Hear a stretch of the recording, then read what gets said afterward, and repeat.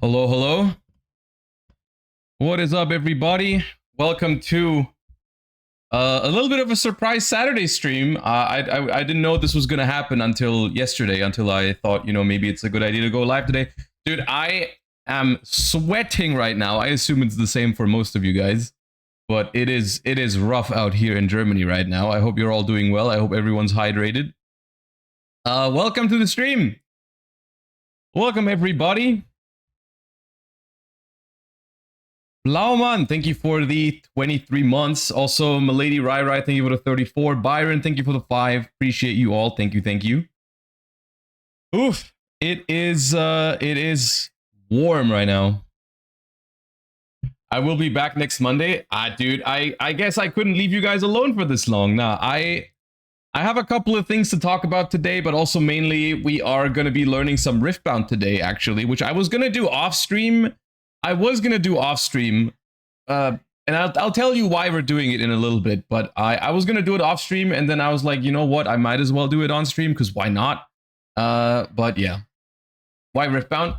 I am invited to a content creator invitational sort of thing next week, and the idea, I actually think it's a phenomenal idea. I think it's a great concept, and I'll tell you more about it later, but it's basically just, the idea is, they're going to do it, if I understood correctly, they're going to do it for different trading card games, but this first one is for Riftbound. And what they're doing is they're inviting like some of the best players from other trading card games to try out that trading card game.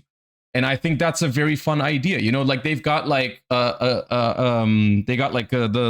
one of the best Pokemon players, one of the best Magic players, one of the best One Piece players, and I don't know who, like there's a lot of different players from different card games. And then everyone is going to try Riftbound, right? And from what I've heard, I think they're going to do it for other trading card games in the future. So like eventually maybe they'll do one where like a lot of the best players from other games are going to try to play Yu-Gi-Oh or whatever, right? And I think that's a really cool idea. And even cooler is it's also going to be streamed on my channel on Twitch. So it's going to be on this channel as well. You can follow my journey in learning Riftbound and everyone else's as well. I think it's going to be a fun experience. So, but I do have to learn Riftbound for it, and I've never played it. So, yeah, we're gonna be looking at it later today.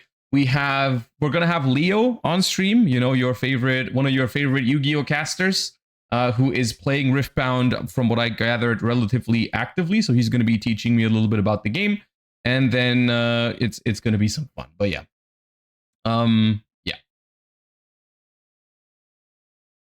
Do they give you the cards? No, I do have to bring the cards, but I think Leo has everything, and Leo is there as well, because Leo, I think, is casting. So Leo is gonna give me the cards. It's fine. Yeah. But I quite literally, I basically have no idea how the game works. I know the very, very, very basic concept of it, like there's battlefields and you try to fight over them and you get points for it. That's what I know, but that's basically it. So, yeah. Josh versus Tord wasn't on my 2026 bingo card. Yeah, Tord is there for Pokemon. I think Tord is widely recognized as the best Pokemon player, and they got him to show up. It's a pretty cool idea. I think it's pretty awesome. So yeah, that's what I'm up to at the moment for next weekend. So yeah. Just in general, it's something I'm gonna upload a video later today on like my current situation and how I've been getting along with all the things all the goals that I set for myself this past season.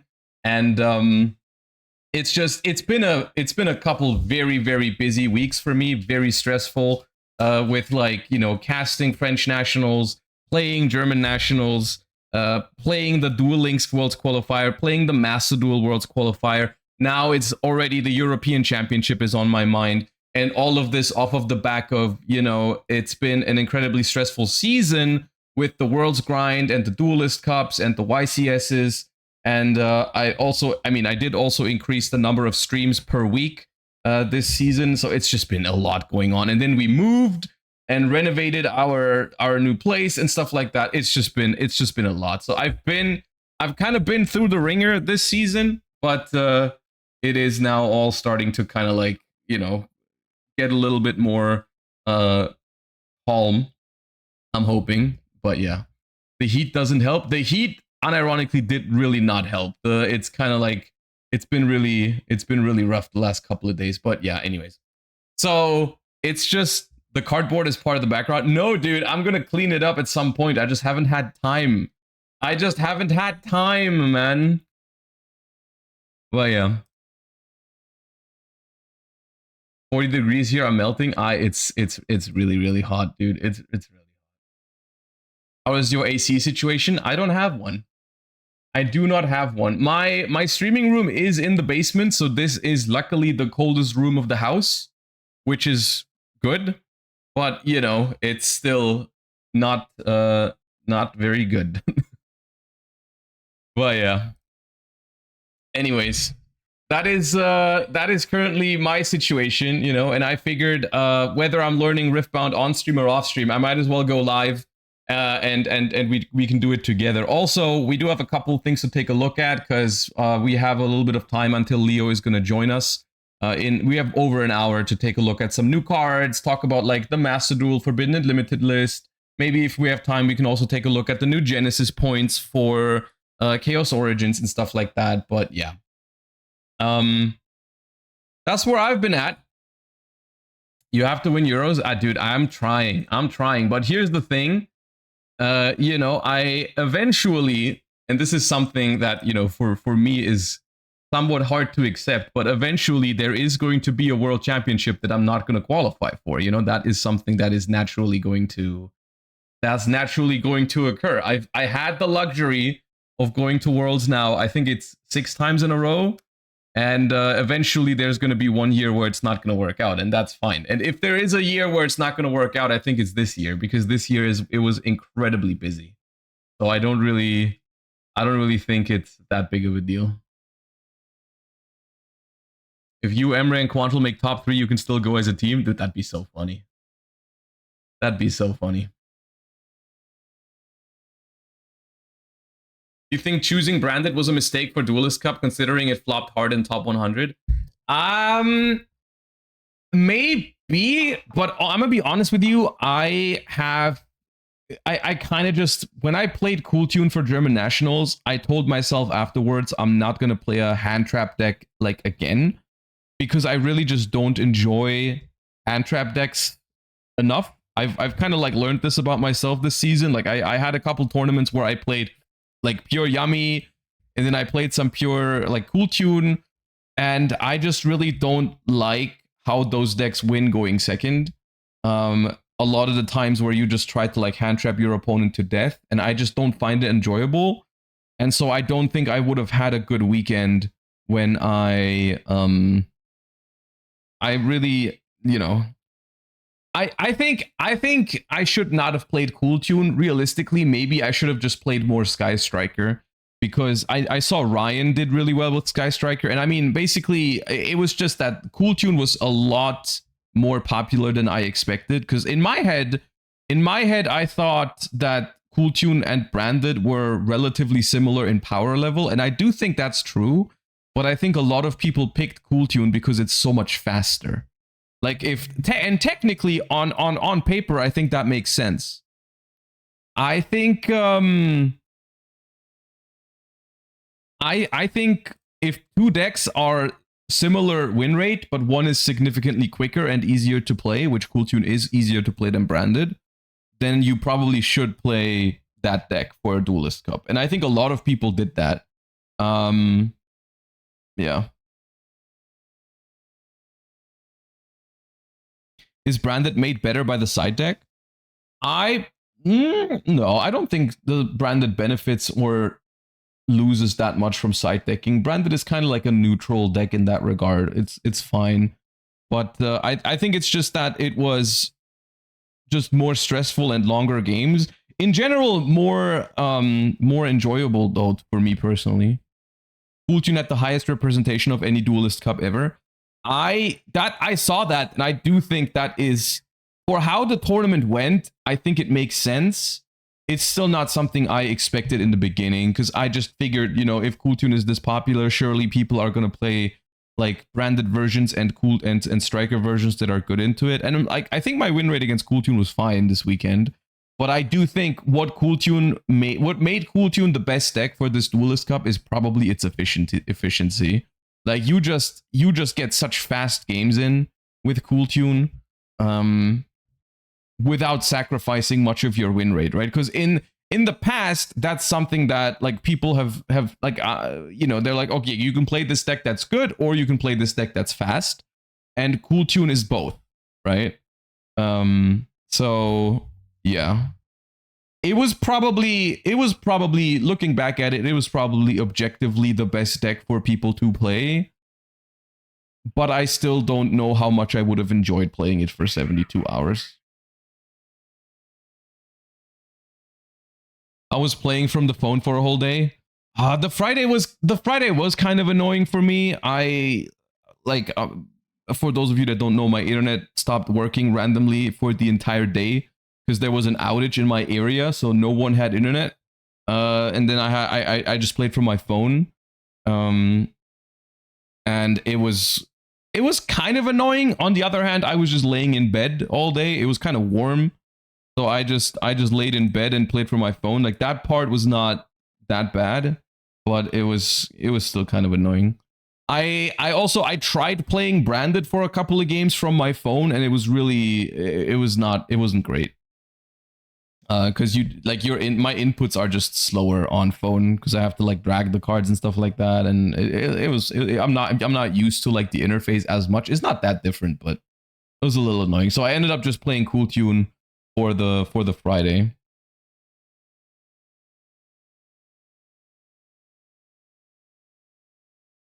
Would you agree Zodiac Radiant Typhoon is a pretty problematic deck? It also gets to play Shifter.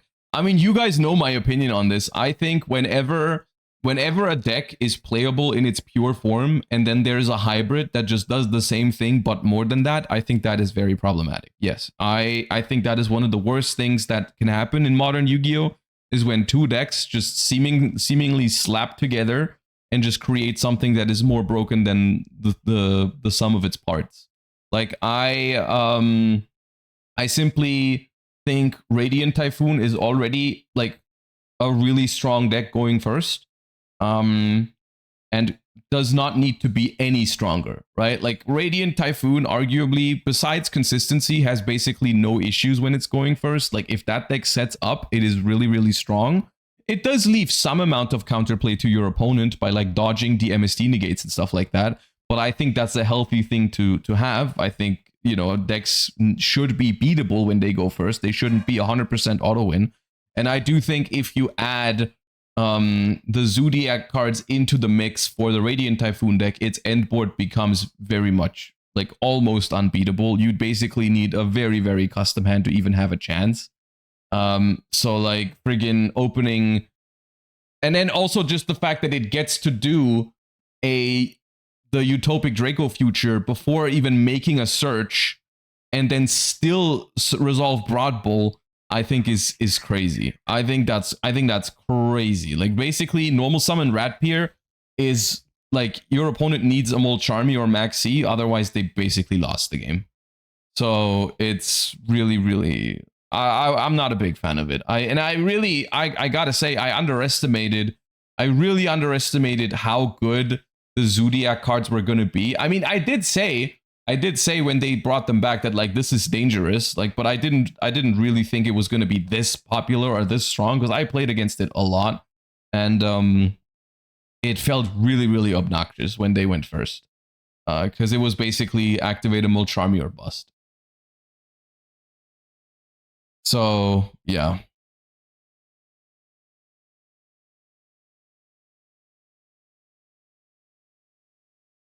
The thing is, like, I don't even care if decks are good against low impact hand traps, because I maybe this is a hot take, but I think I kind of like it when cards like Ash Imperm Veiler or whatever don't end your turn, because I think that is one of the worst gameplay you will find in Yu-Gi-Oh! Is when the player going first gets like hand trapped and then passes. I think that's not desirable either. But you do have to make sure, basically in an ideal world, I think decks play through low impact hand traps, but end on manageable boards. is kind of like where I'm at. I think that's where peak Yu-Gi-Oh happens, is when the player going first gets to make a board and they don't just pass to low impact hand traps, but they do make a board that is beatable for the player going second. And I think the Zodiac Radiant Typhoon deck, you know, struggles to fulfill that requirement of making a beatable end board. But yeah. How would you describe the overall WCQ experience this time? I think it was like somewhere down the middle. It was definitely not the worst one I've ever played. It was definitely not the best one I've ever played. I far enjoyed the Draco Tail one more than this one. It was okay. Maybe I should have played more Sky Striker, because I was doing okay with Sky Striker whenever I did play it, but then it was like I was moving very slow with it. But yeah, I don't know.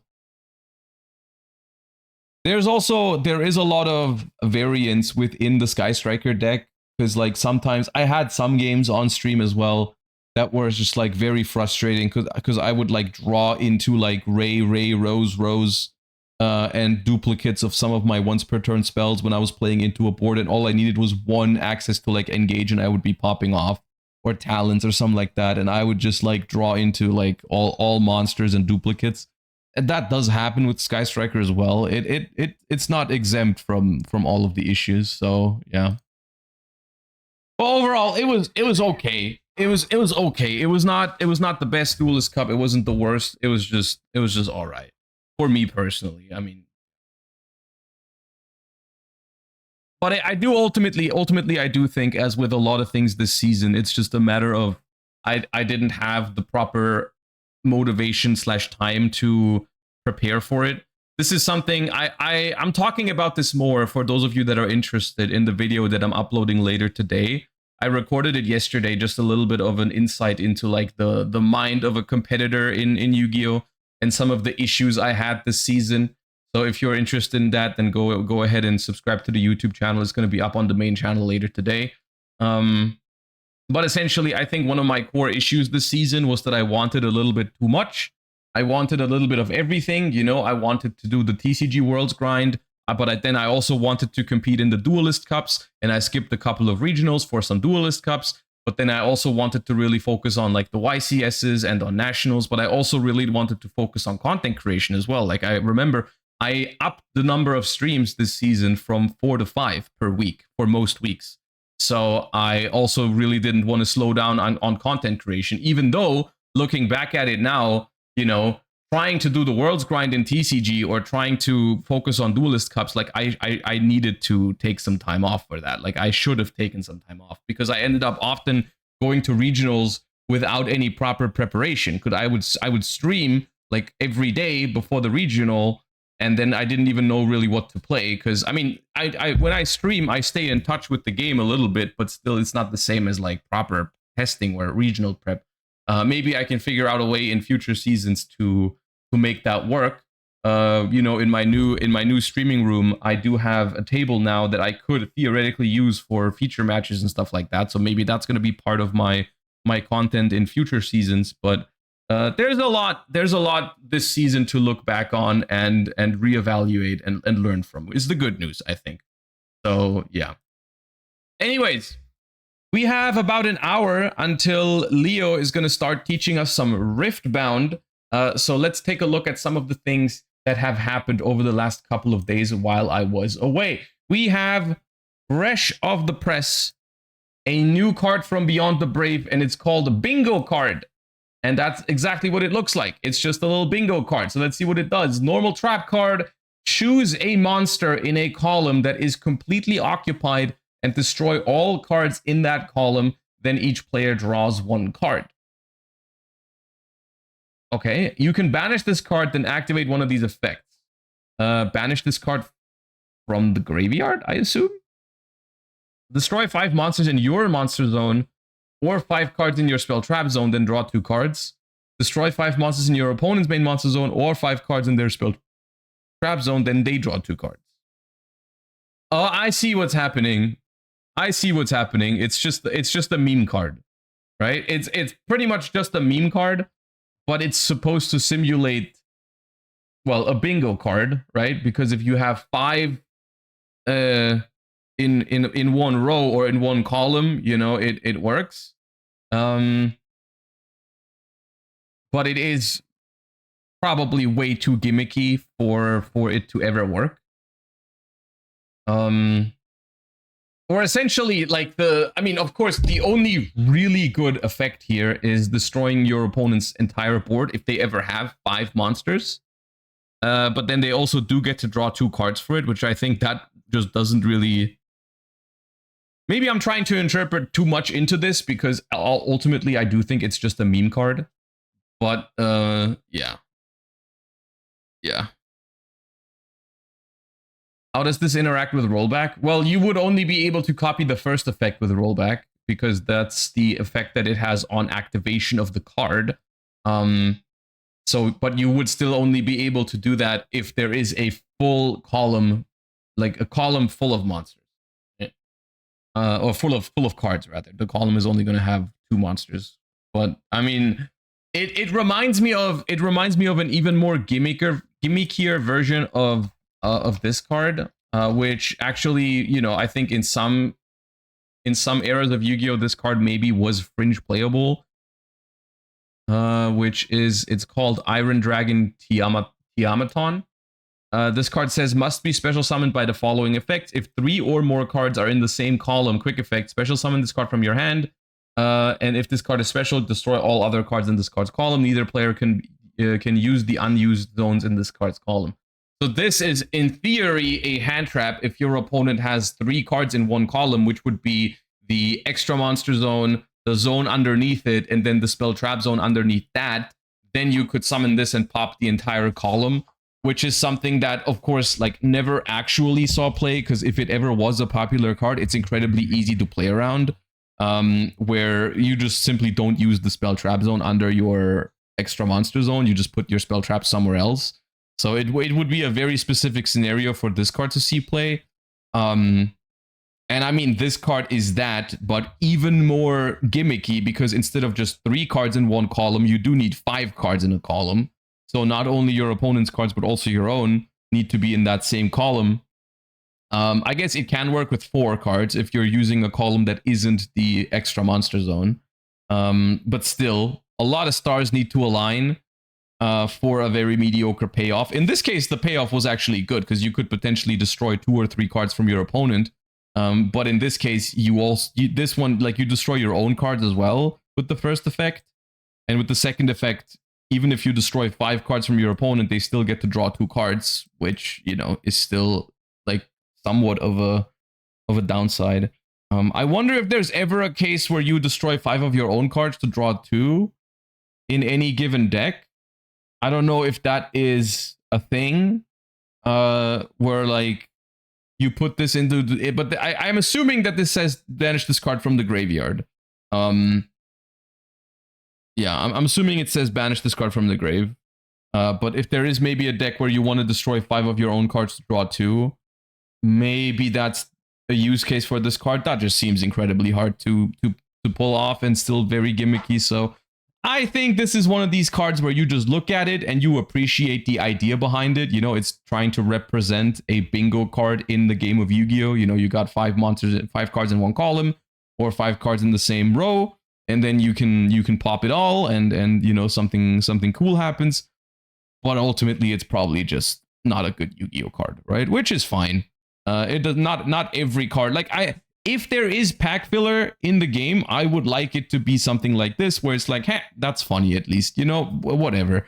My least favorite pack fillers are the one that are like just bad, but don't even have much flavor to it. This one at least has the flavor, so it's all right, you know, it's all right. We can play some bingo in Yu-Gi-Oh! Now. Why not? The effect could say win the game and the card would still be bad. For the second one, you know, I don't know if that's true. I think if you make the payoff for this big enough, you could unironically build a deck around, like trying to put 5 cards in the spell trap zone, and then have this in the grave and then win the game on the spot. That could be a win condition in some really slow like trap deck. But I mean, it's of course, it would still remain probably a meme. But if you get if you get very close to a really, really good payoff, then, you know, the more playable it becomes. And I mean, winning the game is probably the biggest payoff you can imagine. So, yeah.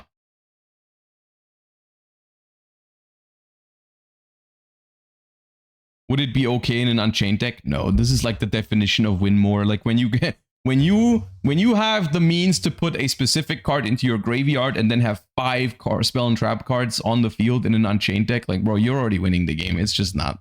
It's never something that's gonna be good. If this would say win the game, they would find a way to use it in a Black Garden deck. Yeah, what I'm saying is, like, if the payoff is big enough, then there are ways to make this work on your own monster. Like, there are ways to just spam 5 tokens or 5 monsters and then have this card in your grave somehow. Like, if the payoff is win the game, then there's probably a way to do that. Yeah. But it's the way it is, it's not a good card. But it's fun. Okay.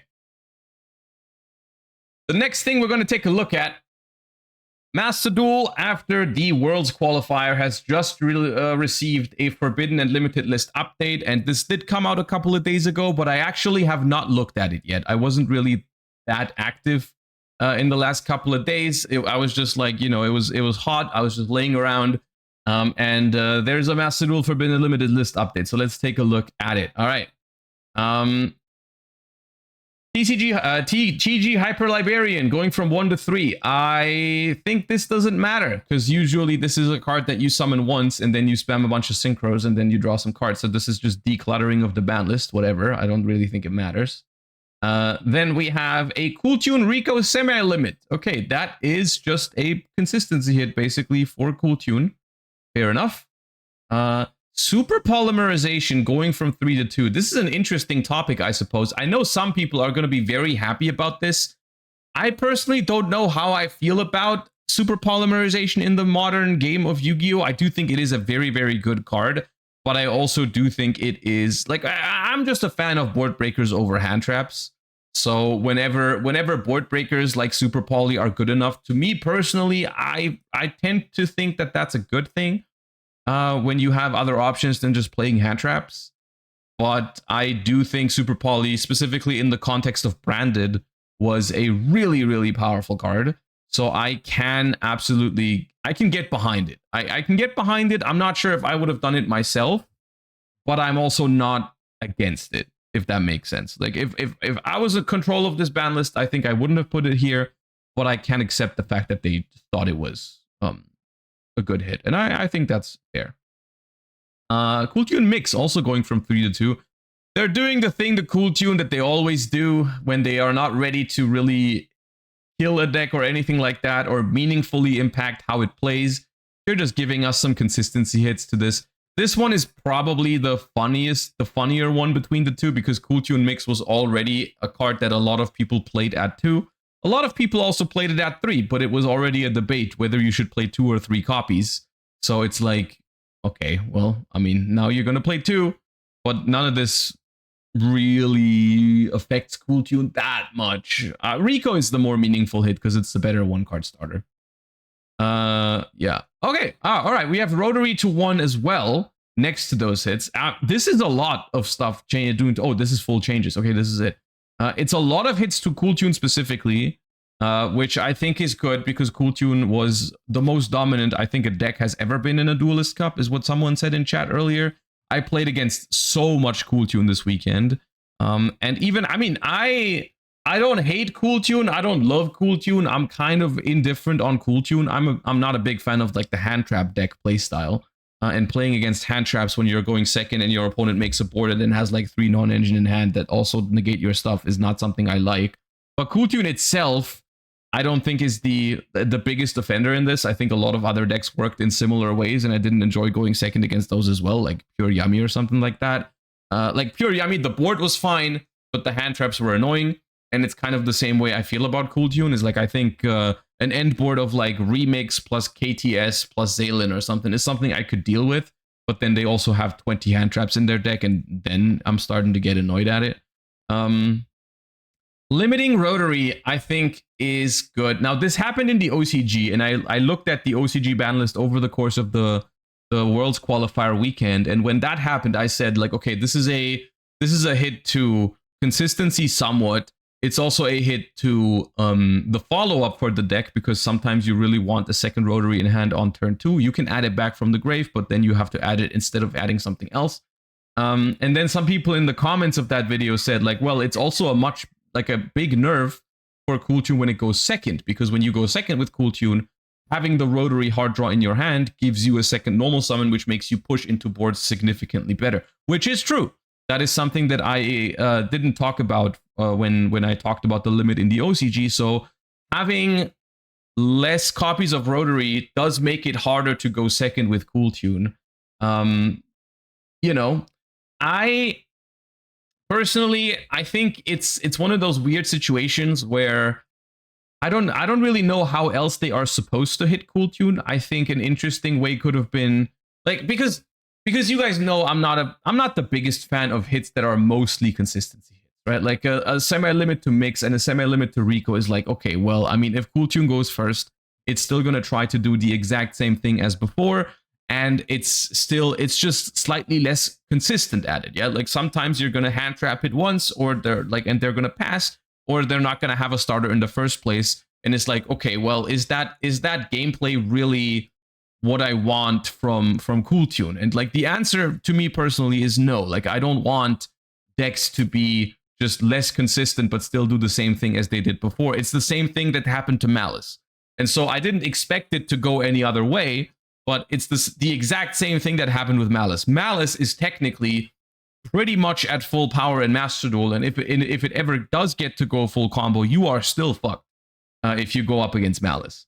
It's just less consistent, and sometimes it's more vulnerable to certain interruptions, which is a good thing. But ultimately, still, I think in general, it's better if you can meaningfully just let the deck be consistent, but let it do less, right? Something that you could do, for example, for Cool Tune is limit a card like Cool Tune Synchro, right? Cool Tune Synchro is a card that often, because it's one of your starters, and it is twice per turn, very often people want to run through multiple copies of Cool Tune Synchro in 1 or 2 turns, right? They want to use it on the first turn to dodge cards like Imperm or Veiler or other removal, or even just as a starter to get going. And then they also want to search 1 or 2 copies as backup for the opponent's turn, right? One of Cool Tune's main interruptions is Cool Tune Synchro. It's in that way kind of like Mitsurugi Prayers, which is a card that you always want to use on the first turn, but you also always want to have it set on the first turn as interruption for the opponent's turn, right? Which is why limiting Prayers was a very, very meaningful hit to Mitsurugi that was way beyond just a consistency hit.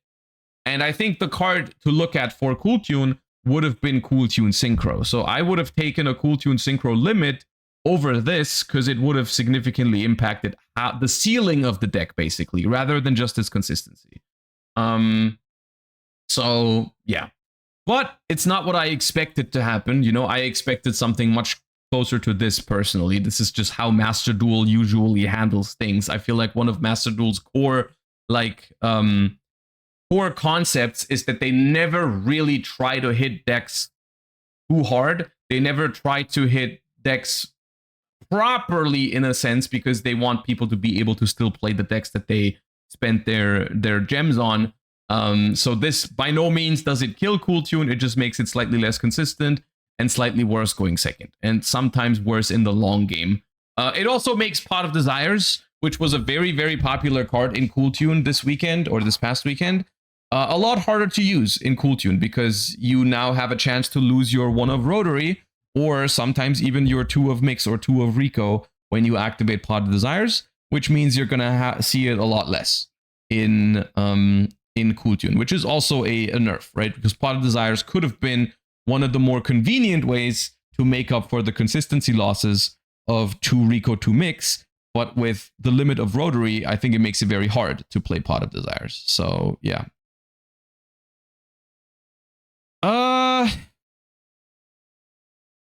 Now, here's the thing. Am I unhappy about this ban list?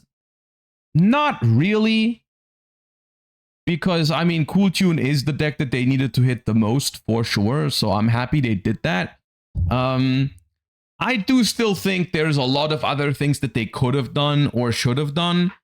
And it's like a little disappointing because this is usually the one after the Worlds qualifier or after the Duelist Cup is like the one where they do tend to go a little bit bigger. At least if I remember correctly, correct me if I'm wrong.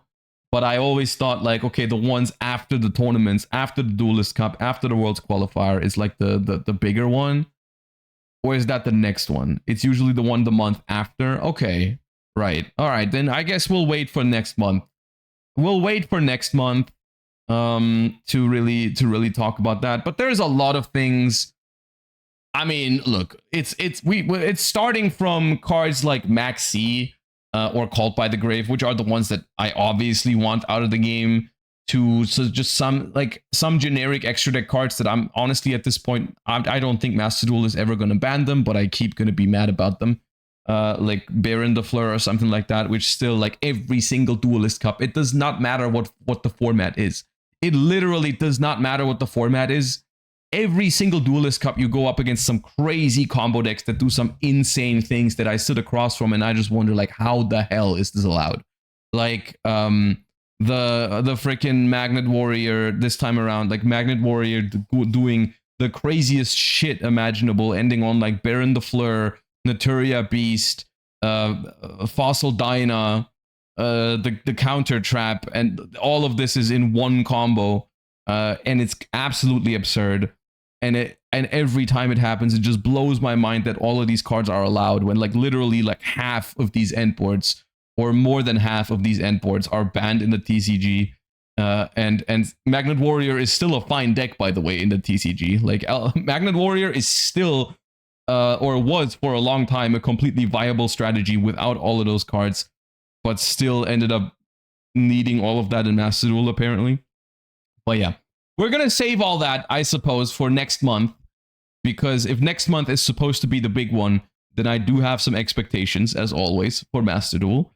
But yeah, it's fine. It's just, dude, I can't help it. But these days, I just put Master Duel to a different standard than the TCG. Like if there's a mediocre TCG ban list happening, I'm genuinely upset about it, because I do know they can do better, and I do want them to do better, and I genuinely care.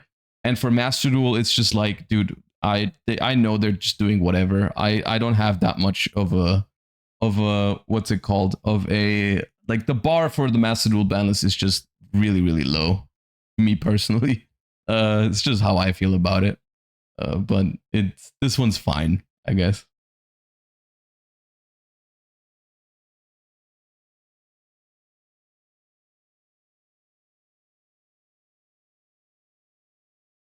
Lower than OCG. I mean, I genuinely do think, as much as I make fun of the OCG ban list, the OCG ban list is still a couple notches above the Master Duel ban list. Yeah, because at least, here's the thing, right? There's a lot of things on the OCG ban list that I don't agree with, like the fact that they still have a lot of those powerful generic extra deck cards, like Baron and so on and so forth. But they also have one thing that I desperately want that we don't even have in the TCG, which is, in the OCG, they did put some very, very impactful hits on some non-engine that is still running rampant in the TCG and in Master Duel. Like the fact that they actually started hitting cards more aggressively there for non-engine is something that I would really love in the TCG. And ironically think that this year's World Championship is probably going to have one of the best formats maybe ever, because combining the two ban lists is so good. Like the aggressive hits on extra deck cards and engine pieces and floodgates that the TCG has, if you combine those with the non-engine hits in the OCG, I think you get something really cool. So like they have no more Called by the Grave in the OCG now, which is freaking awesome. And you might think, oh, how big of a difference does a one of make? How big of a deal is it really if it's just one Called by the Grave? But like, play Master Duel and tell me how much of a difference one Max C makes over the course of multiple games. It's crazy. Like if it's a one of in every single deck, that does make a huge difference. because both players have access to it. You know, every time one player is going first and has a certain chance of opening that card to just ruin the game, right?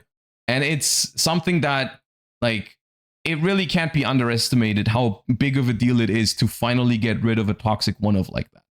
And so the OCG has gotten rid of Cult by the Grave. They have a reduced number of Droll and Lockbirds because Droll and Lockbird is limited for them rather than semi-limited in the TCG, which means that the chance of a game being impacted by Droll and Lockbird negatively is basically half in the OCG, because they got half of the amount of Droll and Lockbirds than the TCG, which I think is also a big deal. They have one less Ash Blossom, which I think is awesome. And they have even less copies of something like Dominus Impulse, which is probably the next best non-engine in line. So the fact that they have those hits, I think, is a big deal. I think that's awesome for the OCG. And so basically, the way I look at it currently is TCG has the best hits for Floodgates and generic endboard pieces. They've been doing the best with that. TCG also has significantly better pacing, and or just in general, they often hit decks earlier than the OCG, right? This is something that at the moment, I think, objectively true. Like, for example, the OCG is just always lagging behind. They always let the deck be absolutely the best in the format for a long time, like Cool Tune, and then they hit it very late when the new best deck is already there. In the TCG, we get these hits in a more timely fashion. Like we got hits to Cool Tune before it became the best deck. They already limited Synchro Overtake and got rid of the Naturia Rosewhip card before it was a problem, basically. And that's good. So that's what TCG has going on for it. But TCG has been, in my opinion, slacking a lot on hitting non-engine. Like, TCG just doesn't really properly hit non-engine, in my opinion. And I don't know what the reason for that is, but I think they should. And then that's what the OCG has, right? They got bad engine hits, bad extra deck hits, but they got good non-engine hits. And unfortunately, Master Duel has the worst of both worlds, because Master Duel just has neither. Master Duel is just the crazy place where everyone can do whatever they want, essentially, right? Yeah. At least that's how I feel about it. I think it's completely fine to disagree on this and just like prefer certain things, like how they're going in Master Duel. Like, for example, Master Duel, and this is true, there are more decks in a best of one high roll environment where you can just do anything you want.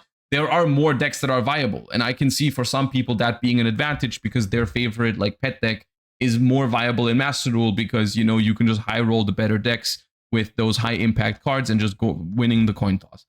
So as a competitive player, where my main focus is how good is the game competitively, I think that's not that good. But if someone is looking at it from a different perspective, I think that's completely fine. But yeah.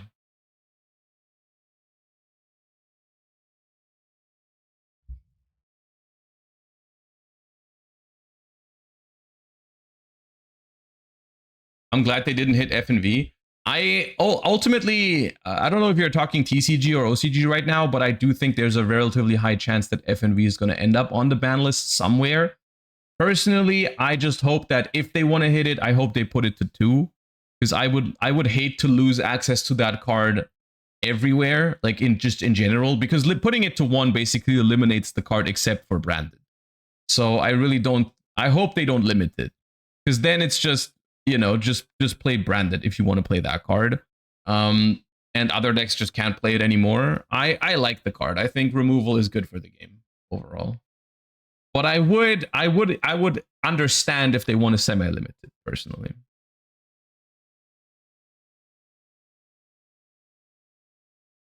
I think they will limit Albion to 1.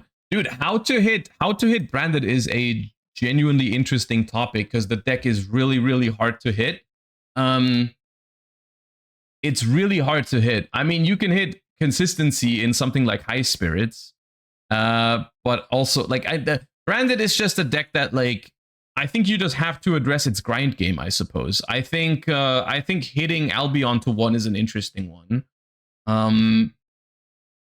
But basically everything else in the deck, like, you would have to ban it for it to be impactful. I think something interesting, and I've talked about this at some point. We've talked about this at some point in the past, but how does Fallen of the White Dragon interact with the Forbidden and Limited list?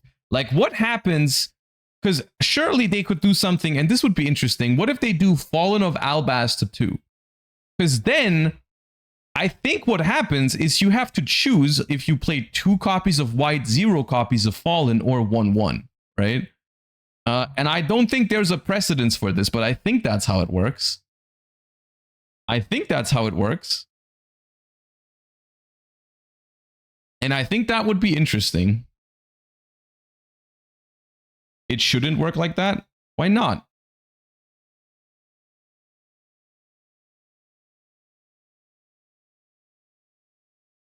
What happens if you ban OG Albaz? If you banned OG Albaz, you also couldn't play Fallen of the White Dragon, I'm pretty sure. Still different cards. Yeah, but not in deck building, right? Like, you do have to, they both adhere to the same limit of 3. Like, currently Fallen of Albaz is unlimited, so you can play 3 copies, but they are treated as the same card. Right? I mean, ultimately, I think, I don't know this. Deck building and list are different. Okay, genuine question. Do you know this for sure, or is that just what you think? Because I don't know if, I don't think we have a precedence for this, and I don't know if it appears in the policy document with an example.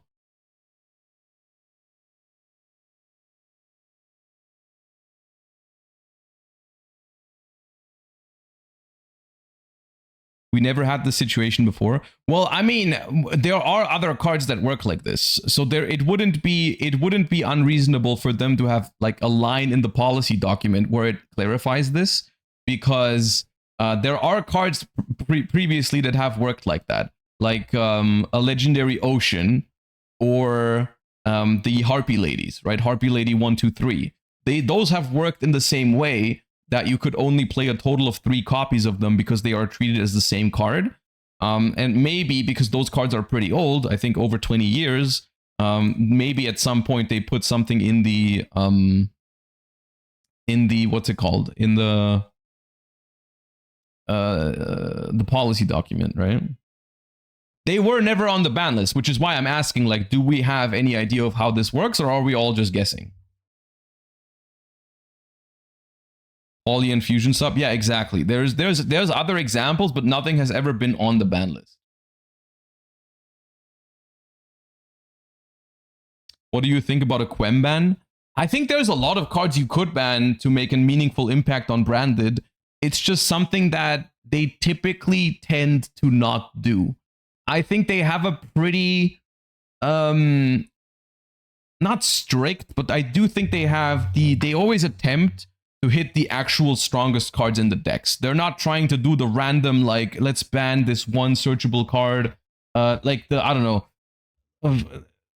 It sometimes happens, but very rarely does. Like, one example of this would be banning the Ryziel field spell in Master Duel, which to this day is probably the best thing they've ever done in Master Duel in terms of ban list hits.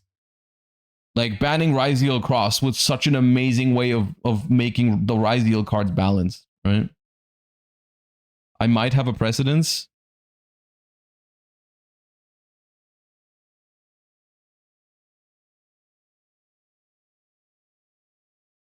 Rush Duel. A maximum of 1 copy of each of these cards can be included in the main deck. Harpy Lady 1, Harpy Lady 1, 2, and 3, Harpy Lady 2. What the hell is Harpy Lady 1, 2, and 3? Oh, the fusion monster. Okay. So what you're saying is,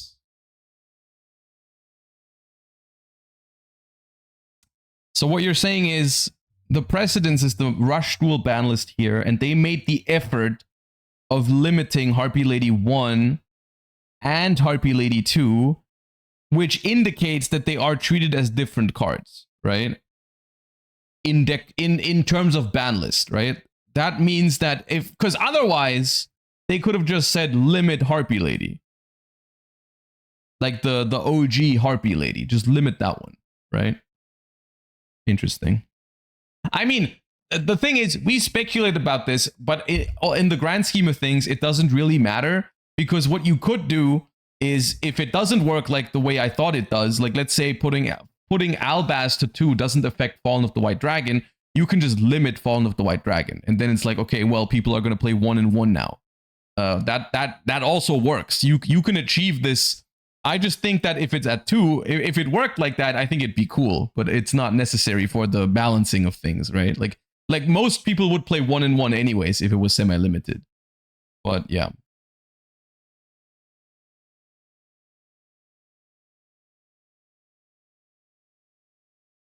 One white, 2 OG. Yeah, people could still play 1 white, 2 OG if white is limited.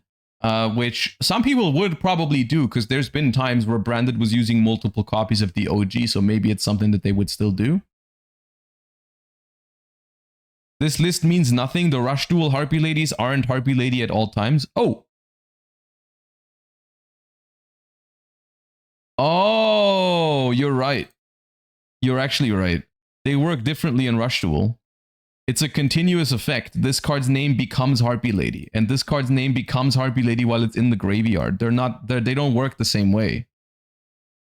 Yeah, you're right. Good call. Okay, well then back to the drawing board. Dude, the thing is, like, we don't have to find this out right now. It's just a fun thought experiment that ultimately doesn't really matter that much. Like, you know, it's I pretty much, I just think this is a Konami Setso situation where they can decide however they want it to work. We don't have a precedence for this.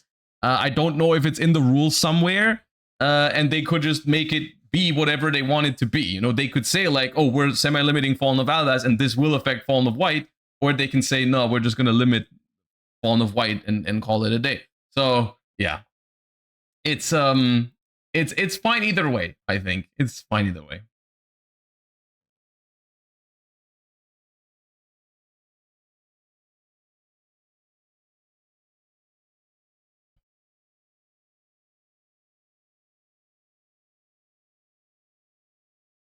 I think 1 Wildbuzz is better than 2 Albaz anyway, since it also hits the splash. Yeah, if you were to put Fallen of Albaz to 2 and it affects Fallen of the White, you could still play 2 Fallen of White in any other deck as a starter to make like level 8 synchros, like in the Ritual Light and Darkness deck. Some people are doing that. So yeah, it's a more impactful hit if you limit the Fallen of the White Dragon. But at the end of the day, and this is kind of what I'm getting to, limiting Fallen of the White Dragon, is that really enough to hit Branded? Like, really thinking about it, because they only play 2 copies, they lose 1 card in their deck. They lose 1 card in their deck, and they still have plenty of other ways to get to it. Like, I really don't think that would, like, properly address Branded, right?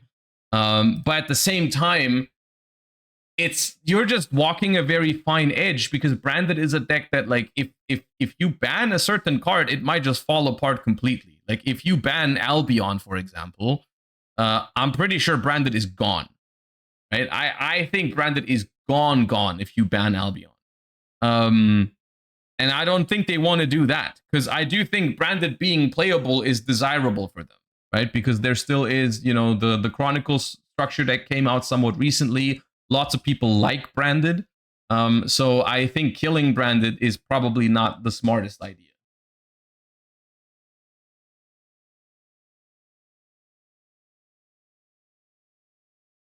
Hot take, ban Granguinol. Those are the sort of things that I just don't believe they will do. Because I feel like that's just not the problem card, you know? Like, yes, it would make the deck weaker, but I don't know.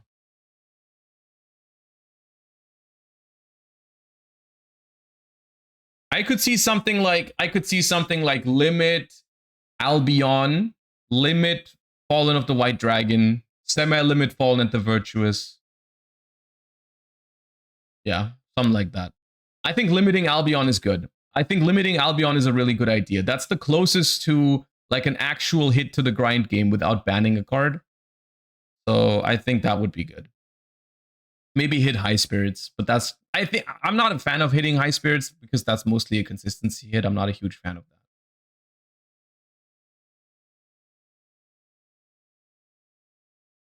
Isn't Branded technically a healthy deck for the game? I personally, I agree with you. I don't mind Branded being in the format, but still, I think from a balancing standpoint, like sometimes you got to step back and put your own bias aside a little bit. Like I do think Branded is healthy. I do think Branded is good for the game. I also do think Branded is a little bit too powerful right now. I think there is a sweet spot where the deck can still exist. It can still be good. It doesn't need to be as strong as it is right now for it to be part of the metagame. So basically, in my opinion, what they should try to do is make it a little bit weaker to the point where it's still playable and it can exist, but it doesn't need to. It doesn't need to stay untouched just because it's healthy, you know, in that sense. Because it's, I guess, healthy depends on how you look at it. If you just ask if your definition of healthy is just, well, it's fun and skill rewarding, then Branded is healthy. But if your definition of healthy is that it's balanced in terms of power level, then Branded is not unhealthy, because Branded is better than a lot of other decks in the format. Maybe even all of them. Like Branded is there's an argument to be made that Branded is the best deck in TCG right now. Maybe on par with like Cool Tube. So yeah.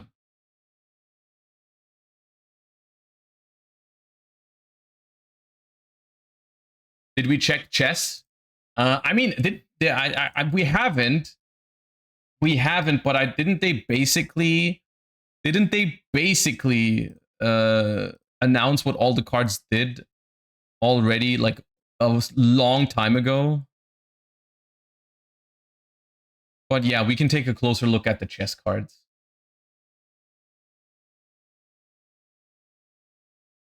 Some effects were missing. I mean, yeah, okay, yeah, kind of yes, kind of no. Let's just take a look. We have about 30 minutes until we start doing some Riftbound. Okay. The chess cards, and the thing is, like, I am somewhat familiar with these cards already. We know they announced their effects like a while ago. But what I actually am curious about is that I've heard that there's a decent amount of hype surrounding these cards. Which I think is very interesting. So let's see how good exactly these are. So we've got Angelechy Shatranga. Angelechy, is that the right way to say it? Anyways, level 10 Light Fairy Synchro Monster. Generic, level 10 Synchro. You can target one monster your opponent controls, banish it. Unironically, that is already not the worst on a level 10 generic Synchro. If this card is placed in the spell trap zone as a continuous spell, you can add an Angelechy trap card from your deck or grave to your hand. You only use each of the preceding effects once per turn. While this card is treated as a continuous spell, your opponent can only attempt to activate up to 5 monster effects per turn. Okay, so this is like, in general, I am a big fan of the Angelechy deck. I think the flavor in this deck is really, really awesome because a lot of the cards work like chess pieces, and I think that's really cool. I think the one thing about this deck that is arguably pretty cringe is the fact that the king is one of the main ways this deck, I think, is winning the game, is by simply floodgating your opponent into activating only 5 monsters. And 5 monster effects is like in the realm where I am not sure if this is good enough, which would probably make it fine, but it does have some pretty weird implications. Because, like, here's the weird thing. Here's the weird thing with floodgates. The weird thing with floodgates is that they either are too strong and completely broken, or they don't do enough and are way too easy to outplay for your opponent. There's no, I personally don't believe that there's a middle ground for floodgates. There's no floodgate that's okay. There's no floodgate, because if it's not enough, then people just don't play it, or they just out it. If it's too good, then people, like, typically the floodgates that are too good are the ones that are, well, not, they can't play around it. So this one, it just depends on, I think, the decks in the format. Is there a deck in the format that can easily out the king with 5 monster effects? If the answer is yes, then this card is not going to be a problem for them at all. Or if they can't do it, then this card is a huge problem, right? So yeah, I don't know. most decks' way to out it is SP and lose the battle phase. Well, if that's the core interaction, then it's fine, but also then the deck is probably not good. If every deck can easily make an SP to out this, then it's probably just not that good, right? But yeah. Angelechy Bastion, which is, I think, the Rook. Yeah, that's the Rook. Level 8 Light Fairy Synchro, also generic level 8 Synchro. You can target one other card in this card's column, banish it. Okay, so here's the thing. It's cool, and this is where I appreciate the flavor of these cards, right? Because like the King in chess can move any direction, so it can banish any monster on the opponent controls, right? It doesn't matter. The Rook does have to go in a straight line, basically, right? The Rook can only out a monster in the same column, which I think is kind of cool. If this card is placed in a spell trap zone, you can place the King from your extra deck in your spell trap zone as a phase of continuous spell. And while this card is treated as a continuous spell, other Angelechy cards on the field cannot be destroyed by your opponent's card effects. So basically, usually you're not going to place the King directly from your extra deck into the spell and trap zone. You're always going to get the King from the Rook.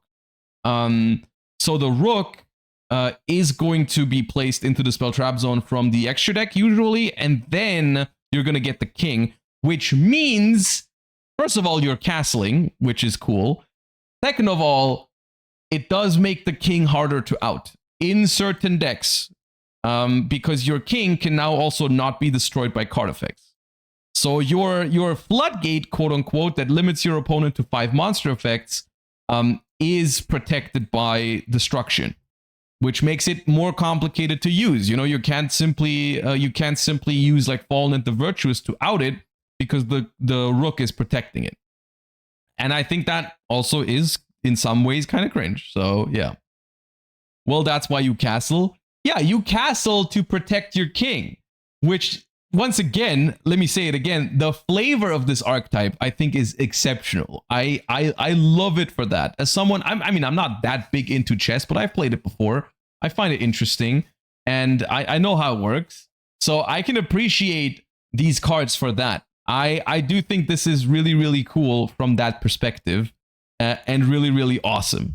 However, at the end of the day, you know, if this ends up being a viable Yu-Gi-Oh deck, you do also have to look at it. Okay, what kind of gameplay does it provide?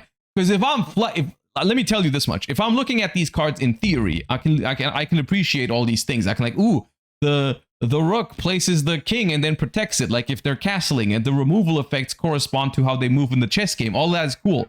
But then if I sit across from it in a game of Yu-Gi-Oh, and my opponent floodgates me out of the game because my deck doesn't work with less than 5 monster effects, I'm not going to appreciate that, you know, this is like chess. Like, oh, the way they floodgated me that reminds me of chess. This is cool. No, if I sit across from it and I'm being floodgated and I can't out it because it's protected by card effects and all that, like it's still gonna be bad, right? So you have to evaluate these cards from two different angles. I feel like you have to look at it from the perspective of like, okay, they were designed to work like chess pieces. That's cool. But then you also have to evaluate it from the actual gameplay that they provide. And so far, nothing here is super like awesome in terms of like the actual gameplay. So let's see what else we have. Angelechy Destrier, which I think is the horse or the knight. Level 7 Light Fairy. You can target one monster in another column, banish it. So this one, because the knight can never go in a straight line, you cannot out the monster in the same column. You have to pick a different column, which is kind of like the knight would, how the knight would move. So that part's really cool. If this card is placed in the spell and trap zone as a continuous spell, you can add one Angelechy spell from your deck to your hand. You can only use the preceding effects once per turn. While this card is treated as a continuous spell, each time your opponent activates a card or effect, inflict 500 damage to your opponent when it resolves. Just another one of these, like, so essentially, so far, my feeling for this deck is that whenever these cards are being used as monsters, they're awesome.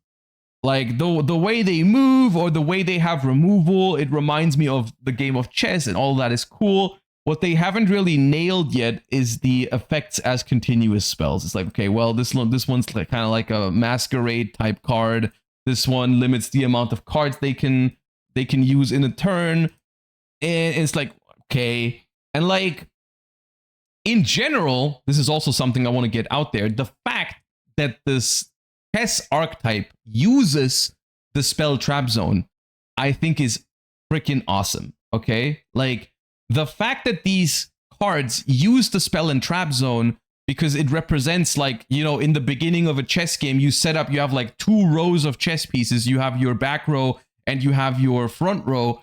I think is really, really cool.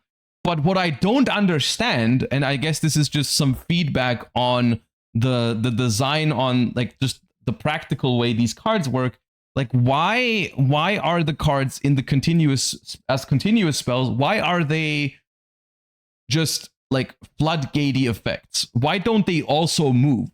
Like why can't the horse, when it's in the spell and trap zone, why does it have a continuous effect to burn your opponent when it could be so much more interactive? Like if this or that happens, you can move the knight to the monster zone, but not in the same column, right? It has to use, like, it has to move like the knight would move in a game of chess, and then it does something, right? That could have been so like interactive, because then like whatever, I think that could have been really, really cool.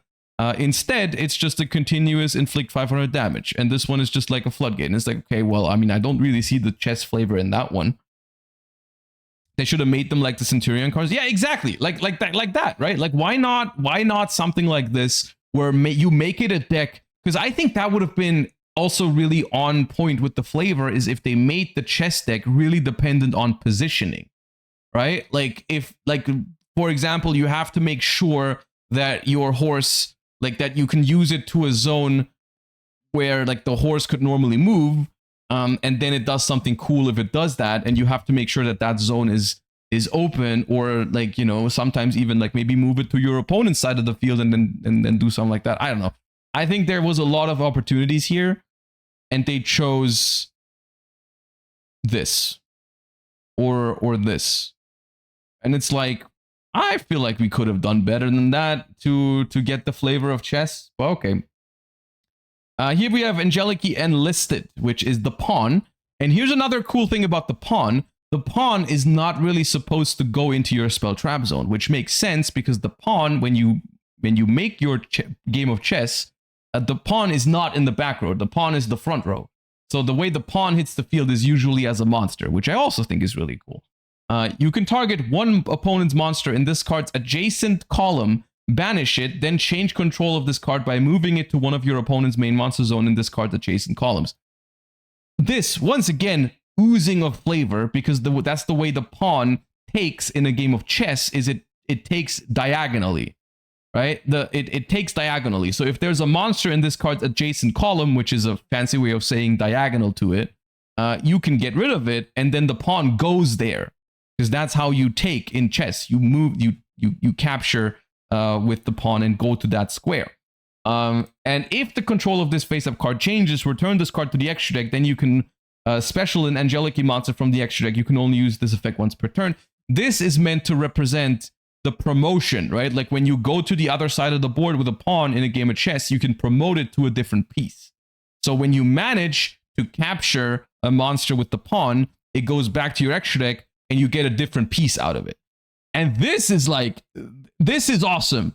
I would want more of this kind of thing in this archetype, rather than, you know, here's a floodgate effect, or here's 500 damage, right? Like I would have liked this exact same thing from the other pieces when they are in your spell trap zone. It's like, you know, yeah.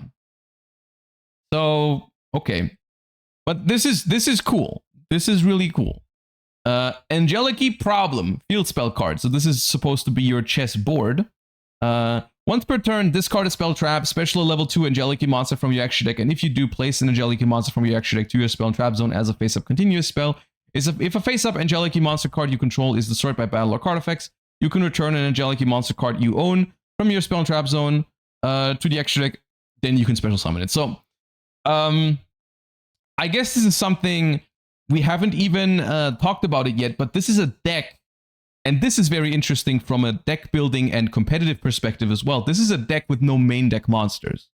This is a deck where it's basically all spell traps, and I don't know if this is going to mean you're going to just put it with other engines or whatever, but realistically, your main deck for Angelechy is really empty. It's just not a lot of cards in the main deck, which I think kind of like forces it to be an engine right now, because you can't really build a full-on Angelechy deck with 3 main deck cards as of now. Like, what are we doing, right? And so it's kind of like made to be an engine, I think, at least from the first wave of support. And even with the second wave, I don't really expect this to change, because the second wave, well, there's just a couple of pieces missing. Like, we need the queen and the bishop, so we're probably getting 2 more synchros. And then, you know, how much else can they do with the 5 remaining cards? And they're probably not going to make like main deck monsters for it, because what other monster would you really make? Because there's no more chess pieces. But yeah, black pieces as kaijus would be cool. Dude, the thing is, like, the possibilities are technically endless for something like this, and I do think it's a really, really cool thing that they tried to do here. I'm just like a little worried that they are not good enough to see play competitively, which would be fine in my opinion. I think if they weren't good competitively, I could still appreciate what they did with these cards. I just think that at the moment, or the thing that I'm scared of basically, is that at the moment, the way these cards would see play is probably as just like a combo deck with other engines in it, or win by floodgating, which are 2 things that I'm not super fond of. Let's say it like that, right? So, yeah. Anyways, the field spell is solid.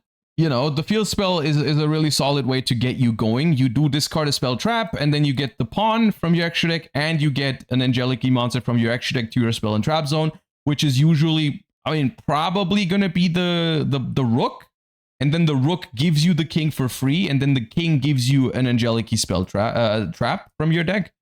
So you have, from 1 discard, you get the pawn, you get the rook, and you get the king, which is okay. And then you can go from there. You know, the pawn is a level 2 tuner that you can summon for free. There's no locks here. I do think, in theory, can you send those 2 cards that you place for like Snake Eyes Doomed Dragon, for example? Or does it say, wait, is it spells or traps that you need to send for Doomed Dragon? But I think you can. So in theory, this card is, in general, a 1-card, it's a 1-card level 10 synchro. Or am I missing a synchro lock somewhere? There's no synchro lock on this card. I think the trap has a synchro lock. Yeah, the trap has a synchro lock, I'm pretty sure. But the field spell itself could just be a 1-card level 10 synchro in any deck, theoretically.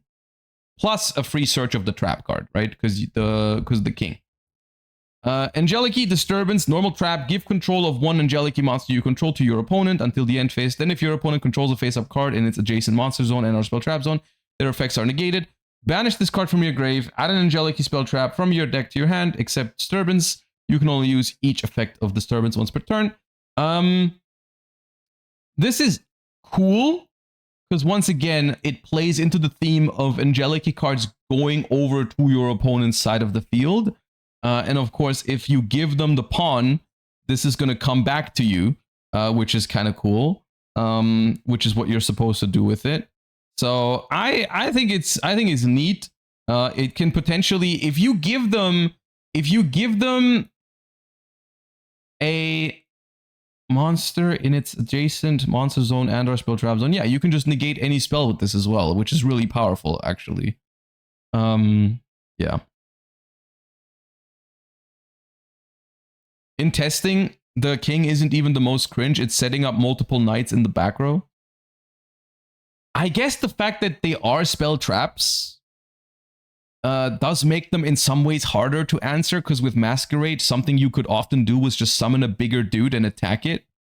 And so, like, I mean, if you put 2 or 3 knights, since they do stack, if you put multiple knights into the spell trap zone, it can become really, really difficult to deal with because you take 1,000 damage or 1,500 damage every time you activate something, yeah, it could genuinely be that that's the harder thing to answer. So, yeah. And then we have Angelechy opening to e4, which is a very controversial card design because it's a turn 0 play.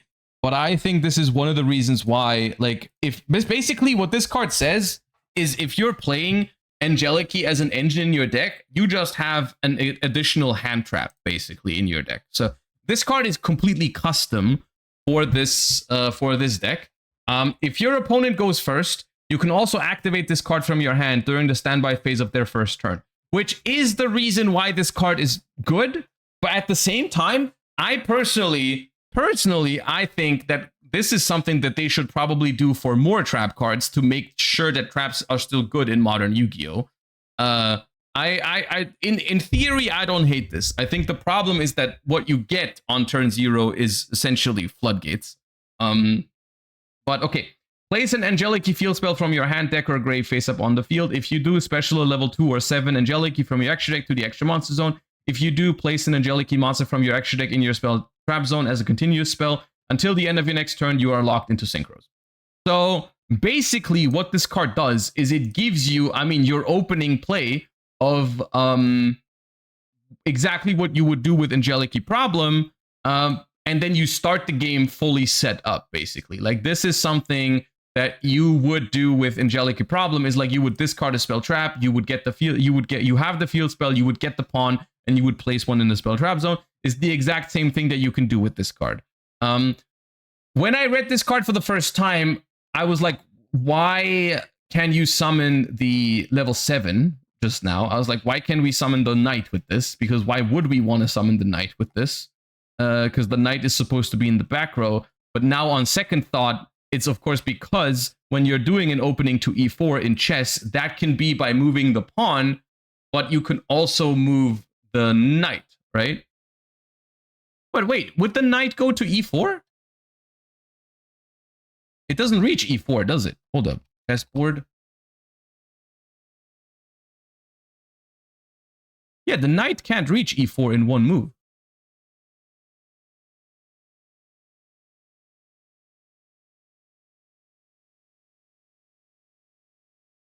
Yeah, okay. Okay, I like this card less now. I like this card less now because the knight cannot go to e4. I actually hate it now. I mean, okay, you guys are saying, all right, the pawn and the knight are the only pieces that can you know, move on the first turn in chess. That's true. At the same time, they could have just called it. Opening to e3, right? Which is where the pawn can go and where the knight can go. Technically, they could have just called it opening to e3, huh? Or just opening. Anyways, it doesn't really matter. Most of the time, you're just gonna summon the pawn with this. But who opens to e3 really? Ah, dude, come on.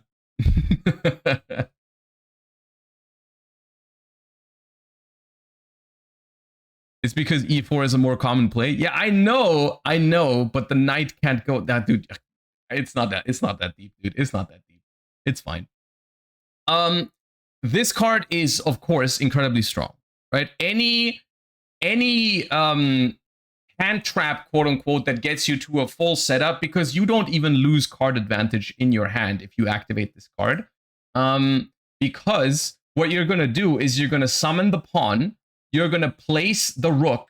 The rook is going to place the king, and then the king gets you another Angelechy trap. So you still have 5 cards in hand after you do that.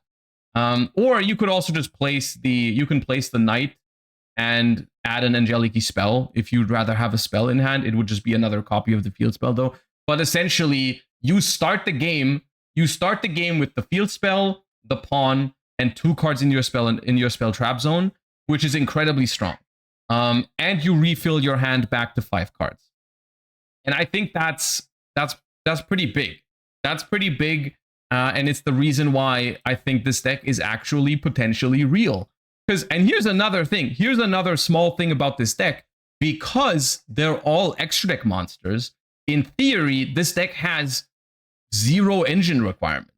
If you just play a deck that doesn't care about the synchro lock, this is kind of like Harmonia in a way, where you can just play the field spell and the opening to E4 in your deck, and you have like no breaks, quote unquote. You have no engine requirements. You have your field spell, which is the starter going first for those cards, or even going second. You can use it.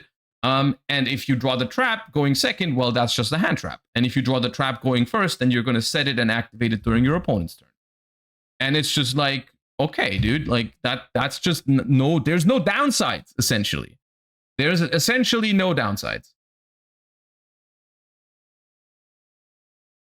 This is how you bridge to Angelechy combo. Yeah, we've read this card earlier at some point, I believe.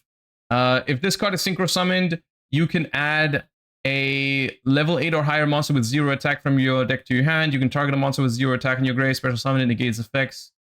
Cannot be used as material. You can only use each effect. So what's the idea with this one again? I hate this guy. Gotta read Witness of the Ancient. Oh yeah, that's also a new card. Witness of the Ancient.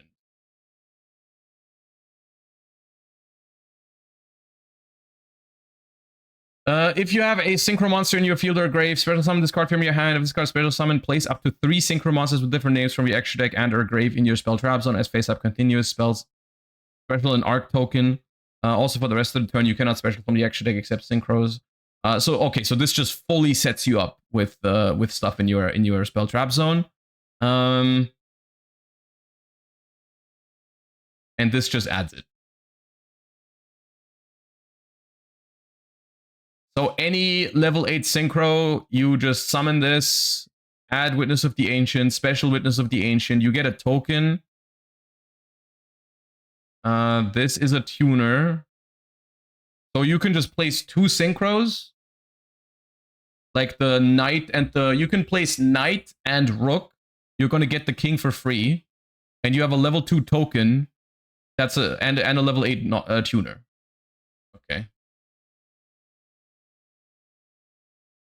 Yeah, I mean, both of these cards seem incredibly strong for this deck in particular. So you can basically any deck that's just synchro based, like White Albaz, for example, you could just do a lot of this. I mean, White Albaz actually is probably not the best example, because if you're locked into level 8 specifically from the extra deck, it's not great. You would have to normal summon it, because you do want to probably get the field spell and then summon the pawn still and make like level 10 synchros. But I do think, long story short, I do think there's a lot of potential here. I do think there is a lot of potential here. And these cards are basically perfect for synchro slop. Which is, in my personal opinion, this is bad news, because I would, in an ideal world, this would have been a good deck on its own and not just spam synchros.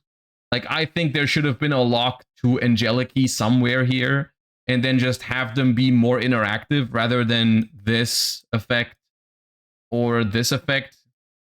Because these cards themselves are incredibly passive, right? It's like, you set them up in your spell trap zone. They do nothing interactive except for like placing some continuous restrictions on your opponent, which is kind of meh in that sense, right? I wish it was more interactive, and I wish it could hold its own as its own deck. But for now, it looks like it's just going to be something that you bridge into with other synchro decks. You just get it for free on top, and you also get to play Angelechy opening to E4, which, keep in mind, this makes it soon you're going to be able to play a lot of exclusive hand traps in synchro decks, right? Like, imagine once we get the overframe for the junk synchro stuff, you can theoretically play 3 exclusive hand traps to synchro decks. You can play Harmonia, you can play the new junk synchron trap, and you can play the Angelechy trap, which is basically going to end up with your deck being like packed full of engine, but also has at least 9 hand traps that are really high quality and exclusive to synchro strategies, right? So there's a lot of potential with these cards, and I wouldn't be surprised if they end up being really, really strong. And remember, there's a second wave to come. There's a second wave, 7 more cards that are also gonna, you know, that are also gonna help this deck probably.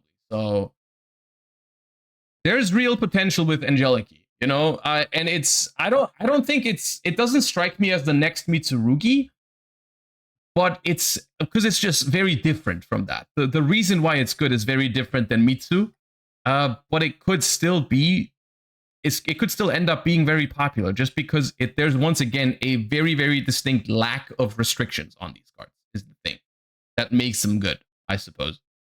But yeah.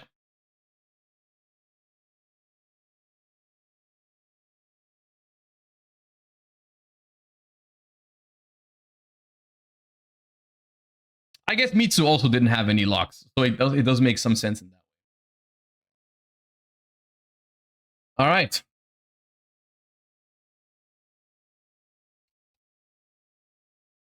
All right, quick toilet break, and then we do have to jump into a call with Leo, because it is about time. I said 4 p.m., so I'm be right back.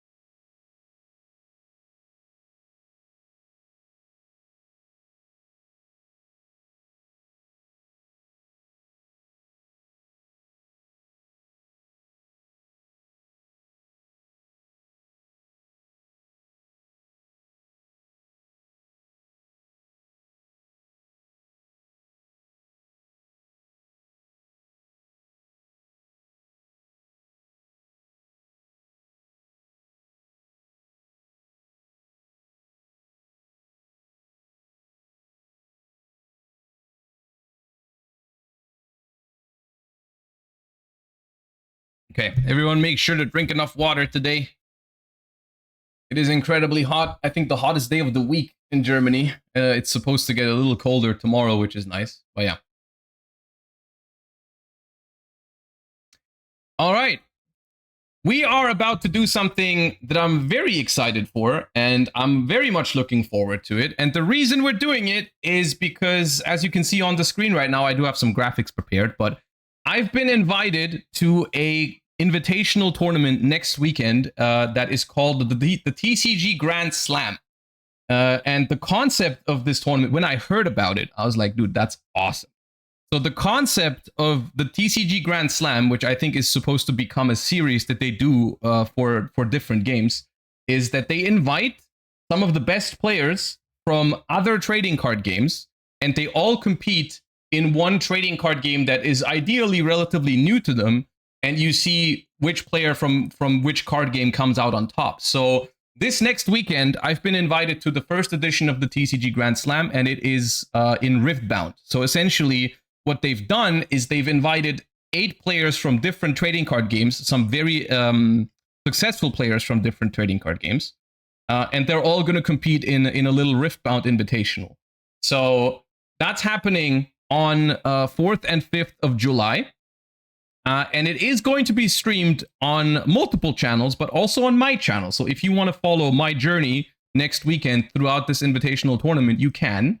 It's going to be on my channel. It's also going to take place on some other channels, and so on and so forth. It also is happening in person, and if you are from Germany or close to Germany, you can join, and it is free because it's happening in Hamburg in Germany. And for Saturday, you can just come on Saturday and just enter the venue. You need a ticket for Sunday, but the tickets are free.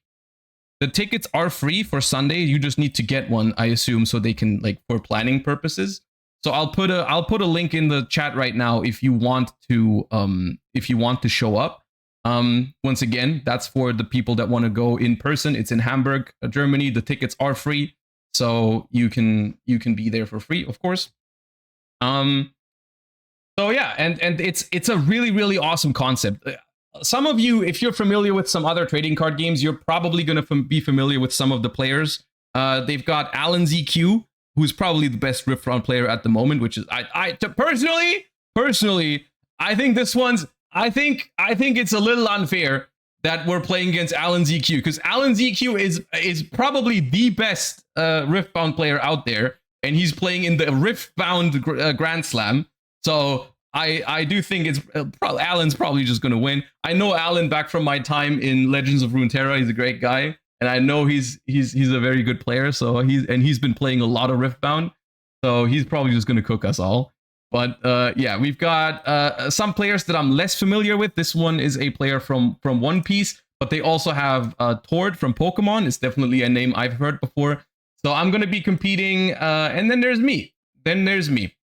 So a lot of cool players from a lot of other trading card games are basically competing in this tournament, and I'm really looking forward to it. It's a lot of people I've never met before. I've only seen their names online whenever I've seen any sort of like tournaments from the other games. It's a really cool concept. And so in order to not get completely crushed at this tournament, I do need to learn some Riftbound. Of course, you know, the amount of energy and focus I can put on Riftbound right now is a little bit limited, because I am, of course, also preparing for the Yu-Gi-Oh! European Championship the week after. But still, I want to try my best and have some fun at this Riftbound tournament. And so I do need to learn some Riftbound. And there is no better Yu-Gi-Oh! Player to help me with this than Leonard Koenig, who is a Yu-Gi-Oh! Caster and Yu-Gi-Oh! Player, has recently made top 4 at the French National Championship. I'm sure you're all aware. And he's very big into Riftbound as well. He plays a lot of Riftbound, and he said, sure, I can teach you how to play this game. So I'm going to just call him real quick, and he can teach me how to play some Riftbound. Apparently, they do have an online simulator as well that we can use, so we can play some Riftbound and learn some Riftbound. Because here's the thing. There's one thing I said. Oh, this part of the stream, it's not sponsored, by the way. I'm just doing this on my own time. I wanted to do it off stream, but I felt like, you know, I might as well do it on stream. The stream next week is going to be on my channel, is going to be a sponsored stream, but the learning process is not. So I could have done this off stream. I just wanted to do it on stream. So I hope you enjoy it. I hope it's fun. I haven't played the game before, so, you know. Yeah. Anyways, let's call Leo.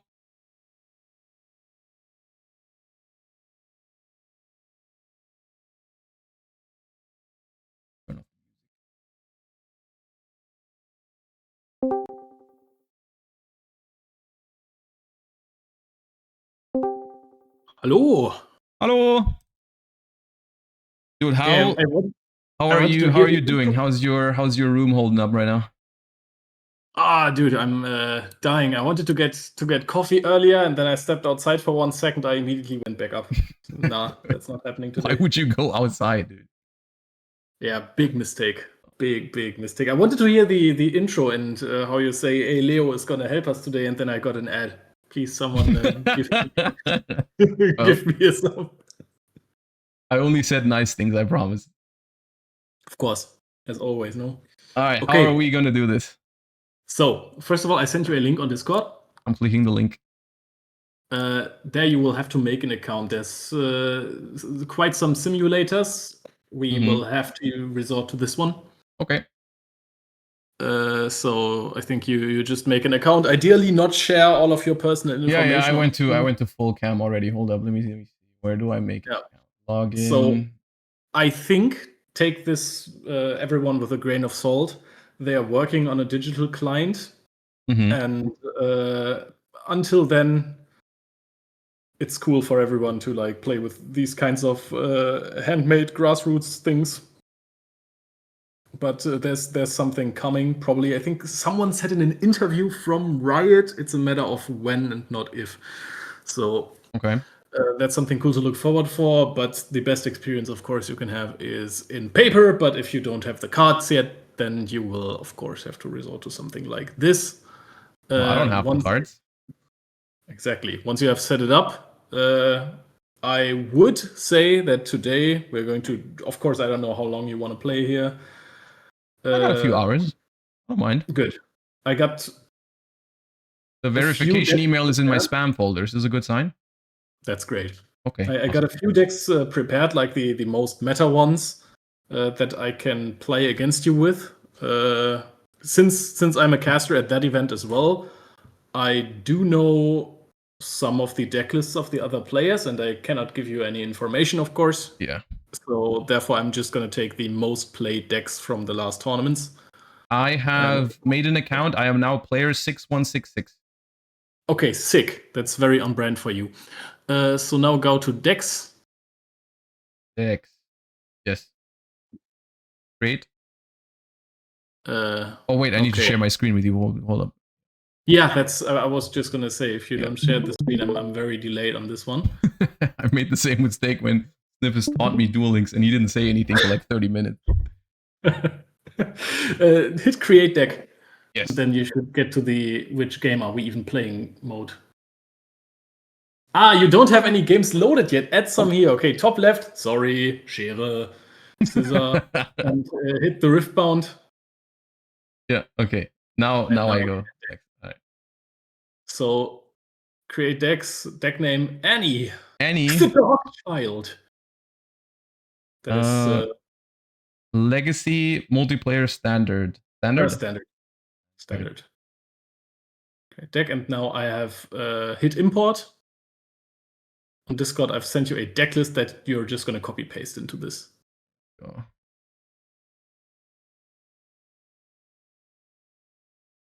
Import and add.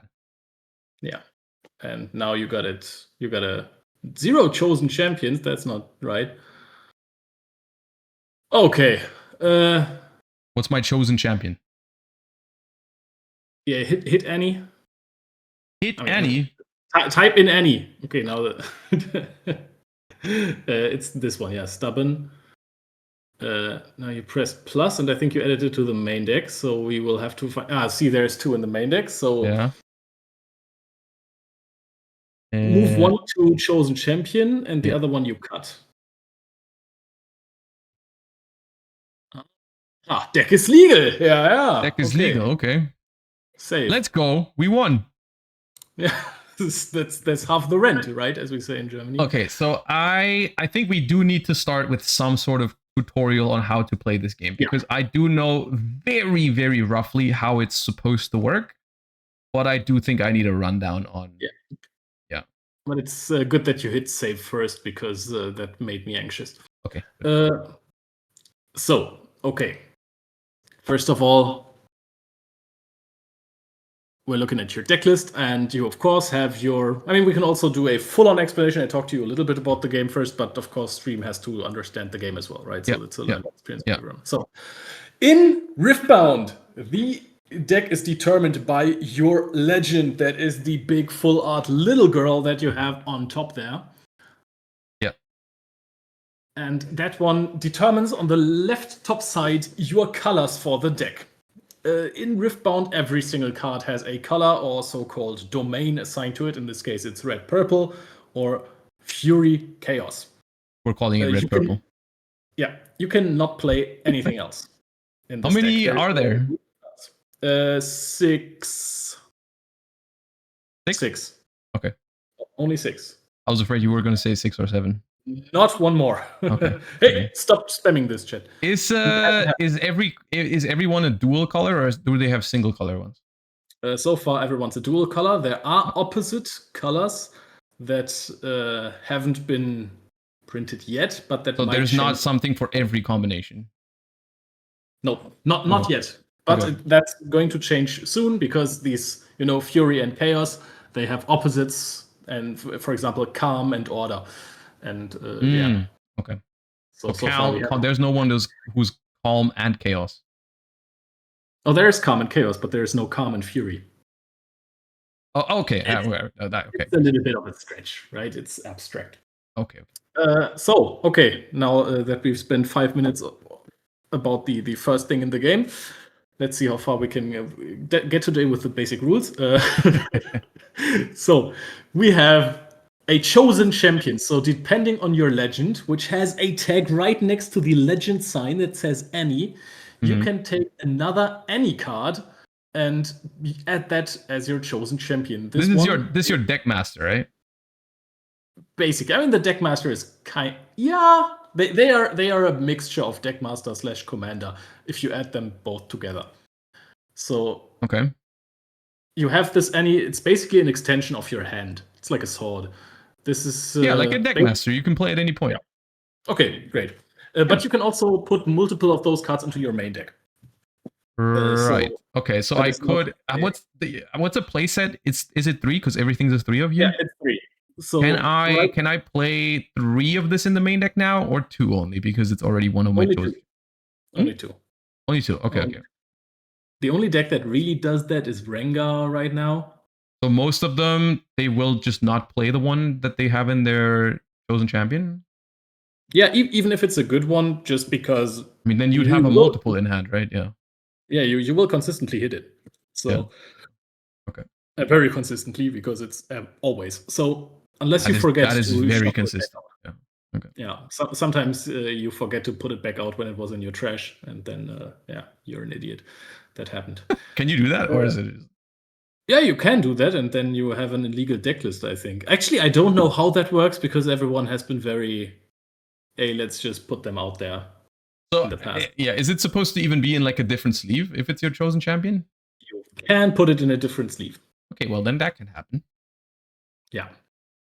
But sometimes cards get bounced back to hand, and then your opponent sees what you're like considering. Anyway. Okay. Yeah. So the game happens on battlefields on the board. You can see the battlefield deck. Every player brings 3 battlefields. Those are going to be used 1 per match.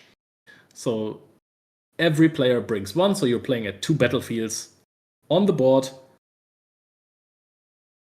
Yes. So okay. So it's we have 2 battlefields total. 1 from me and 1 from my opponent. Yeah. Okay. And we're playing best of 3, so you probably have a designated game 1 battlefield and a going first and a going second battlefield. Oh, you pick one for each game. Okay. Yeah. So in any zone warrants, when you conquer here, you discard 1, draw 1 is the game 1 battlefield because that's very generic. Okay. Arena's greatest makes the game shorter. That's your going first battlefield because that's where you have the most amount of pressure and you get to score first. And the other one is a going second battlefield because that's the one that any suits the most more than other decks. Okay. In battlefields, you will get your winning points. The game of Riftbound goes up to 8 victory points with some modifications sometimes, but we get there when we get there. You will get points by just simply going into those battlefields with your units. I'm going to explain that later. Let's go over the runes first. Runes is basically your lands. Your mana.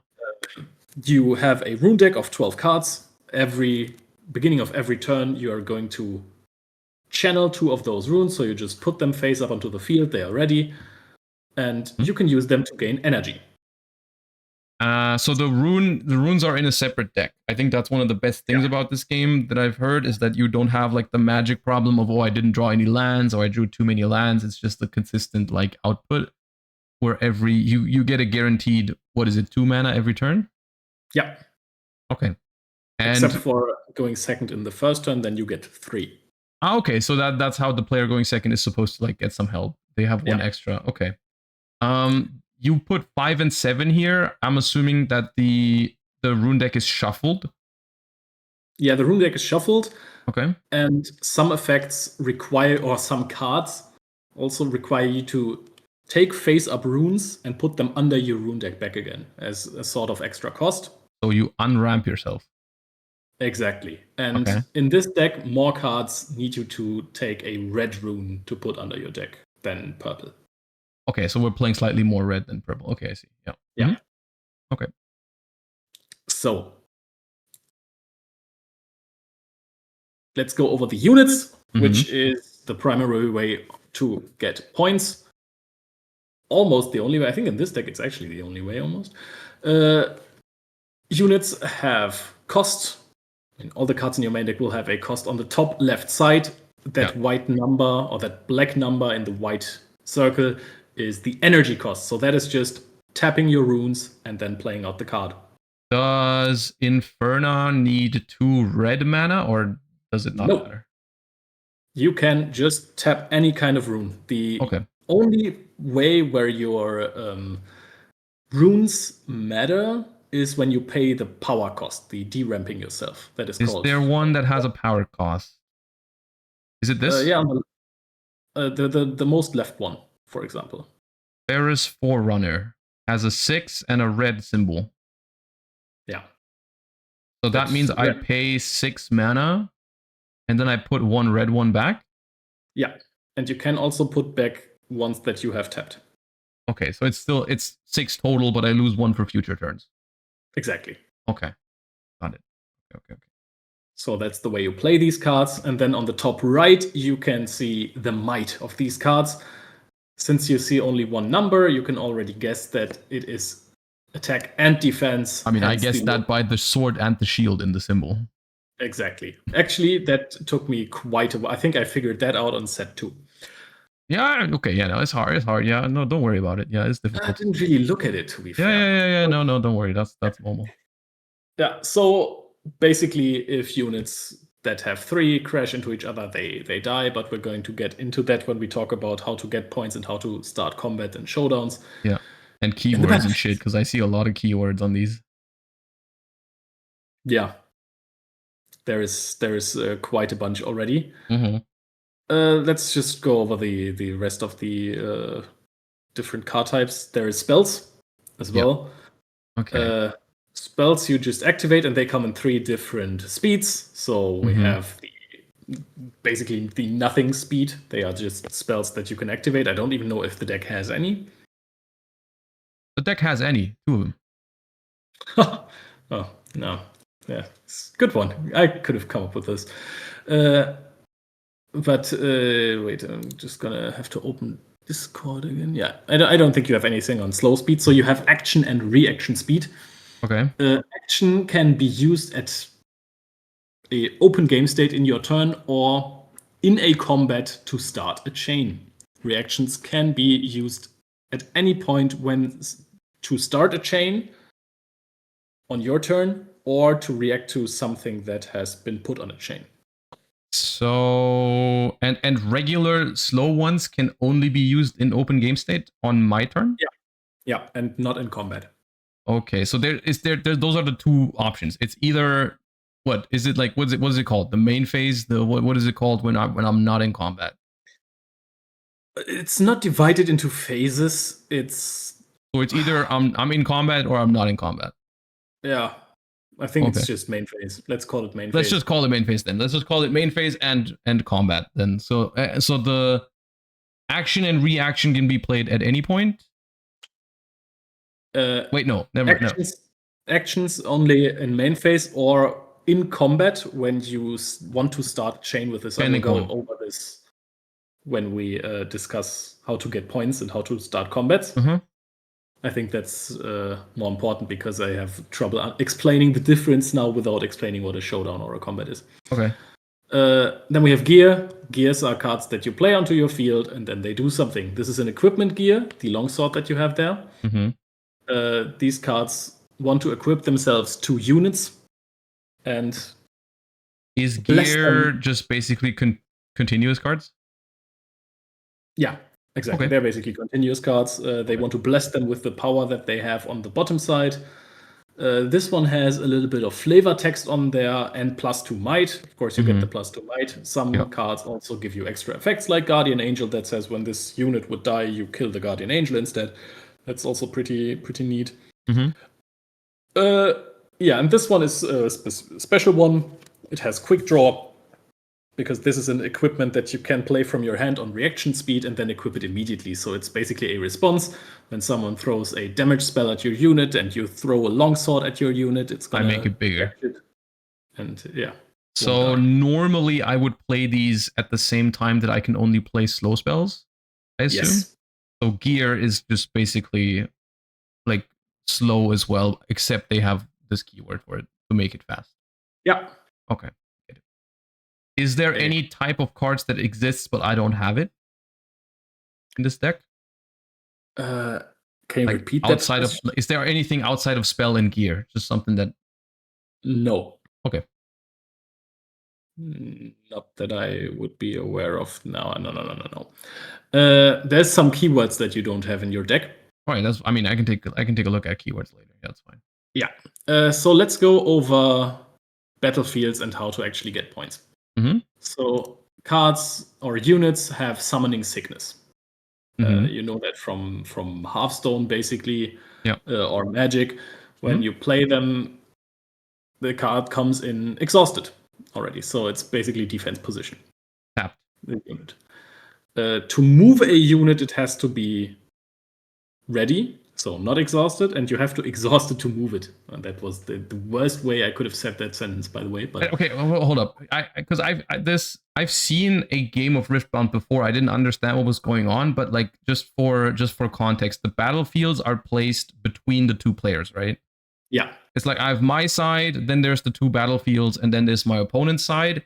And you play units. Usually, you will play units to your side, and then you try to move them into the battlefield, right? Yeah. Okay. Yeah. I have a better idea for this one. I think to explain how combat and everything works, I will try to get into a game with you and then show you there. Okay. So I think it's easier if you hit play on the top there, and you copy this code and you send it to me on Discord.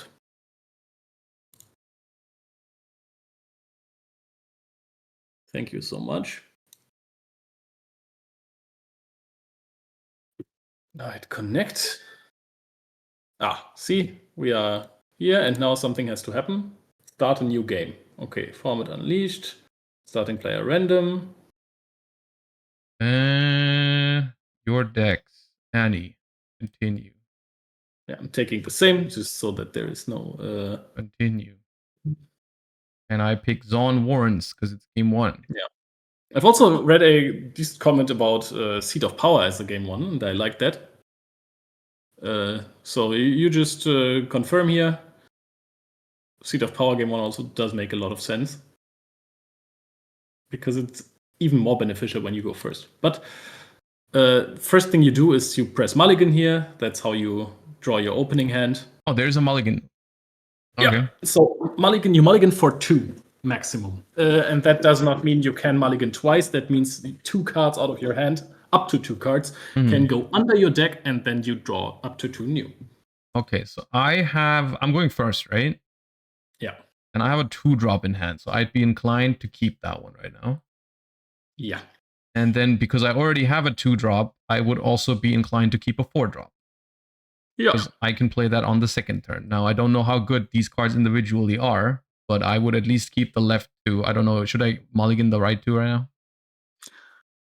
I don't think you need to mulligan the right 2. So I just keep, and is goated? Yeah, it's a good hand. Okay. Very decent hand. So, as you can see, the game already gave you the 2 runes at the beginning of the turn. Oh, I draw a turn on turn 1. Yeah.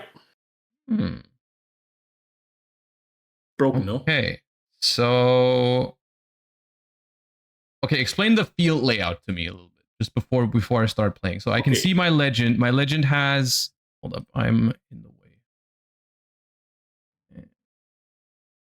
So my legend has like a continuous effect, right? That always, like, you don't play this card, right? Your legend is always going to stay here. It's just like a continuous thing. So at the end of your turn, ready 2 runes. Which means that whenever I pass, I refresh 2 mana. Yep. And I'm assuming because I'm doing that at the end of my turn, this is mana that I will use to like interact with my opponent on their turn. Exactly. Okay, that sounds cool.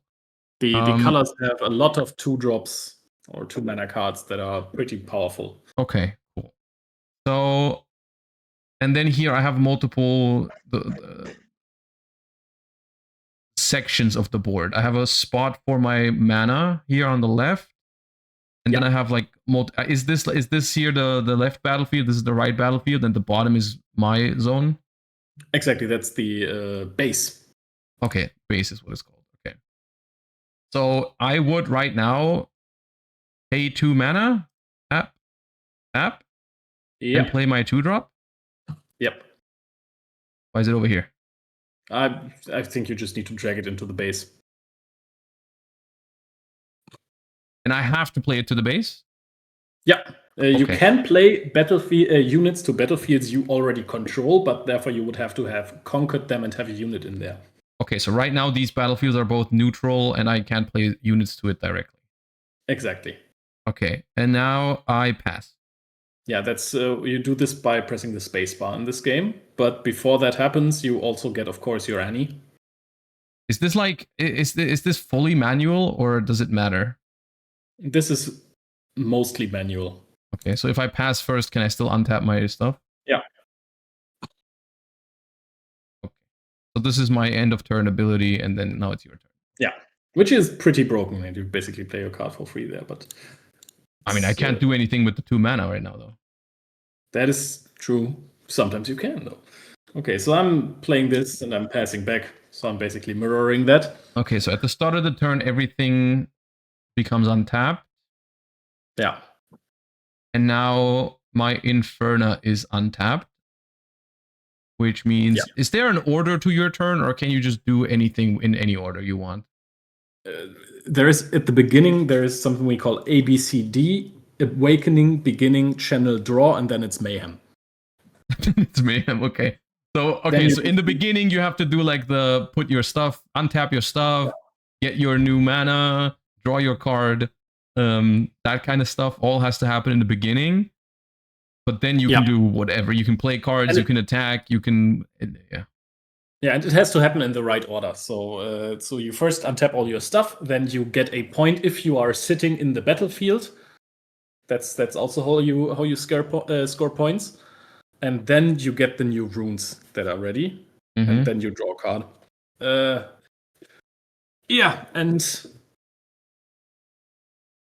that's that. Then if you have like 10 different units, you can shove 10 units at the same time in one battlefield. You can also shove them into the battlefield one by one if you want. You can attack the same battlefield 10 times per round, however many times you want.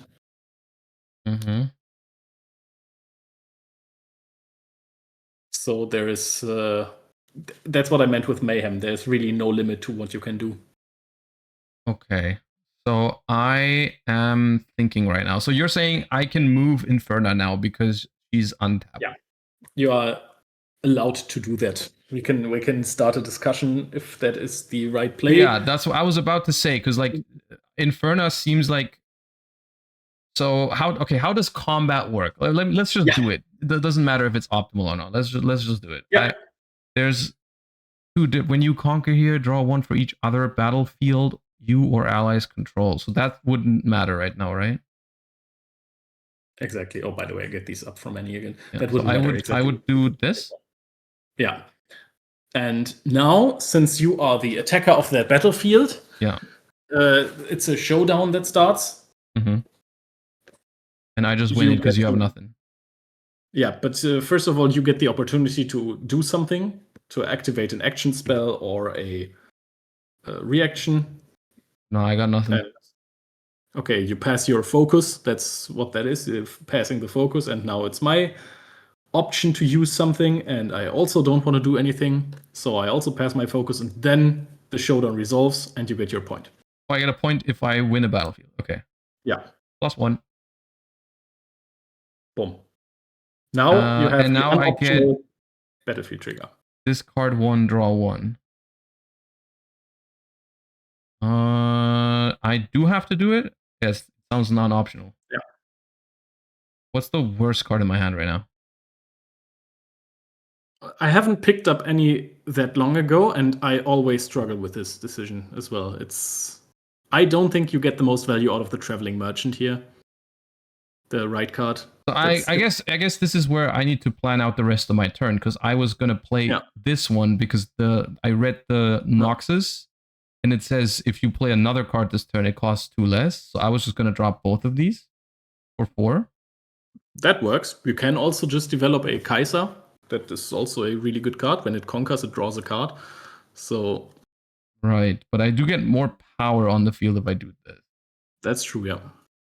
I was also thinking about discarding the spell because I can get it back for free later. Ja, nee. Okay. The spells are really important. You want to have interactions, especially in those tempo-heavy matchups. Yeah. And Flash is really, really important because how you win these games is by winning combats and killing your opponent's units favorably. Mm-hmm. And if you can use a Flash to dodge those, that's kind of big. Okay. Well, let me just pitch this then. Where does it go? Okay. This card, and then draw one. Yeah. And then I just keep playing cards now. Yeah, exactly. And now I can choose where I put them. Yeah, you can either put them into the Zorn's Warrens, the battlefield, or into the base. And so, because what I'm thinking of right now is like, well, you next turn, you can do the same thing with your Inferna. You can go into this battlefield, right? Yeah. And how would that happen? Because then mine says +2 while I'm an attacker, and yours does the same thing. But I'm assuming when you attack, then I'm 1 and you are 3. Yes. So you would win the battlefield. Exactly. That's one of the reasons why in the beginning we said, hey, maybe when Infernas stare at each other, the first one who enters the battlefield gets like the rear end of the stick. Yeah. I just wanted to like do it for the. Yeah, of course. But what I'm thinking is like, let's say I put this down here. Yeah. If what happens? So what happens when you win the combat against my Inferna? You get a point. You win the battlefield. What happens to my Inferna? She die? Dies. She dies. Okay, that's not good. And is damage permanent? No, damage heals up immediately after a combat or at the end of the turn. Okay, I see. Okay, so there's not even a point in like doing temporary damage to something. Okay, because what I was thinking is like, what happens? So what happens if I do this? Then you have five might in there. Yeah. And if I find in the next turn something to push the might of my Inferna to over 5, I would kill both of those. But I can save and them then with Flash. Yeah. That's true. That's actually not the worst way to play this, because you are forcing me to play out an offensive card from my side. Yeah. And you might have wanted to save the Inferna either way. I think the cleanest way to play this, if not for getting instructions on how combat works, would have been to keep Inferna in base. Looking back at it now, I would have just probably not conquered this with it, but it's fine. So okay, yeah. So when you ready 2 wounds, I want to react to that at the end of your turn, yeah? Because I can, any starts a chain, I could still, because I had 3 open, play a Rengar to my base. Oh, you wanted to play something before I pass, is what you're saying? Yeah. Okay, yeah. So that's also something that starts a chain, and that would have tapped my 3 runes and de-ramped me for 1, so I'm just going to put this one away. Uh-huh. And now I have the Rengar. And then it's ready because you played it at the end of the turn. Okay, I see. Exactly. Mm-hmm. So, okay. Annie, are you okay? Okay. So now I get owned on this battlefield, right? If you move in with both. Yeah. Theoretically. Because you got 5 and 8. Exactly. But honestly, the next Noxus Hopeful in there, not the worst thing I've ever seen. In my hand? No, in Okay. I think I have a way to deal with this. I will move the Rengar in there. Combat starts, and I can play a cleave onto my Rengar He gets Assault 3, so he's now got Assault 5. So he's 8. Yeah. Okay, so what I'm thinking right now, because I don't know, it's just my impression of this deck so far, because there's a lot of attacking, like a lot of assault in here. Yeah. So you always want to be the one attacking and not the one defending. Yeah. But okay, I'm just thinking about playing Flash to get both of my units out of there, because otherwise they would both die, right? Yeah. I don't really see another. Yeah. Can I just put it here? Okay. And then what? This and this? Yeah. You save them. I traded my cleave for a flash, and now I conquer and score here and get the Zone's Warrens trigger. Why did you have to play the cleave? Because otherwise I would have been at 5, you would have been at 5. Yeah, you still trade 2 for 1, no? You still trade 2 for 1 though, right? Yeah. But you wouldn't. Yours would also die, and you wouldn't get a point. I see. Okay.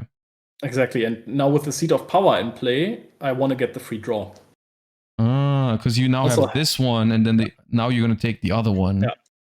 So I use Zone's Warrens. Yeah. Put this in here. Okay. And now push Inferna here. Okay. And I get the draw. Okay. Now main phase 8. I play Stack Deck, which is a pot of duality without restrictions. Look at the top 3 cards of your deck, put 1 into your hand, recycle the rest. Ooh, okay. Yeah, that's a cool card to resolve. Manage. That's if you want to resolve this, you have to right click your deck and then manage top cards, and then on the top right you have to press show one more 3 times. It's really annoying. Okay. Yeah, well, manual sims for you. Yeah, that's fair. So okay. So we have resolved that. Then I'm going to play a Hopeful into the base. And at the end of my turn, boom. Okay. I have 6 mana. Can I conquer, and can I try to conquer the same battlefield multiple times in a turn? Yes, as many so times. I can theoretically, I can try to like throw one of these at you and see if it works, and then if it doesn't, I can try again. Yeah. Okay, so this is a 3 and this is a 1.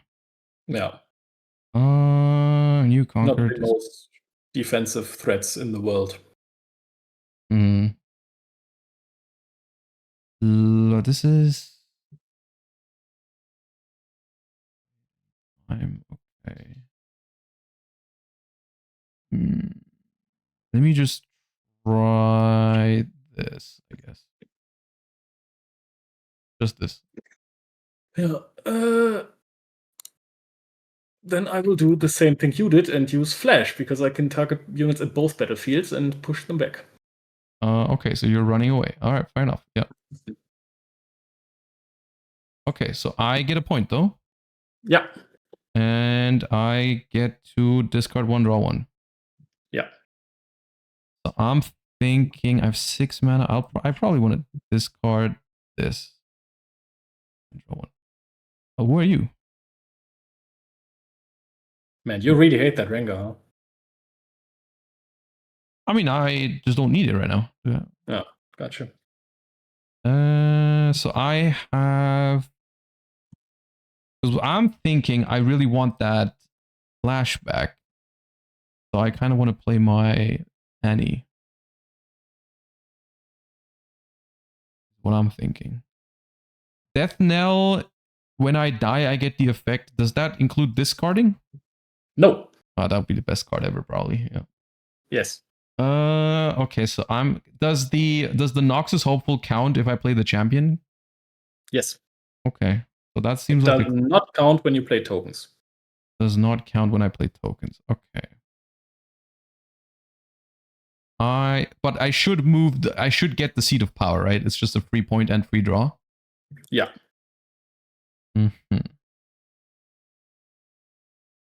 So what happens first? It says when I move this card 1, draw 1. Is that before combat? Probably. Yes. Move trigger first. And very important, I know I'm very nitpicky here, but I think you have to be.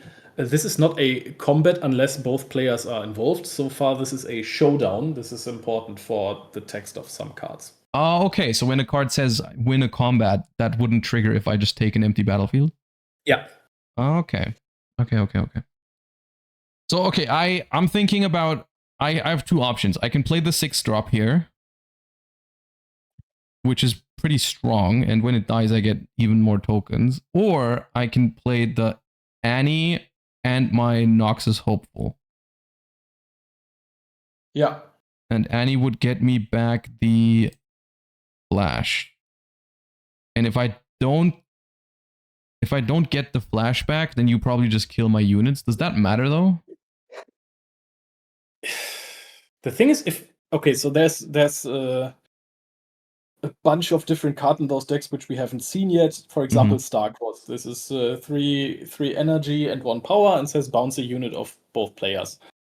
So if you play the Forerunner into your base and leave all of the other cards like super open, if I have the Starcrossed, I will next turn just go in here, bounce this back to hand, and bounce the Forerunner, and you've lost all of your momentum.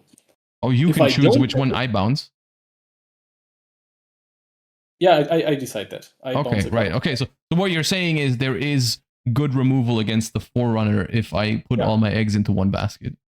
Yeah, there is a hard punish for that if I have it. Okay. If I don't have it, the Forerunner is always an insane unit.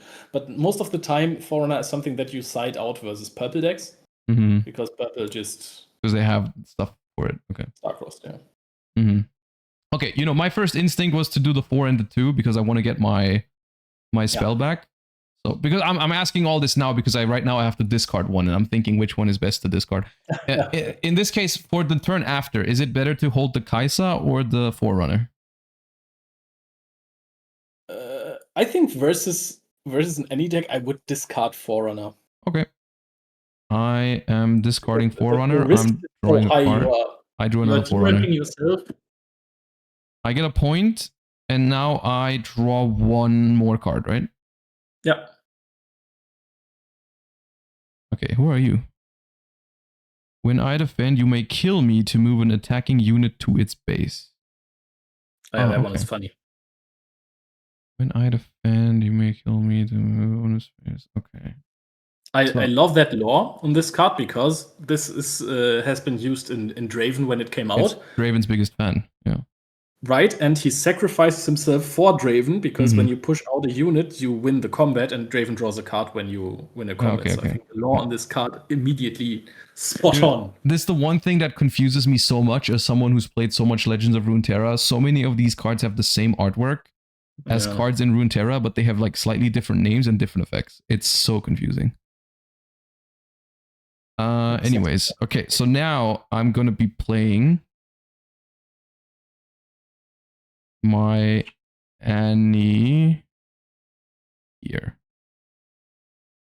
I feel like putting it into a battlefield makes it very... You have to pay the purple power, though. Oh, I lose a mana for it. Okay. Yeah. Otherwise, she would be complete insane. And then this goes to my hand. Yeah. I think if you play her into a battlefield, you have 3 units at battlefields, which makes your flash a lot less valuable. Right, because then I can't save all of them. Yeah. Okay.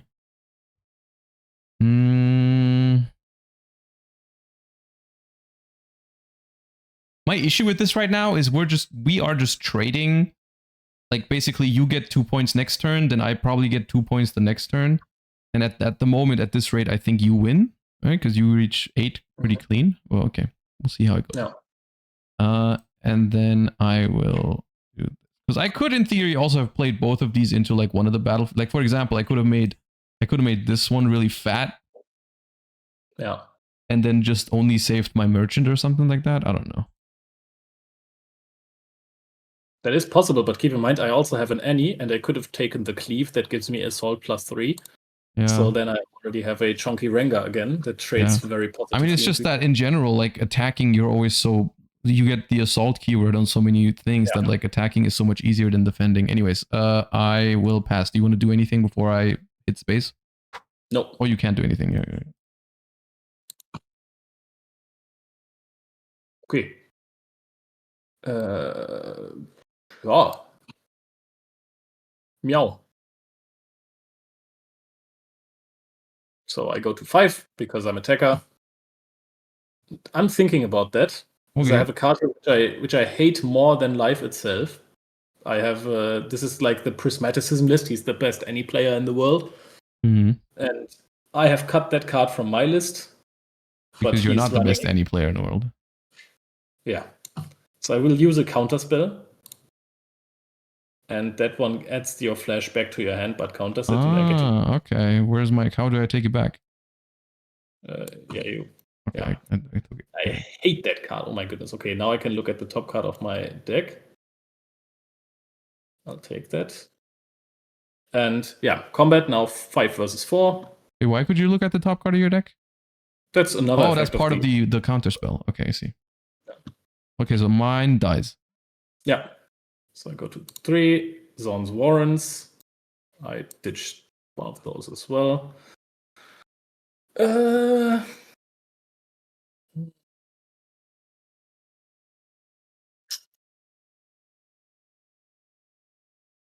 So now my question is, do I push the Noxus Hopeful or the Inferna in there? Because yes, Inferna would look juicier to trade, but you would have an easier time to take it back. When I push the Noxus Hopeful, you have to invest at least something into it. And I think that might be my argument why I take it. Also, Inferna is this game is so hard, dude. I don't know. This seems better because it's just harder for me to take it back. Because right now I have nothing that kills this one for free, right? I just have to lose one of my own cards for it.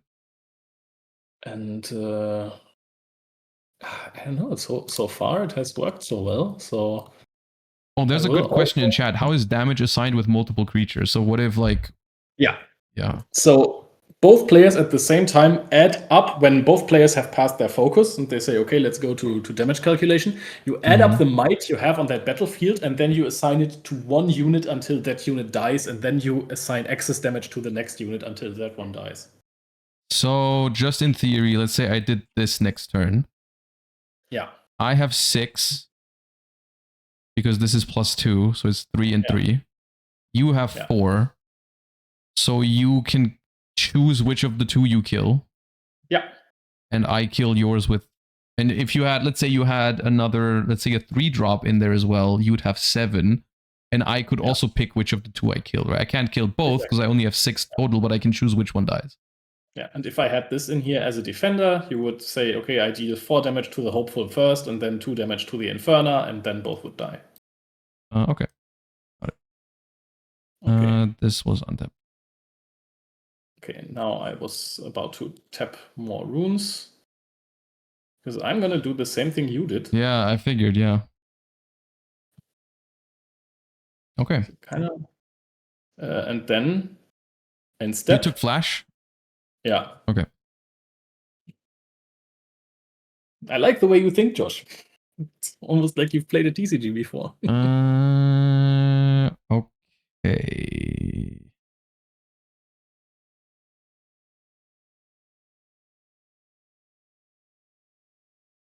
Thing is, that does kind of suck if you have a counter spell. Not gonna lie.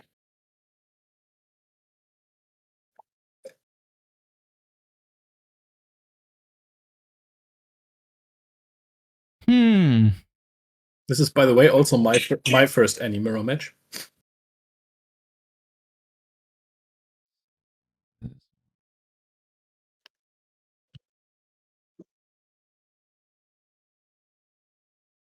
Okay, well, I mean,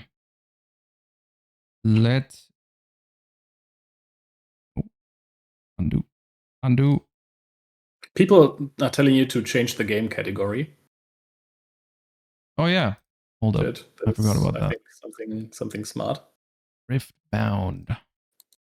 And you guys can discuss the turn while I go to the bathroom, because everyone keep hydrating. Okay, chat. What do we do here? Because I'm trying to think. We do need, because he's gonna save both of his units again, probably. So I'm thinking about just going in with the Nox's Hopeful. Tap all his cards while he's AFK. Yeah, that's true. I'm sure. I'm just gonna tap his mana so he can't use the flash and kill both of them. Sure, that's gonna work.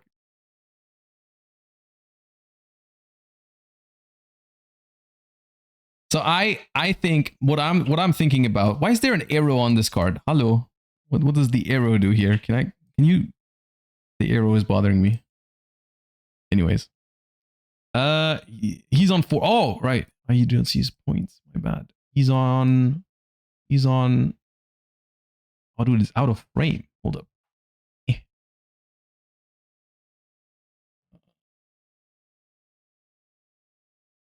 He's on 4 points right now.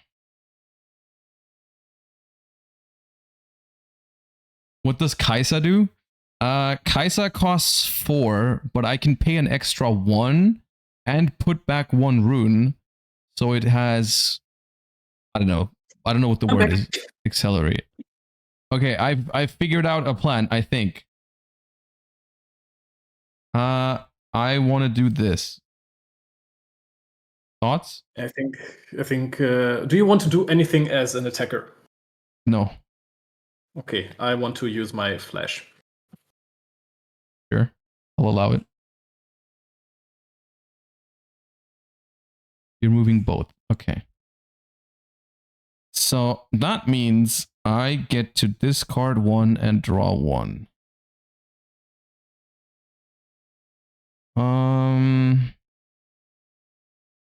And I get a point. Discard 1, draw 1. This find.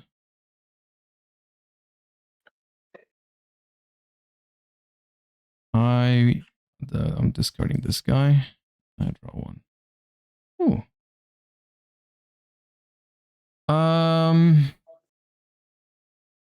I am gonna pay 4.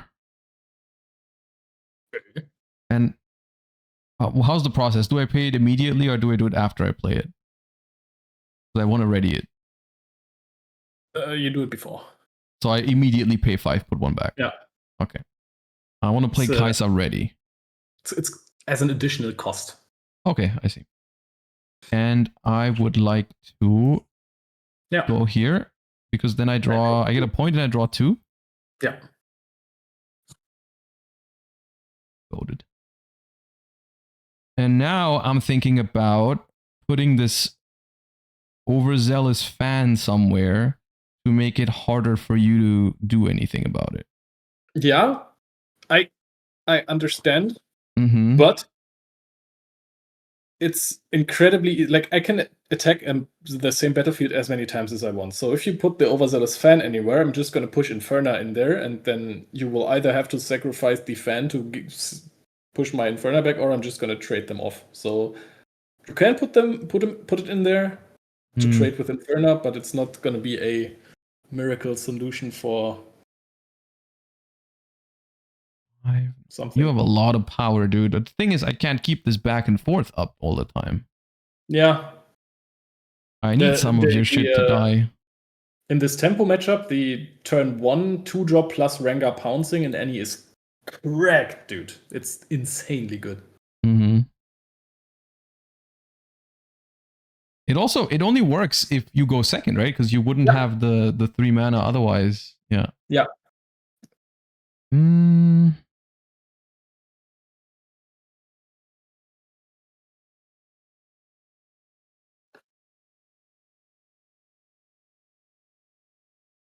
I mean, I do need to make it harder for you to take these, because otherwise, like, I just lose. Yeah. Right? Because you're gonna take 2 the next turn. Like, I have flash in my hand again. But if I just save my stuff again, and then you do the same thing and so on, like, it's just a losing battle for me. Yeah. Mm.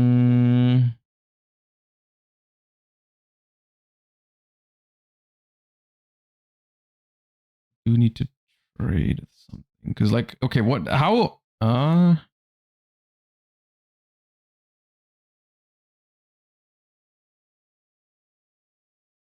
So if I play, let's just do this. I play this here, and we'll just see how it goes. And then I also think I should put like the Annie somewhere. Yeah, I can see that. Because I just need to make it harder for you to take this stuff. Yeah. Would I go all in on this one, or would I rather have it over here? Let's see how much might I have. I have 3 from Inferna, 3 from Annie, 5 from Ranger 11, 15. It really depends on what you have in your hand, dude. I think. Okay. One, because I don't have a flash in hand anymore. Theoretically, I mean, the deck plays 3. Yeah. Plays plea. You can let me go into battlefields, invest a lot there, and then you flash out and then trade back, and then maybe I don't have the resources anymore. That's a thing you could go for, but that's very risky. Mm-hmm. Because maybe I can develop a lot of stuff in the base. Okay, so here's the thing. I also, in theory, I could hope that you don't have another flash. Mm-hmm. And I could just play this. And then I let you take one more time. Yeah. And then I kill your shit. Yeah, that's also strategy. What also works is you leave 4 open for me to play around more stuff. Maybe you have a longsword or something in hand. You could use an Inferna defensively from hand. That is also something. Oh, it's got ambush, so I have no need to play it now. Okay, I like that. But if you want to develop it as an offensive threat, you need to play to base now, because ambush only goes into battlefields. Okay. And then she's a defender, and then she's only at 1. So yes. Okay. Yeah, I see. So it's very likely gonna die. Sometimes it makes a difference, very rarely.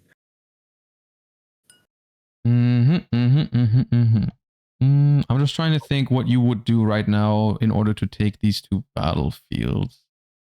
You would push the Rengar in, that's 5, so you kill 1 for free. And I already have to flash there. So you have Rengar in one of the battlefields, you take the other battlefields with like the Noxus. I can then kill those 2. Yeah, I'm playing this. I'm passing. Okay. Okie dokie. I just left the mana open because, anyways. Yeah, that's how I do it too. Feels cooler, you know. Mm-hmm. I will start stacking my deck. Okay.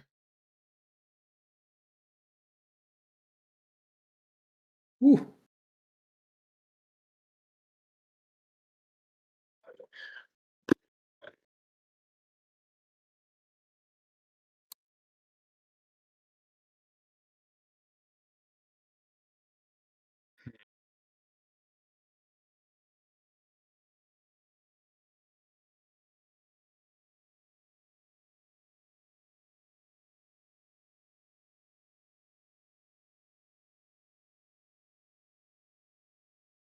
Okay.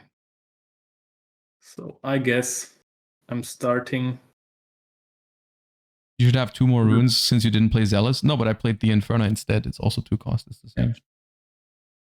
I'm pushing in the Rengar bouncing.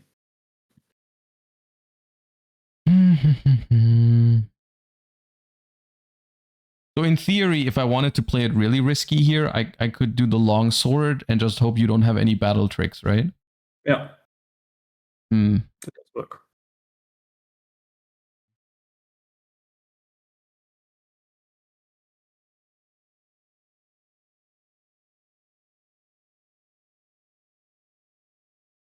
Three, 6.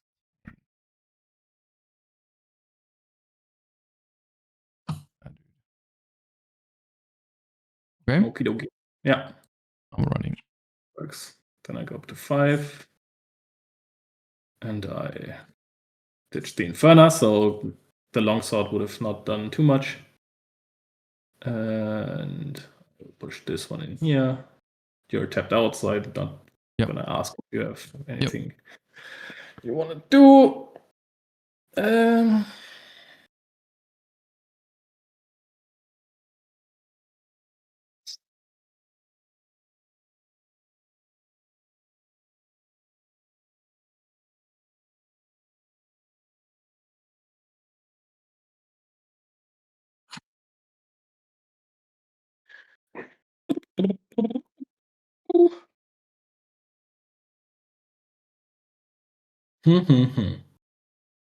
Are you playing TCG Arena instead of Rift Atlas? I don't know what those words mean.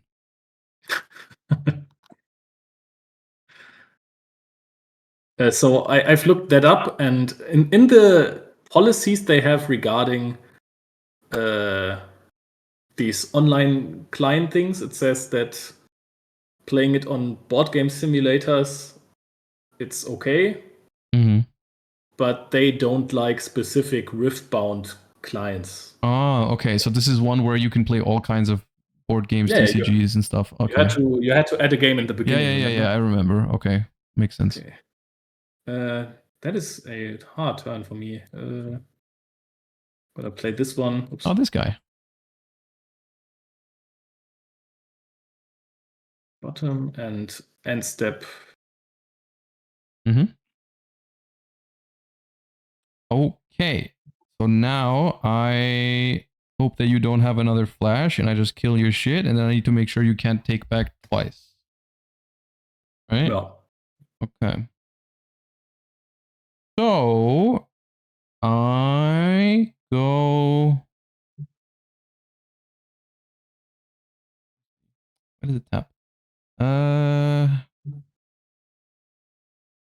have 8 mana. Okay.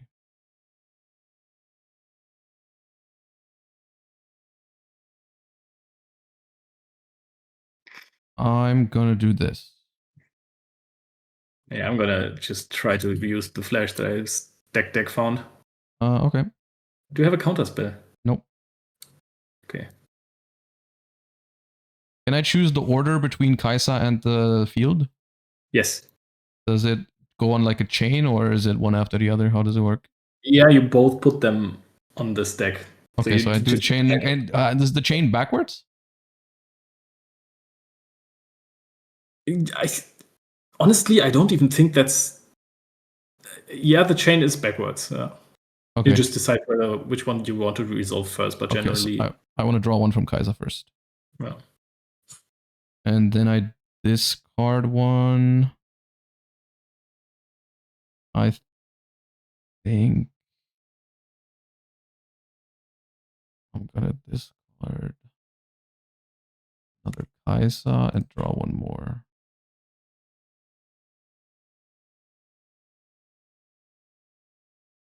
Okay. And now, so you're tapped out. Usually you can't do anything here, right? By the way, usually not every Riftbound game is just people flashing out their units every single turn, and then okay. Sometimes actual combats happen. Because what I'm thinking right now is I need to. You can take one battlefield next turn, but I can't have you take both, right? Yeah. You have a lot of power, though. But if you get to 7 and you stack up everything you have in one battlefield and I can't clear it, you win on the hold. If I make... Okay. I see.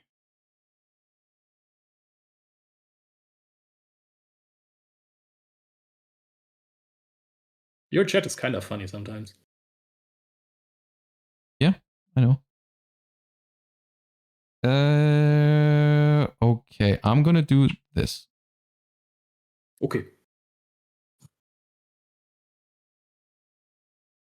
And now I'm tempted to just put everything into one battlefield and hope it holds. Yeah. And I get a point. And then that's the chill part. You do what Magic players have been saying for ages. Math is for defenders. No, math is for attackers. This time I'm the attacker. So it's the opposite of what they have been saying. You just slam everything in there. And I have like most of the stuff in my hand is reaction speed anyways, so I might as well just pass, right? Yeah. Okie dokie.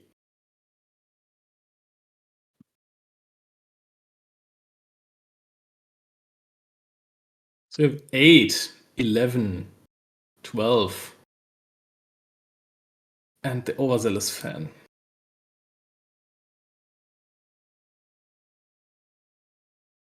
So,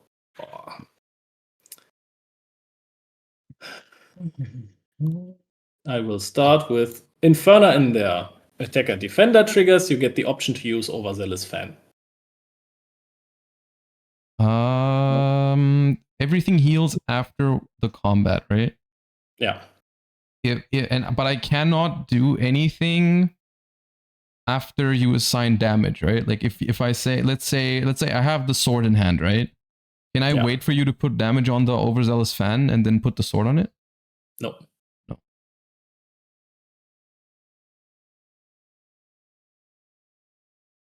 Okay, so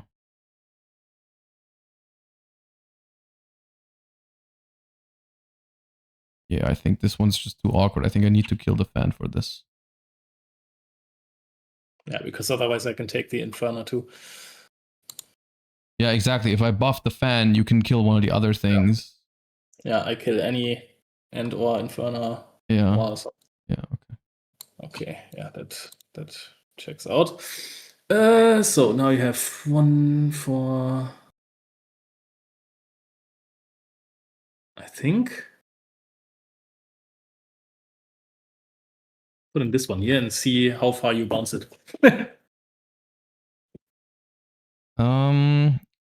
This one.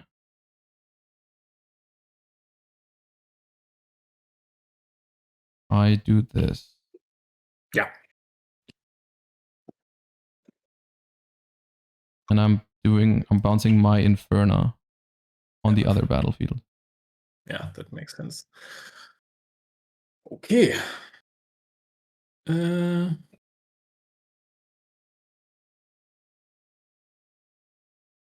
I'm throwing in my Rengar in there. Any response to that? I will pass focus.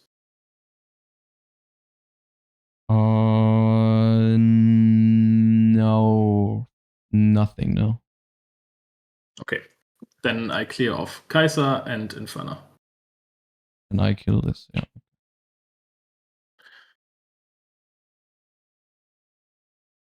Okay. Then we are pushing in Noxus Hopeful, and then as attacker, I will play in my Rengar Pouncing. Mm, 9. Oh. Mm.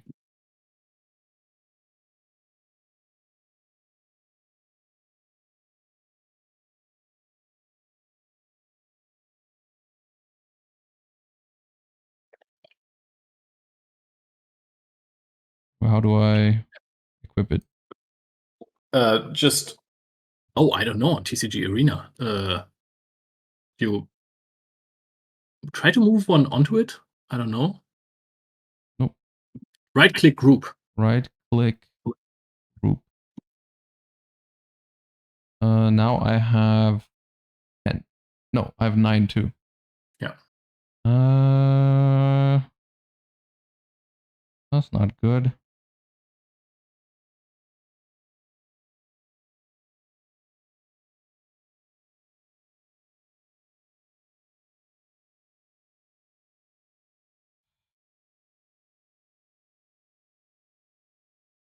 I'll leave it. Okay. Then everything dies. My sword is back here? Yeah. So they just fall off and stay. Okay. Yeah. And he goes into the warrants. Yes. Okay. I get the bones trigger. And then for 5. Oops. I will accelerate the Kaiser and try to go in here. then I have to do this. Yeah, that only works on a battlefield you control. Oh, I have to have a unit in it. Yeah. Oh, I didn't know that. Okay. I mean, you could have chained it basically to when you bounced your Inferna from this battlefield. Yeah, but then I would have had something. I didn't know that. Okay, wait. Then and then it's still a defender, and it's only at 3, so my Kaiser would still win. So I think. Oh right, no, it doesn't stop you from getting the point, anyways. Yeah. Okay. Yeah. Then I had to throw in the Rengar into this, but then I still lose to the Kaiser. I think. Yeah. Okay. No. But yeah, most of the time, or yeah, I have to play a second sword then on the hopeful and hope you have no more things to buff it. Yeah, that would have been very annoying. Okay, yeah. My bad, I didn't know that. Because I was hoping we would just trade those two and you can take one battlefield with the Annie, but you don't have anything to accelerate. And then I can play this in end phase and take the other battlefield. But that's also very dangerous philosophy because that in end phase would have made sense, yeah. Because otherwise I can just vex it up. I don't know what these cards do. Yeah, this is when it's sitting at a battlefield, every card you play out this turn gets stunned, so it doesn't deal damage in combat. Also has deflect, so if you target it with something, you need to pay a rune. Mm-hmm. So as power cost, so you recycle it. So if you play a Rengar from hand into a battlefield or something, it gets stunned, so it doesn't do shit. Okay. That's the floodgate, yeah. Okay. Can we play a not mirror match? Yes, of course. I just wanted to for the first game. Yeah, it's fine. I did learn a lot about how it works. Okay. Honestly, this was my first any mirror match too, so I did not know it was just flashing each other.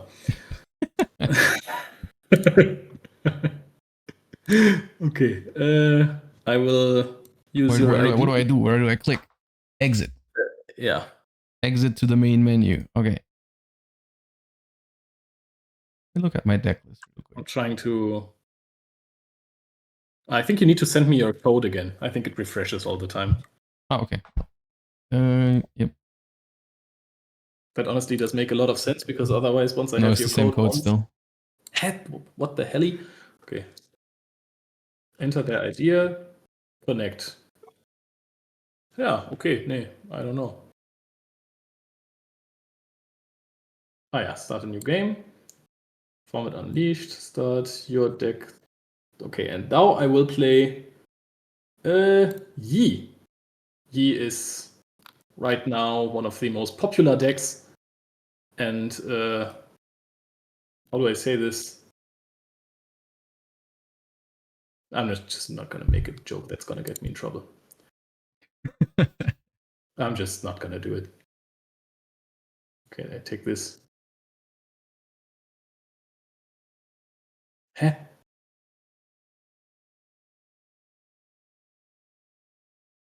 Okay. See, we don't need to worry about battlefields now. You've been randomly selected to decide who goes. Do I want to go first? Yeah. I think in the Any Mirror, there might be an argument that you want to have the Rengar tempo so you can double conquer immediately. Yeah. But then you'd have to like mulligan for it because it seemed like, at least from the looks of it, a lot of your cards are even costed. So like 2, 4, 6. Yeah. Because my instinct was like mulligan away the 6 drop, but then on the other hand, that is just turn 3, right? It's not that late into the game, and versus keep it versus Yi. Oh, I'm in Discord again, so I can see your cards. Sorry, it doesn't matter. Would it? At which point do I find out what my opponent plays? Before you mulligan. So you see. Okay, so before I draw my opening hand. Yeah. Okay. And is it good against Yi or not? Forerunner, yeah, because the deck doesn't have bounces. Okay, so I'm going to keep it because it's a good turn 3. I have a turn 1. My issue is right now my turn 2 would be Longsword plus Nox's Hope. Is that a good turn 2? No. You would want to deramp yourself very late into the game. Oh yeah, the Longsword would cost me a mana. That's terrible. The third turn, then you can't play Ferris Forerunner. Yeah, I can't play the Forerunner on turn 3. Yeah. That card is so incredibly broken stat-wise against non-purple decks that it is worth it to deramp yourself as fast as possible. Okay, so my next question is it worth keeping the hopeful and hope I draw a 2-drop? Yeah. Okay. Because I think so, yeah. I've heard enough. I can also just use stack deck and then play it for 2. All right. We both have the same field. Okay. I don't need to do this. That's free anyways. The sound. So to explain my legend, when a friendly unit defends alone, I get +2 might. That's a continuous effect, just like any. Both of these cards were actually designed to be like beginner decks to teach people Riftbound. And accidentally, they became some of the most broken cards ever. I mean, so both of these are meta? Yes. Okay. Very meta. So I will show you a card that is going to make you laugh because it's so incredibly broken for a 2-drop. Uh-oh. Cattle Crab. When you play me, draw 1. Wait, you gain a point? No, that's that's XP. That's a whole different mechanic. You gain XP, you track that passively. That's a whole another system. And sometimes when you have earned enough XP, you gain extra effects. Like for example, I thought it was just what the points were called. No, but a 2-drop that immediately draws a card, plus it looks at all of your opponent's cards in hand and face down cards, which is a keyword that we haven't gotten to. Okay. It's busted. Like, well, it does have 0 power though. Yeah, I mean with Yi it has 2, but that doesn't really matter because you. Oh yeah, right. If you defend with it, it's got 2. Yeah. If you remember our last game in the end game, I mean it was like 2 minutes ago.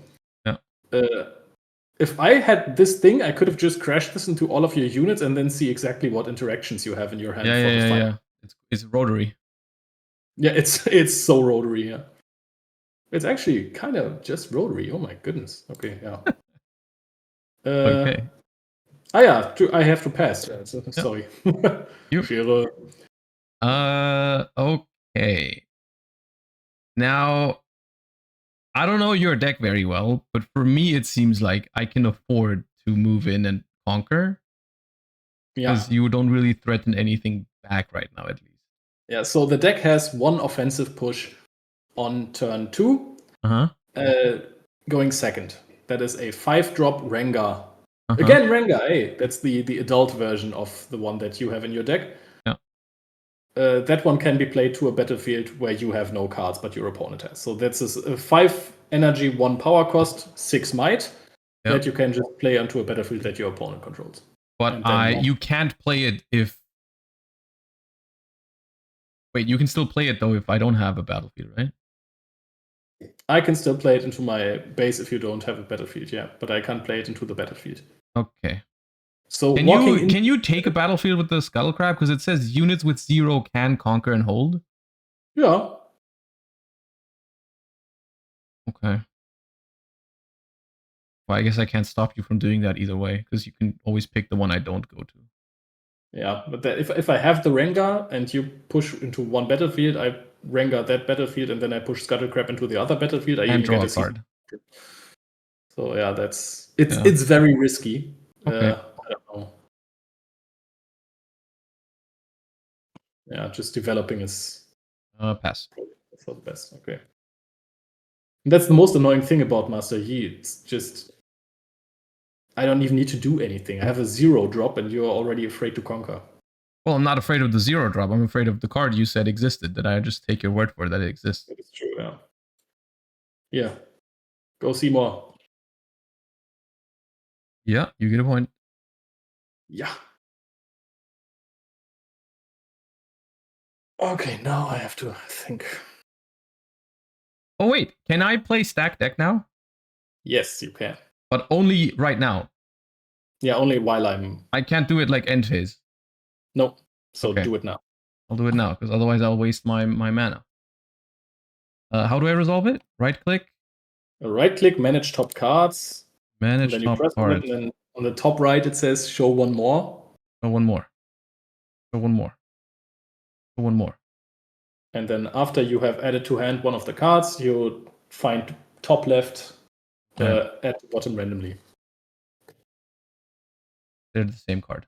I want to do another one. Can I? Yeah. Manage top card. The focus gets back to me. I say I don't want to do anything, and then you say I want to do something. So you cycle through those. I probably.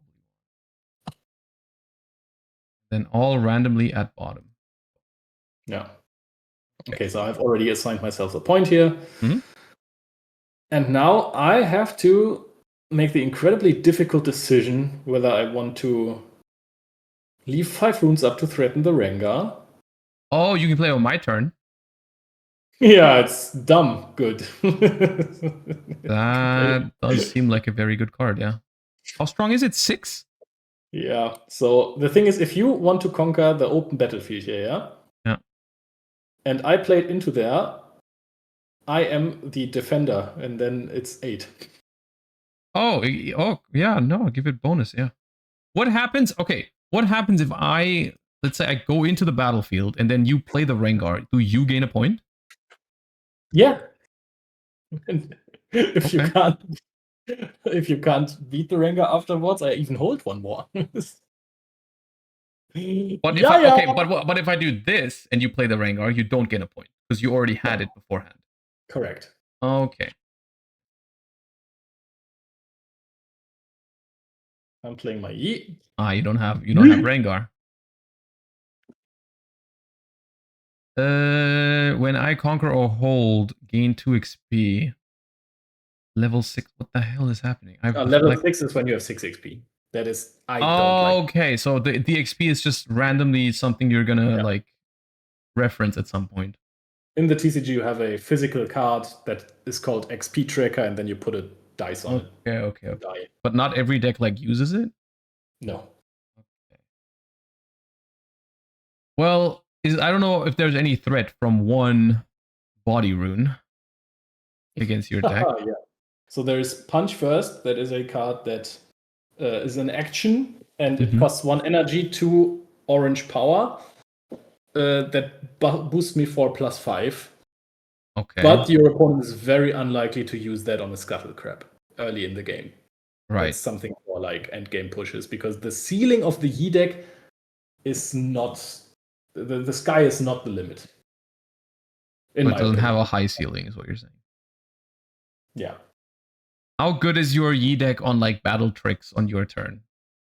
Good. So, for example, if I go here with my Hopeful, I can expect it to die to your Yi. I mean, I would need to use something. Yeah. So I mean, you have tools for it. Yeah. Okay.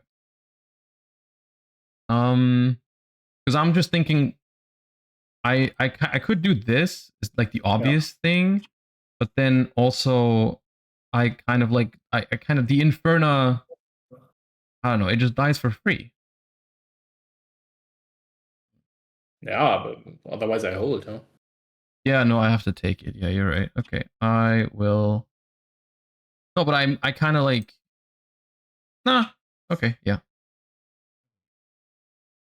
Okay. Then, do you want to use anything? No. Okay, me neither. Death Knell trigger. Show me your hand. I think on the. No, there was also the other simulator. Dude, I have a Ferris Forerunner, I have a Flash, I have a Kaisa, and I have a Overzealous Fan. Okay. And this is happening before I draw for the... Oh, I don't draw here. Yeah, okay. Wait, I can just open Discord and then look at your hand. Wait. Yes, you can now look at Discord. But also on the bottom right, there's like a counter for how many cards you have in hand. If you press on that, it says I see. Reveal all. Okay. And now I get a point. Yeah. Okay. Nothing else happens, right? You just gained an XP, whatever that means. Oh yeah, true.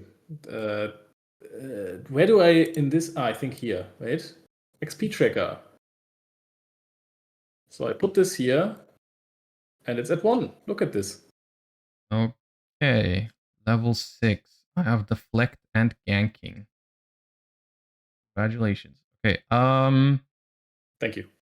I'm doing this because I want it to be harder to conquer, even though you're probably just going to conquer the Inferno, right?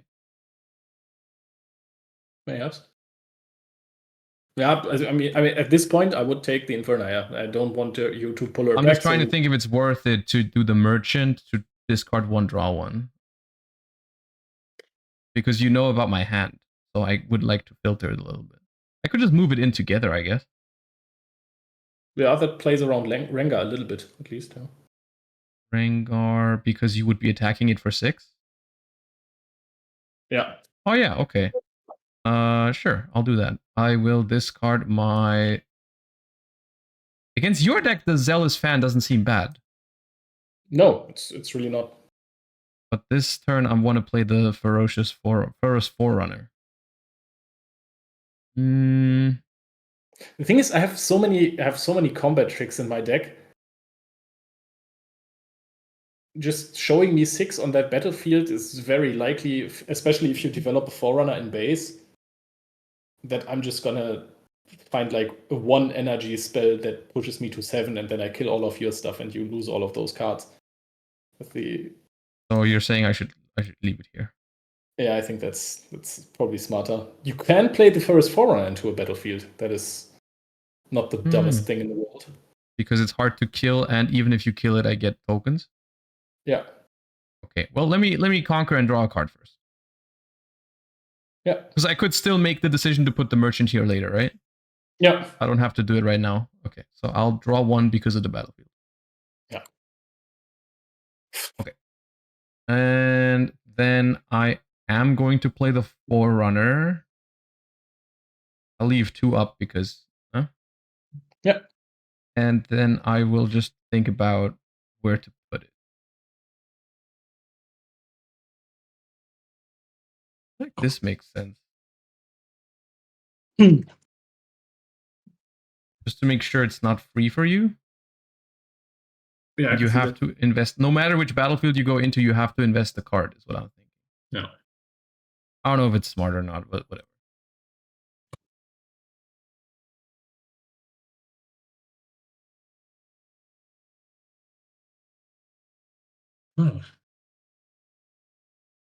Does he have a lot of accelerate? No. People cut the accelerate cards, but you have a card that says make another card ready. You have the Rengar that you can... The Rengar technically is accelerate, right? Not really, but technically. Meow!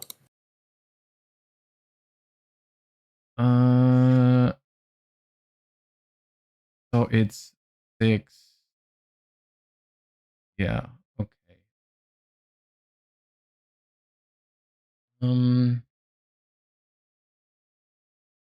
I am going to flash. I mean, I'm doing this one, and I think this one. I think that's reasonable. Yeah. How can I move my Forerunner to the other next turn? No, you can move it back to base when it's ready. How do I deal with this Rengar? Yeah, that's the question people have to ask themselves when playing versus Master Yi. That is... Because from my perspective right now, leaving the Forerunner here at least makes it so you can't go in with the Master Yi. Unless you have a great trick, but then I get tokens, it's fine. But I'm wondering, like, I probably just can't kill this Rengar. Yeah. He is a little bit of a... Okay, no, I'll leave it this way. I'll leave it this way for now. Okay.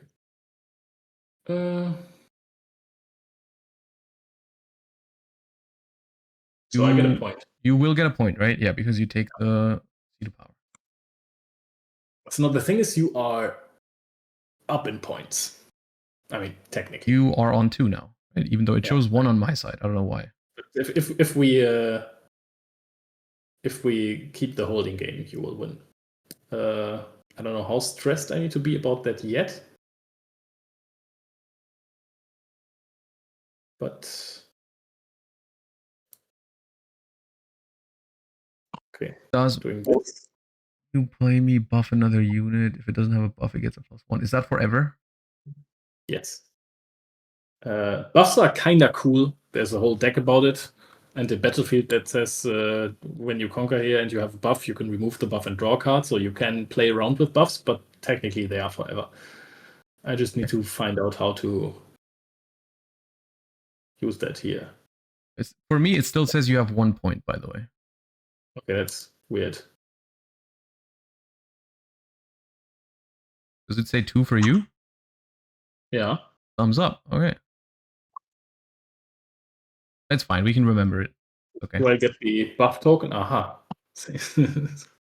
Stupid. And now I group this. Group. Yeah. Hell yeah. Dude. And now I'm going to use a keyword, which is called hide. Hide? Yeah, so I get to play trap cards now for the cost of 1 simple power. Also, you still have the flash on this deck, so you can drag that flash and put it to your trash. Otherwise, you won't find it when you want to any bug. Wait, okay, well, how does that work? Yeah, wouldn't you like to know?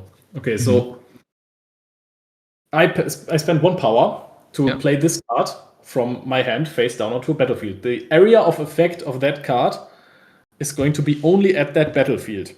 Okay. Unless the hidden card is a gear, because then it gets played back to the base immediately. I can use that card now as a reaction. Yeah. So hidden cards become reaction cards as of the next turn. Yeah. Next turn, not this turn. Yeah, exactly. And they're played for free. So they have to stay set for a turn, like trap cards, literally. They are pretty much trap cards, yeah. Okay. I see. I get a point because I held my battlefield. Yeah. Dude, these drawing noises in this game, they're doing something for me.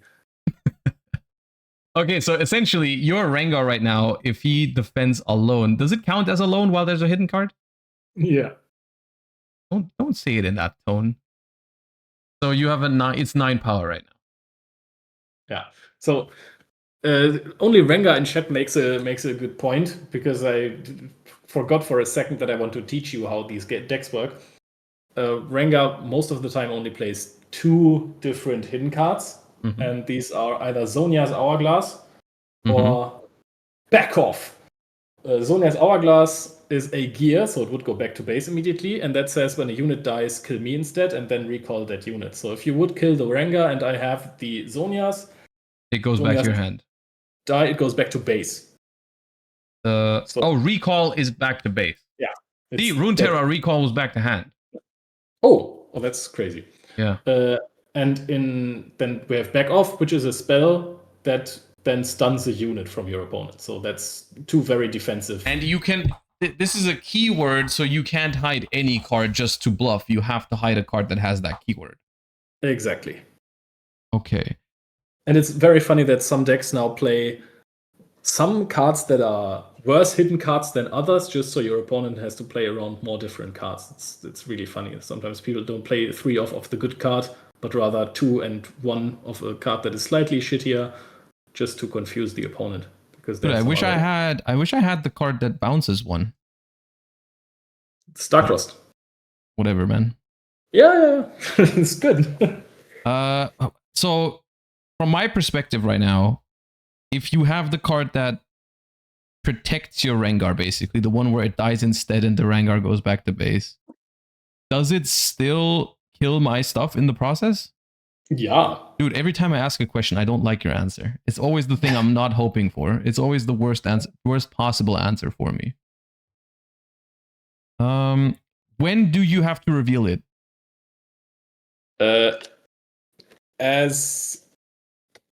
Before it dies. I cannot do this on damage resolution. So you can do it during damage or not? No.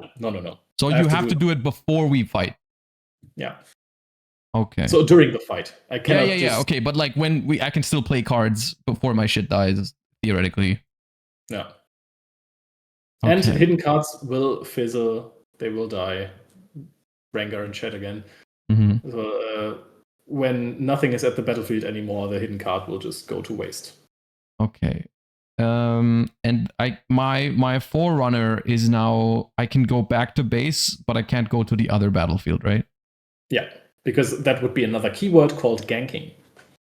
Oh, that's what that is. Something had that. Oh yeah, the Yi gains it. Okay.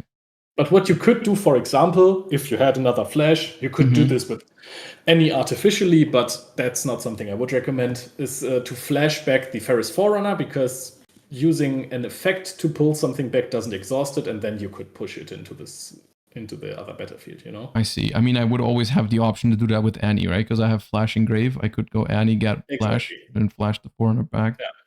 But that's like a 6 power, 6 energy, 1 power investment for 6 attack. Yeah. Because, okay. From my perspective, what's the other one? It could be a stun. Yeah, that's then the tragic one. If you invest all of that into a Ferris Forerunner to attack and I stun it, then it doesn't do damage in combat. But it doesn't do damage. It's still part of the combat, so it still dies? Yeah. If I would kill it, it would die. Yeah. If you have more might than I have, then I can only kill so many units, right? I have to pick and choose. Mm-hmm. But usually if you have more might than me in a combat, my unit dies and you get the point. If one of your units is stunned and I don't get to kill all of your units, but you also don't get to kill mine, it counts as a 1 combat for me and your units recall. Unless they die. So like the ones that don't get killed, they recall. Okay. Oh, man.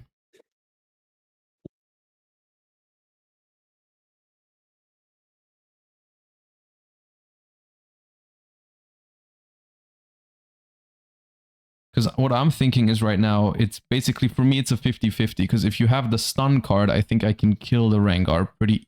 I mean, not easily, but I can kill it. But if it's the one that just saves it and I invest all of my cards into it, then all of my cards die and your Rengar just stays. Yeah. Which is bad, so I can just... But I mean, you're also not exactly stressing right now, right? It's 3 to 2 points. You have a Forerunner developed. So what you're saying is I could just hold, like just don't focus on winning the other battlefield, just chill where I'm at. Yeah, you can develop. That's a possible option. Like I have. What about how much sense does it make to just move my merchant just so I can filter some cards? I mean, I'm tapped out, so if you find something like a Starcross, that would be pretty sick. Starcross takes care of Rengar like temporarily, right? Because it gets bounced back to my hand and I can play it next turn again. So that would also be quite the investment for you. I cannot move into a battlefield without attacking it, right? I can't just, like, for example, the Overzealous Fan that I have, I can't put it across from the Rengar, right? It would attack it. Yeah. So you would have to put the merchant into the Ferris Forerunner battlefield. You can move it there. You can send everything and offer the trade. If he stuns you, react with Rengar and win. That's what I was thinking. But then he said it could also be the one where it's like the hourglass or whatever it's called. And then I lose 3 of my guys and this just goes back to base, which seems pretty bad. Hey, is that the best of Lee Sin from Lille in chat? I don't know. Is it? Yeah. Because that's what I was thinking. I was like, if it's the stun, it's no problem. I just go in with these 3, let him flip the stun, and then do this. But if it's the other one, that's pretty bad. If it's hourglass, it's fine. Is it? How does the hourglass work? Can you explain it to me again? So, when a unit dies, you kill this card instead, and then the unit gets recalled. But is that this turn? Is it permanent? Is it gear? Like, what is it? It's a gear. So if let's say I attack the Rengar, you flip over the gear, and then I flash back, then you still keep the gear for future turns, right? Exactly. Yeah, no, that's not great. That's bad. If I go in there with 3 minions... Especially if it has to be like 3, then you can't even save everything with a flash. If it's hourglass, you can play Kaisa and Pot of Greed. So what you're saying is I go in with all 3. See if it's the stun. If it's the stun, I'm good. If it's not the stun, then all my 3 die. But this goes back to base. And then I can go Kaisa and go in and draw 2 cards because Kaisa and this. And I gain a point. And he doesn't get a point for holding. But then next turn, the Rengar comes back. And kills my Kaisa. Then I flash, I guess. Yeah, I like... Dude, there's a lot of cool... like, things you have to think about. It's very dynamic. I can tell. Because there's a lot of options.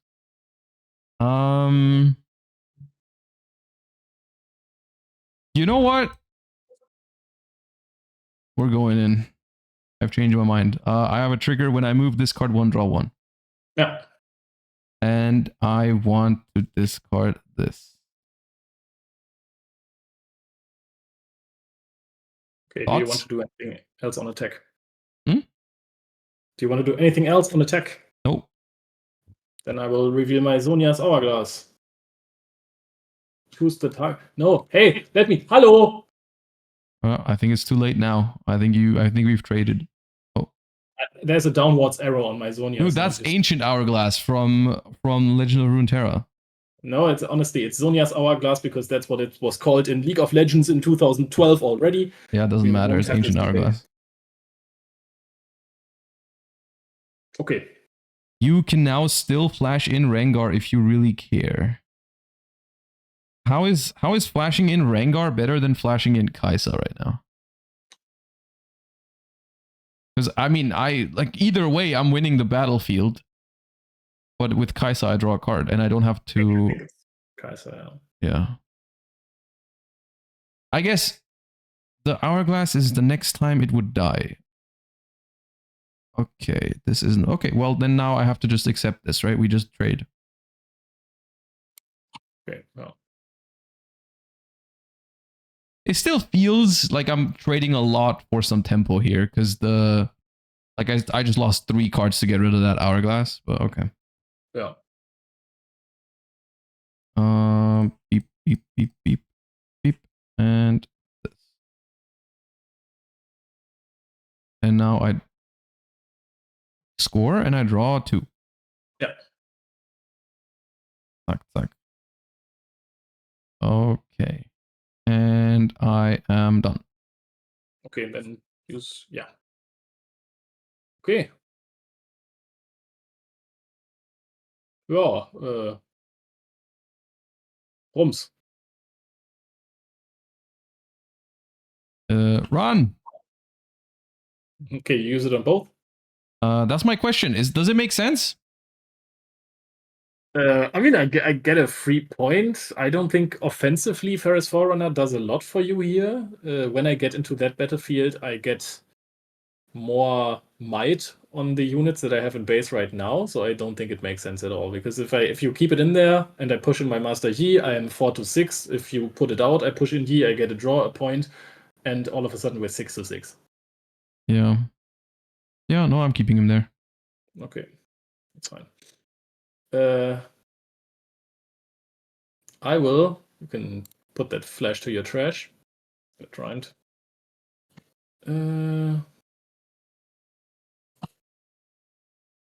Play a charm. That one is going to target your Ferris Forerunner and drag it into my seat of power. So into the Rengar battlefield. Okay. And now you are attacker, I am defender. Do you want to do anything on attack? Yes. Okay, so both are at 9. Then I will pay 2 for discipline, give myself +2, and draw a card. Mm-hmm. Okay. All right. So you are going up to how much? 12. 12. Yeah, that makes sense. You know what? I'm going to do the same thing again too. So I go to 13. Okay. How to make tokens. Yeah, that's true. Now, how do I make tokens? Bottom left side, right over the Access button, there is a Create Tokens and Cards Plus sign. Yeah. Is there a name for the token? Mech. Mech. Create. Here. Resolve those cards. Okay. And I will push in the Master Yi into this battlefield. I would assume that I'm going to win that. Yeah. My XP raises. Oops. Too much. Because I conquered and he's a hunter. So when I conquer, I gain 2 XP and I get to draw a card of the Seat of Power. And I'm passing.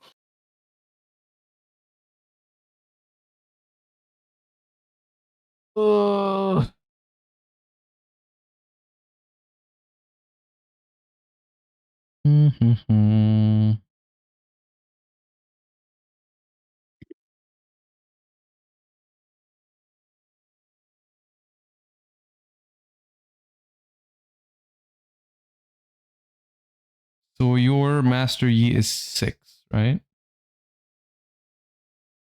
Yeah.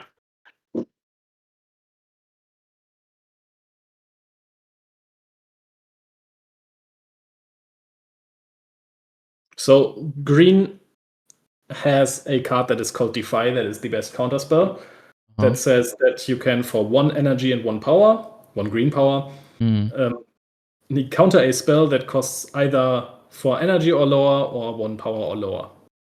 Or that's the highest cost that you can have. You can't counterspell a 5 cost spell, and you can't counterspell one that costs like 2 power.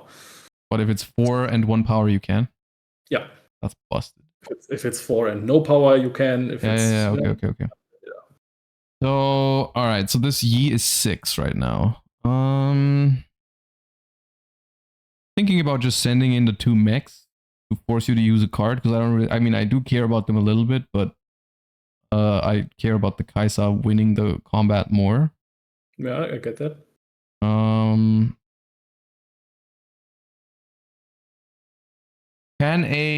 Can a mech go to hand?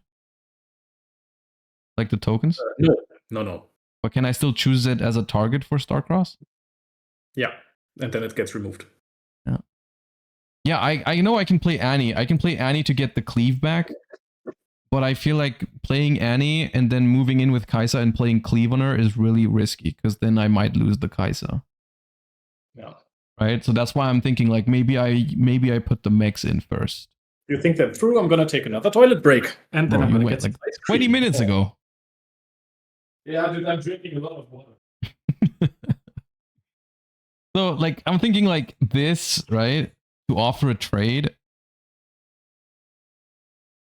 doesn't seem bad. I could also, yeah, you're right. I could go. Oops. I could go ahead and play the Rengar with it for 3.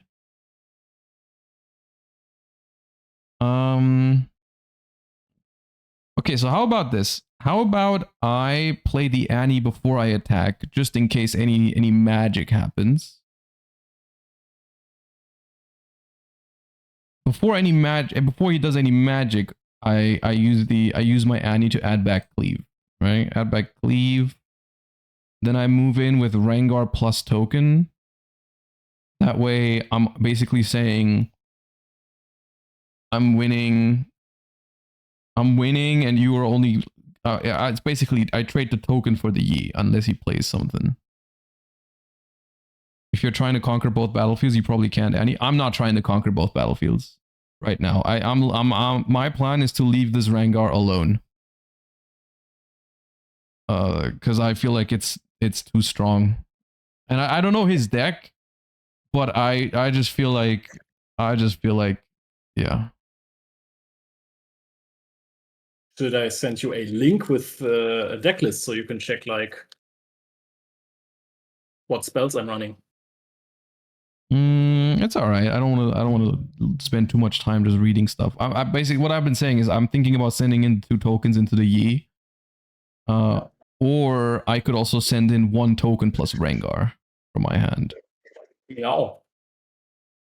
And then the other, like, because the Rengar is going to cost me 3. I could also play Annie for 4 before I do this and add back a cleave just so I have a trick up my sleeve in case anything happens. Yeah. But the problem, the other problem is if I go token plus Rengar and I conquer, I beat the Yi, I don't get to draw a card from Kai'Sa this turn, right? Yeah. And if you use Annie and add a cleave, and then nothing from my side happens, because I know you have cleave, you have a useless cleave in hand. Yeah, no, I'm defensively, that card doesn't do anything. I am sending these 2 guys. Passing prio? Yes. Yeah, me too. Okay.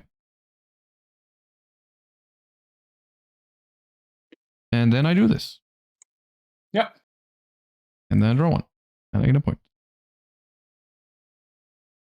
Okay. Now my only issue is I don't really have any good proactive plays right now. So I could just go play Annie and add back Flash.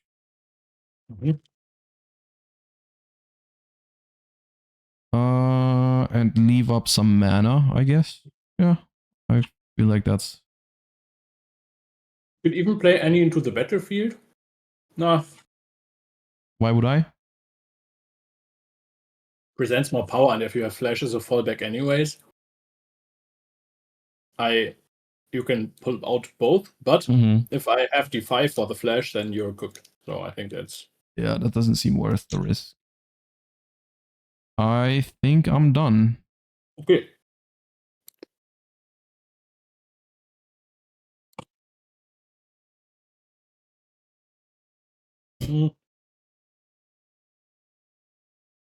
Just flash now. Why do I flash now? When I'm tapped out. Well, you weren't tapped out though. You did have 2. Yeah. I guess it's a smaller chance for you to draw the... Like you could draw the Defy. Ah, you let him drop another Rengar now if he has it. It's true. Yeah, okay. Sure. But I also like while the Rengar is at the battlefield, there is a realistic chance I don't have to flash out and I can hold, right? No, that's true. Yeah. No, I think if you go out, I go to 6 with the pit rookie, and pit rookie is then at 4. Yeah. No, I don't think I want to give you the free like conquer without forcing anything. You do get a point for holding, right? Yeah. Oh, true. Thank you.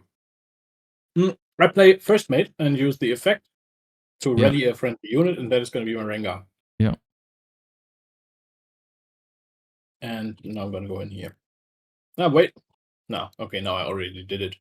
But that was a dumb thing to do because I should have put that in here first so I can get the draw. Now I messed up. You can do it. I don't mind. No, that's fine. You're the first time player. I mean, does it matter? You can just do it after, right? And it's the same thing. Yeah, but it's not a conquer then anymore. That's the problem. When you conquer here. Oh, I see. If you take the empty seat of power, you don't draw. Yeah. And since I already got here this turn. Yeah. I see. I can't conquer that anymore. So I should have just moved it in there because I controlled it anyways. And then you conquer the left one. Okay, I see. Yeah. So what I am thinking right now is I do have Star-Crossed, but Star-Crossed doesn't seem great here because you can just replay it. Yeah. It's true. So I'm just flashing. I could try to trade it. I do have a Rengar pouncing. Yeah. We would both be at 7 though. I would lose both of my cards. Well, that does sound okay for me. It sounds like an okay play, or it sounds like a good deal for you? Sounds like a good deal for me to take out a Rengar that you pay a power for and a Kai'Sa. Yeah, okay. Yeah, I'll just flash. It's fine. So I go up to 6. And I don't get a draw because Dude, the games are somewhat fast. Yeah. Yeah. When you can, you mostly score. Yeah, I just noticed that. It's like, it seems kind of fast.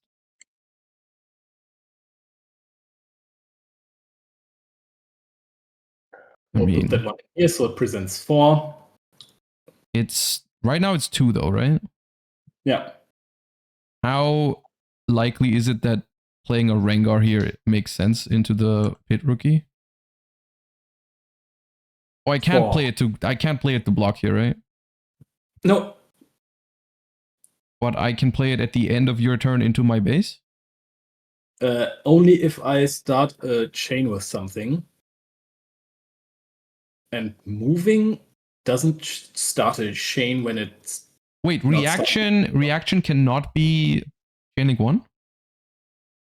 Only if you're at an open game state. Like, only if you have... It's your turn and you are... it's your turn for actions in a combat, or... But didn't you play a Rengar at the end of my turn earlier? Yes, that was because your any ability started a chain. Oh, I see. Okay. So but I can play it now in combat.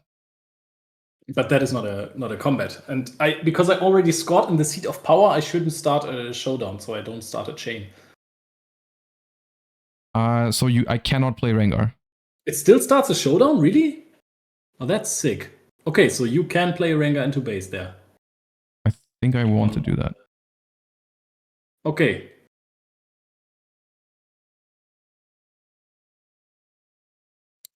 Thank you guys, appreciate it. But yes, okay. you will get a point. Yeah, I already got the point from the Rengar. I don't get the point from the pit rookie because I already held in that battlefield that turn. Oh, that's where the Rengar started. Oh, okay, I see. Okay, I see. I thought you were going to be up to 7. Okay. But I will use a charm. Now I did it. And I will push your Rengar into my Rengar. Bro, you have another cleave. No. Okay. And then...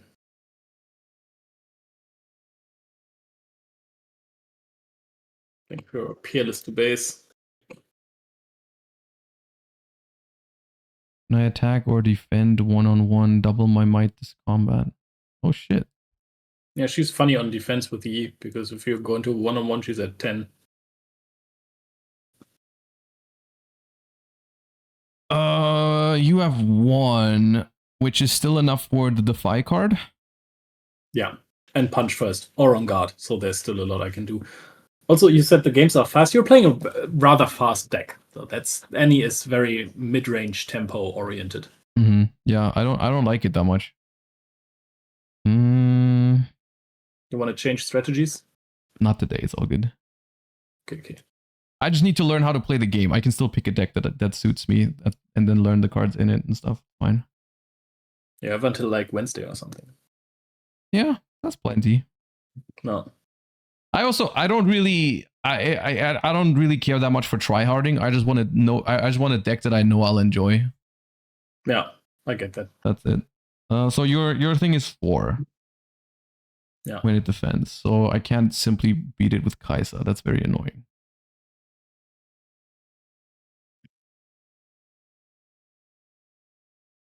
Yeah, I also already told him not to play Aurora. That is the worst deck in this game. So I have the following idea. I do this. Just let me walk you through my thought process real quick. I do this, and I do this, which works, right? Yeah. And right now, my Rengar would kill your pit rookie, but your pit rookie would kill my Annie, right? Yes. So before if I attack, who's the first one who can do anything? You. And then if I don't want to do anything, you can do something. Yeah. And if you do nothing, can I still do something, or is it too late? Yes, you can, but also you can respond to your own cards, right? You can play down the Rengar, and then if you want to Star-Crossed, you can then react to your Rengar with a Star-Crossed and bounce Annie and my Rengar if you want to do that. That's what I was thinking about, but I wanted to give you an opportunity to do something first. That also, if I pass my priority, no, wait. If you play out the Rengar and then you pass priority. So let's say I attack with Annie, right? Then I have a window to play a card. I play Rengar. Yeah. And then I wait if you want to do anything about it, right? That's what I'm asking. Yeah, now you can't do that. I can't do that? No, you can't do it. You can do that. Sorry. Okay, so because from my perspective, it's like I want to see if you're okay with this first. Yeah. Because you might have a battle trick that changes my decision, right? Like I want to see if you would take this trade, you know? Yeah, I didn't pass priority because I played Rengar. It's not like I didn't do nothing. Anyways, I play my Rengar. Anything? The thing is, you played your Rengar, but it is still your turn to do actions. And then you get to pass, right? Now I'm confused. No, I haven't. Yeah, I played Rengar. Yeah, okay. Do you want to do anything? Nothing? You do nothing. Yeah. Okay. And I want to bounce your Rengar and my Annie. Yeah. Does the buff falls off, I assume? Yeah, I will need to find a way to remove. All right, and then my Rengar commits murder on your pit rookie. Yes. Yes. Okay, gain a point. And then I do this. Yep. Do I now draw 1 or 2? 2. Okay.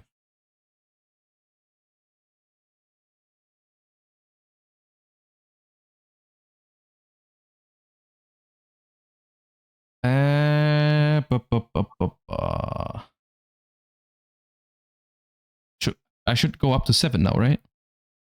Yeah. Hog. But there's no way I'm holding both of these. Like, what's my win con here?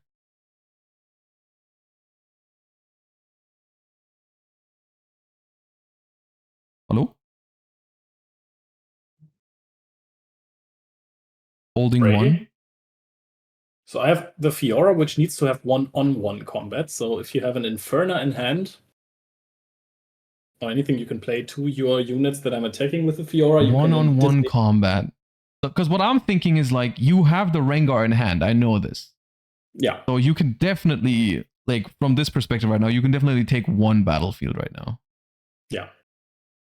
So, and the other one is likely taken by the Fiora, and then I die. Yeah. Okay, so I do this. So now the Fiora can beat my Rengar up.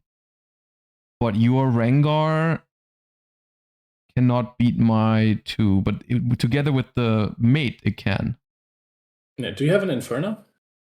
I do, yeah. No, because that one kind of stops the Fiora Peerless. Because I play it in response. Yeah.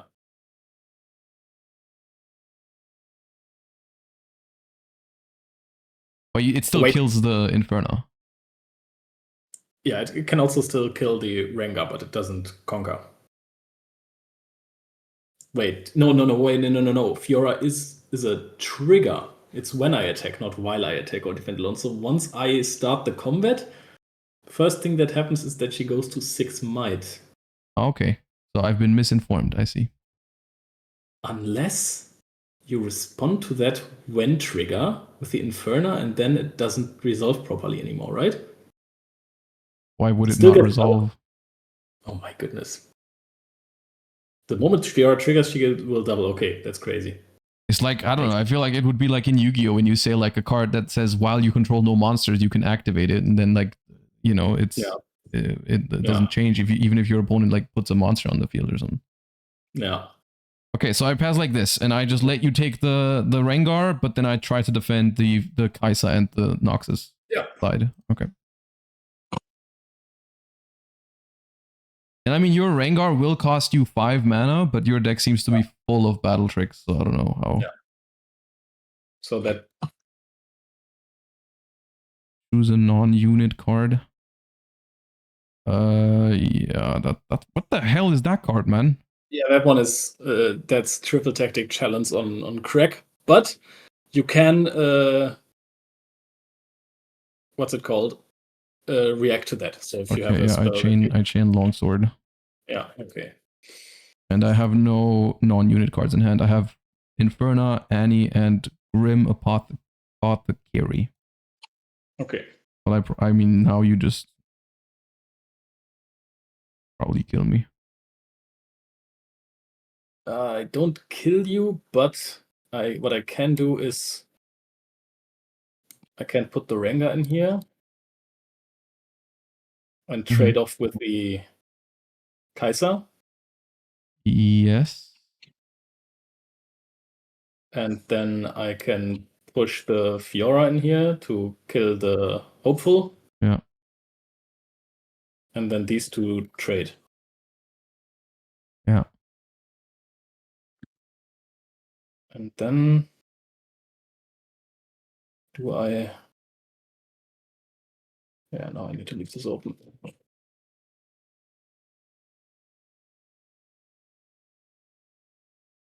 Oh, you're done?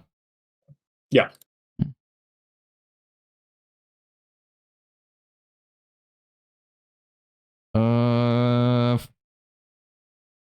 From my perspective, the only play I have to not die is Annie for Starcrossed. Yeah. But that also spends all my mana. Yeah. And I don't even have anything on the field if I do this, right? Yeah. It's not the best position, and also it costs you 2 power, so it does not ramp you up. So it just leaves you stuck in that situation for forever. And you just replay more units next turn. But, yeah. I mean, it's the only play to not die, right? Yeah, that's true. I guess I could try this. Is there a card I could find with Stack the Deck that would make a difference? After any, so you are at 2. I don't think there is. I don't think that list plays Ride the Wind, because that is a card that readies a unit of yours for 2 and pushes it into a battlefield, or moves it. Would that just win? No, right? No, because Peerless goes up to 10 when you attack it 1-on-1. And you can't go up to 8 by just conquering one battlefield. You have to hold or conquer both. Oh, wait. So if I find a way to get into one battlefield right now, I don't even win? No. Oh, okay. Yeah, well, then I just have to do this. Yeah. Well, that's it.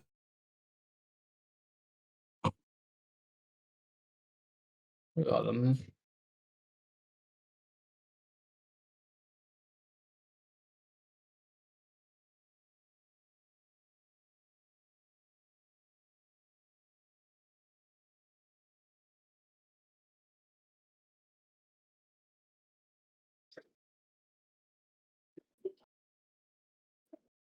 Yeah, I can't. I don't think I can do anything.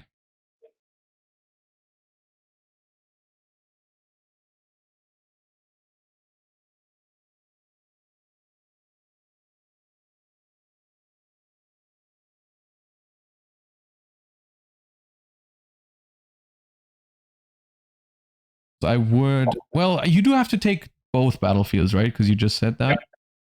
Yeah. But I still don't see how I prevent you from doing that right now. Yeah, with that list is like super aggressive. It's not the most aggressive deck in the game, but that iteration of any is very aggressive. It's very...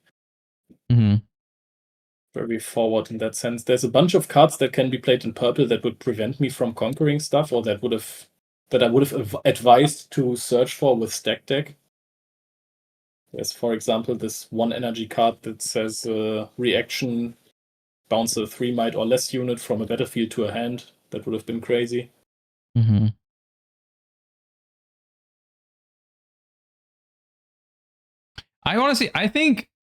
I think it was probably that turn where I lost 3 units to the freaking hidden card that you had. Yeah. I feel like I should have just let you have that battlefield and focus my energy on the other battlefield, probably. Yeah. Oh no. But it was an interesting decision. But yeah, I mean, I can't prevent. I have this, but it doesn't do anything. That card is great to put your opponent in a chokehold when you clear off their battlefield and you develop a Vex into one of your battlefields. You get guaranteed 2 points from just playing it because they can't really move into it, right? Yeah. Yeah, this would have been really good to protect from the Rengar. Yeah. That's the one of the main tools. That's something when you find it in your starting hand, you keep it versus orange body decks. Mm-hmm. Well, yeah, okay, I just lose, right? Yeah. Okay. You want to play versus I want you. else? No, I don't want to play right now. I want you to walk me through the decks a little bit. Like, what kind of options do I have? Because that's like, okay, I see what your deck is trying to do. I see what my deck is kind of trying to do. Well, because I'm just trying to think what the best deck for me would. Is there like a database for cards where we can look at stuff? Of course, and it's fantastic. So I'm going to send you a link on Discord, yeah? Mm-hmm. Let me just get up the most recent tournaments, and you will already have that link sorted. That's my favorite. I think you'd like purple-blue decks as they are more spell reaction heavy. Okay, so my favorite Runeterra deck was probably something like Zoe Karma or Lee Sin Karma or Zoe Lee Sin, those kind of decks like Ionia Argon. Yeah, that sounds very blue-purple. Diana is like the deck of LNZQ. So, dude, Alan and I, we liked almost the same decks in Runeterra. I can imagine that. I also thought of the deck when I heard that you were competing for the first time. So I think that's a very wise choice. Do you have the cards for Diana? Of course. Let's go, my god. Of course. I have almost every single deck build. Okay. Just a few cards are missing. So what is this? Tournament decks. Yes, so this is the top decks of the last regional qualifier in Hartford. Mm-hmm. And with placements and everything, you can see a crown next to the legends that determines who won the best of cards, right? Yeah. Okay. So, you have played the 7th place deck list by Prismaticism. Yeah. And if you're looking at the 2nd place deck from B Suites, that's Diana.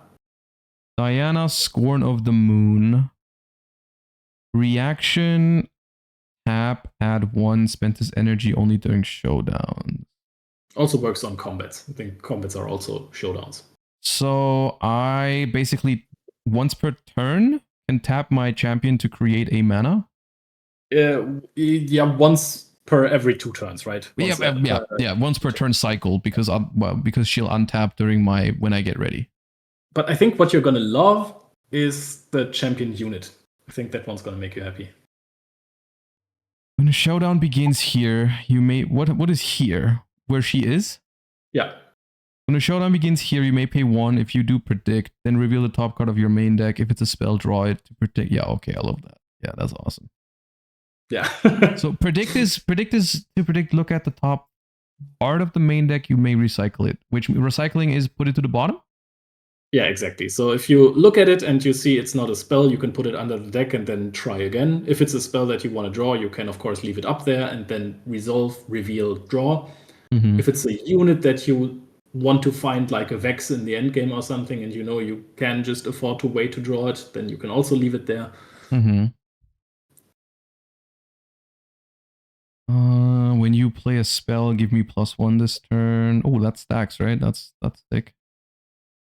Oh, so is this deck just like a bunch of cheap spells? Yeah. Oh god, yes. Tide Turner. Hide me and react with 0. When you play me, you may choose a friendly unit, move me to its location, and it to my original location. Oh, it switches places. Yeah, you're gonna see in a minute why it's freaking broken. When I move, discard, draw 1. I know this guy, Fizz. When you play me, you may play a spell from your trash with energy cost no more than 3. Oh, that's also so sick. Recycle that spell after you play it. Yeah, so you can't recycle Starcrossed with it all the time, but you can, do it a little bit.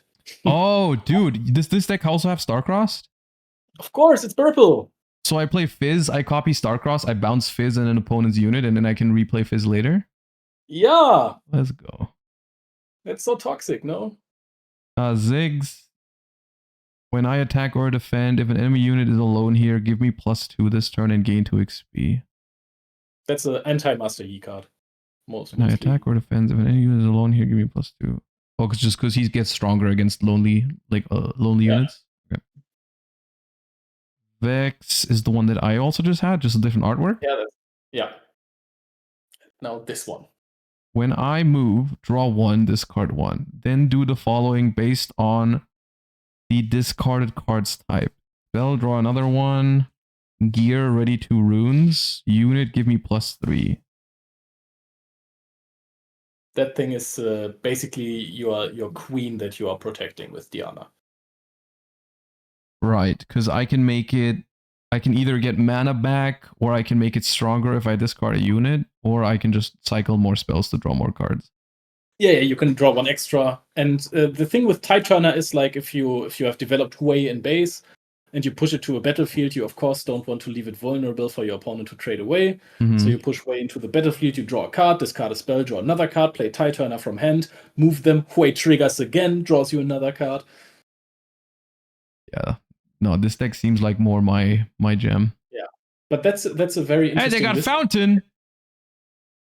Oh, that card is toxic as hell. Fountains can never be toxic. I've never seen a card that's called Fountain that was toxic. Kill this at the start of its controller's beginning phase before scoring. When you play this, play a ready 3-power sprite unit with temporary Death Knell. Repeat this year's play effect. So you make a ready 3 might token twice, basically. Once when you play it and once in the turn after you've played it. Right. And that one can conquer already. How does playing work with Fizz? Like when I replay a card from my trash, does it go back onto the field or not? It can be countered, but it's only spells, so it can't be used with Sprite. Oh, this is a gear. Never mind. Okay. Yeah. Okay. Most lists don't really play that card, or only one of. This one? That's attack versus some things. The Fountain? Yeah. Okay. That is... so this is gear removal. Each player kills one of their gear. Oh, that's a cool combination with the Sprite Fountain as well, to immediately get another thing. That's funny. Gust. Return a unit at a battlefield with 3 or less to its owner's hand. Oh, this seems good against Yi too, right? Yeah, and against the Yi units are not permanently bigger; they're just bigger while they defend, right? Exactly. I see. Okay, I know this one. Stupefy. Give a unit -1 this turn. Draw 1. Okay, so just a whole bunch of like small interactions. Yeah, but hey, read on. We haven't gotten to the most broken cards yet. Okay, which one? Do I read everything, or do you just want to bring me to it? Just go to Moonfall and then Abandoned Hall. Go to Moonfall and then to the battlefield Abandoned Hall. Choose a battlefield where you have units. You may move up to 1 enemy unit to that battlefield, then give enemy units there -2. So I can do the thing that you did with Charm earlier, right? Where you just drag a unit into it. Yeah. But I also make everything small. Yeah. And that is especially funny versus Master Yi, because then the units aren't defending alone anymore. So that is also... Oh yeah, I see. Yeah. Why are some of these cards just like 1 or 2 ofs when... Because you can like replay them and cycle for them, I suppose? Yeah, you cycle a lot. You have Fizz. There's the more flexibility you get in there, I suppose. Yeah. Okay. Tide Turner as well. But now look at Abandoned Hall. You're going second battlefield most of the time. Oh, what a pleasure.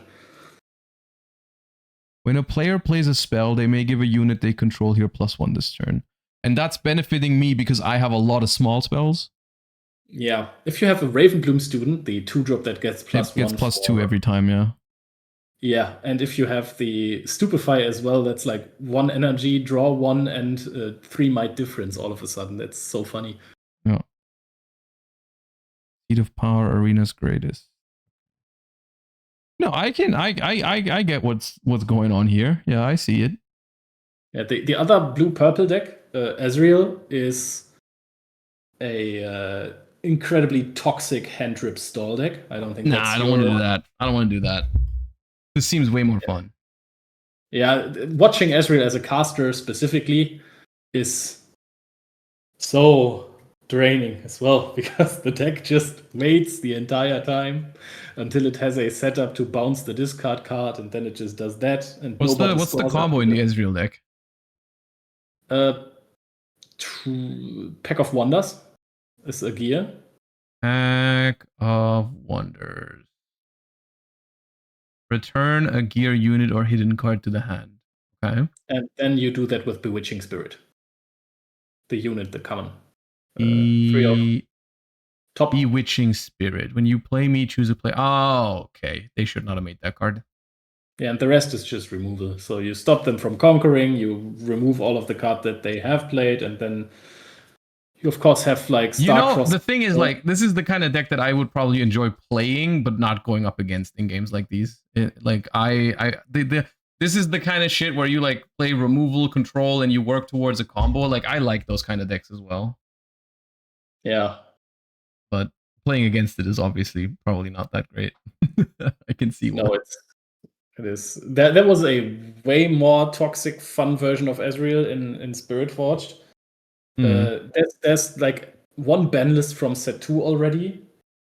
The degeneracy of that deck, together with like Draven, is something we just don't discuss. So and Ezreal is just Ezreal is just a draw engine if you use multiple targets per turn. Oh, okay, which is very easy. Mm-hmm. So yeah, that deck does that. Let's go on. The 6th deck looks Lady of Luminosity.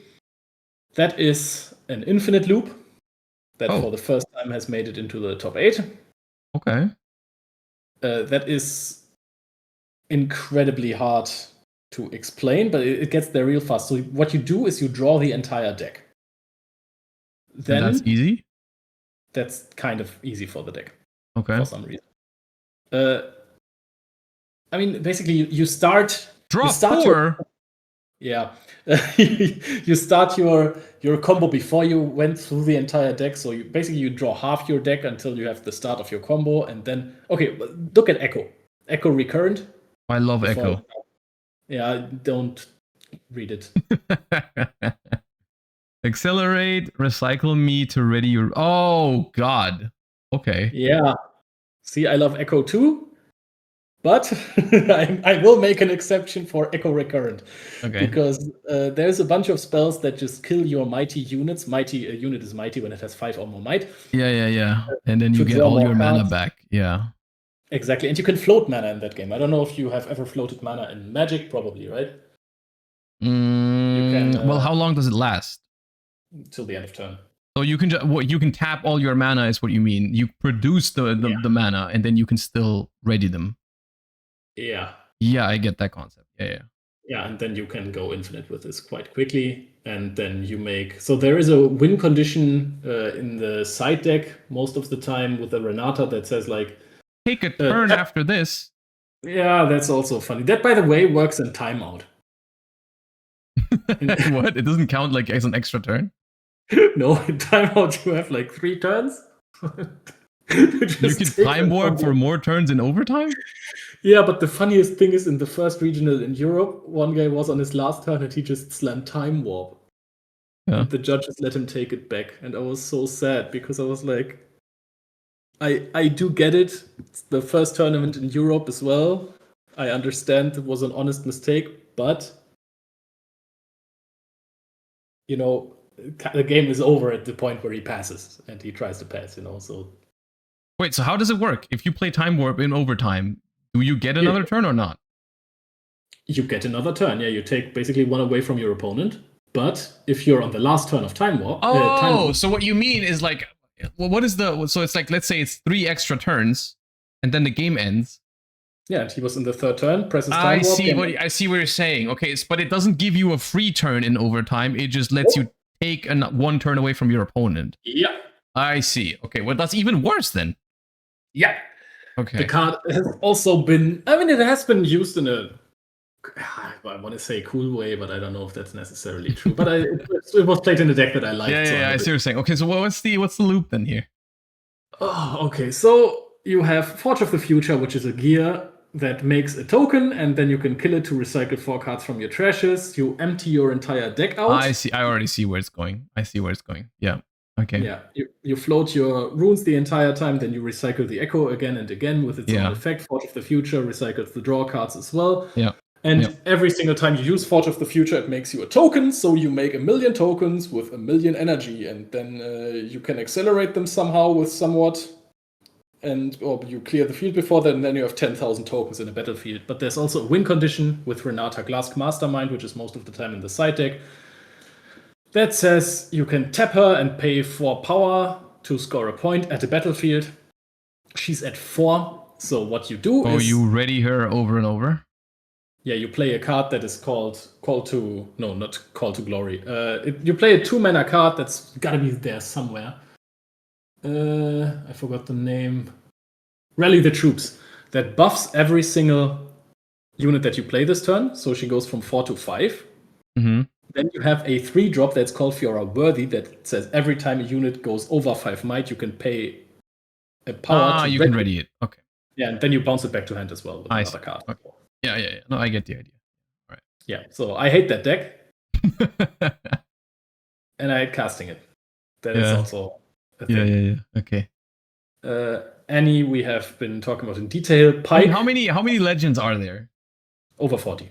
Oh, yeah, okay. We don't have to go into every single one. Yeah, I'll give you the relevant ones. Okay. Irelia. Yeah. Also, Pike is basically Ezreal, just worse. Sorry if I offend anyone here. Irelia. No, Pike was kind of ass in Runeterra too.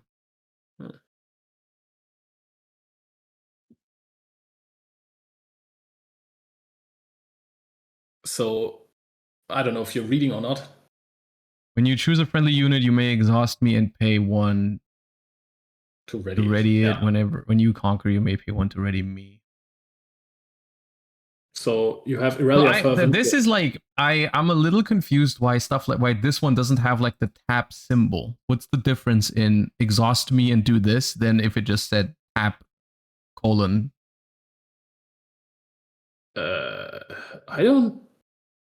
know. It's just something I just realized. It's like a lot of the other ones I looked at just had like a tap symbol. Well, I have to be overnumbered somewhere. There is. Okay, you do this on a trigger, and the tap one is probably then ignition. Okay. Well, anyways, whatever. Just usually you may exhaust me as a cost that you do at some point, like with this is a triggered ability, not an activated ability. Yeah. But okay, hold up. Give me 1 second. So this is an activated ability because I can do it at any point at reaction speed. It doesn't have a condition or what? Yeah. So because it's a condition, it's why it's different. Yeah. Okay.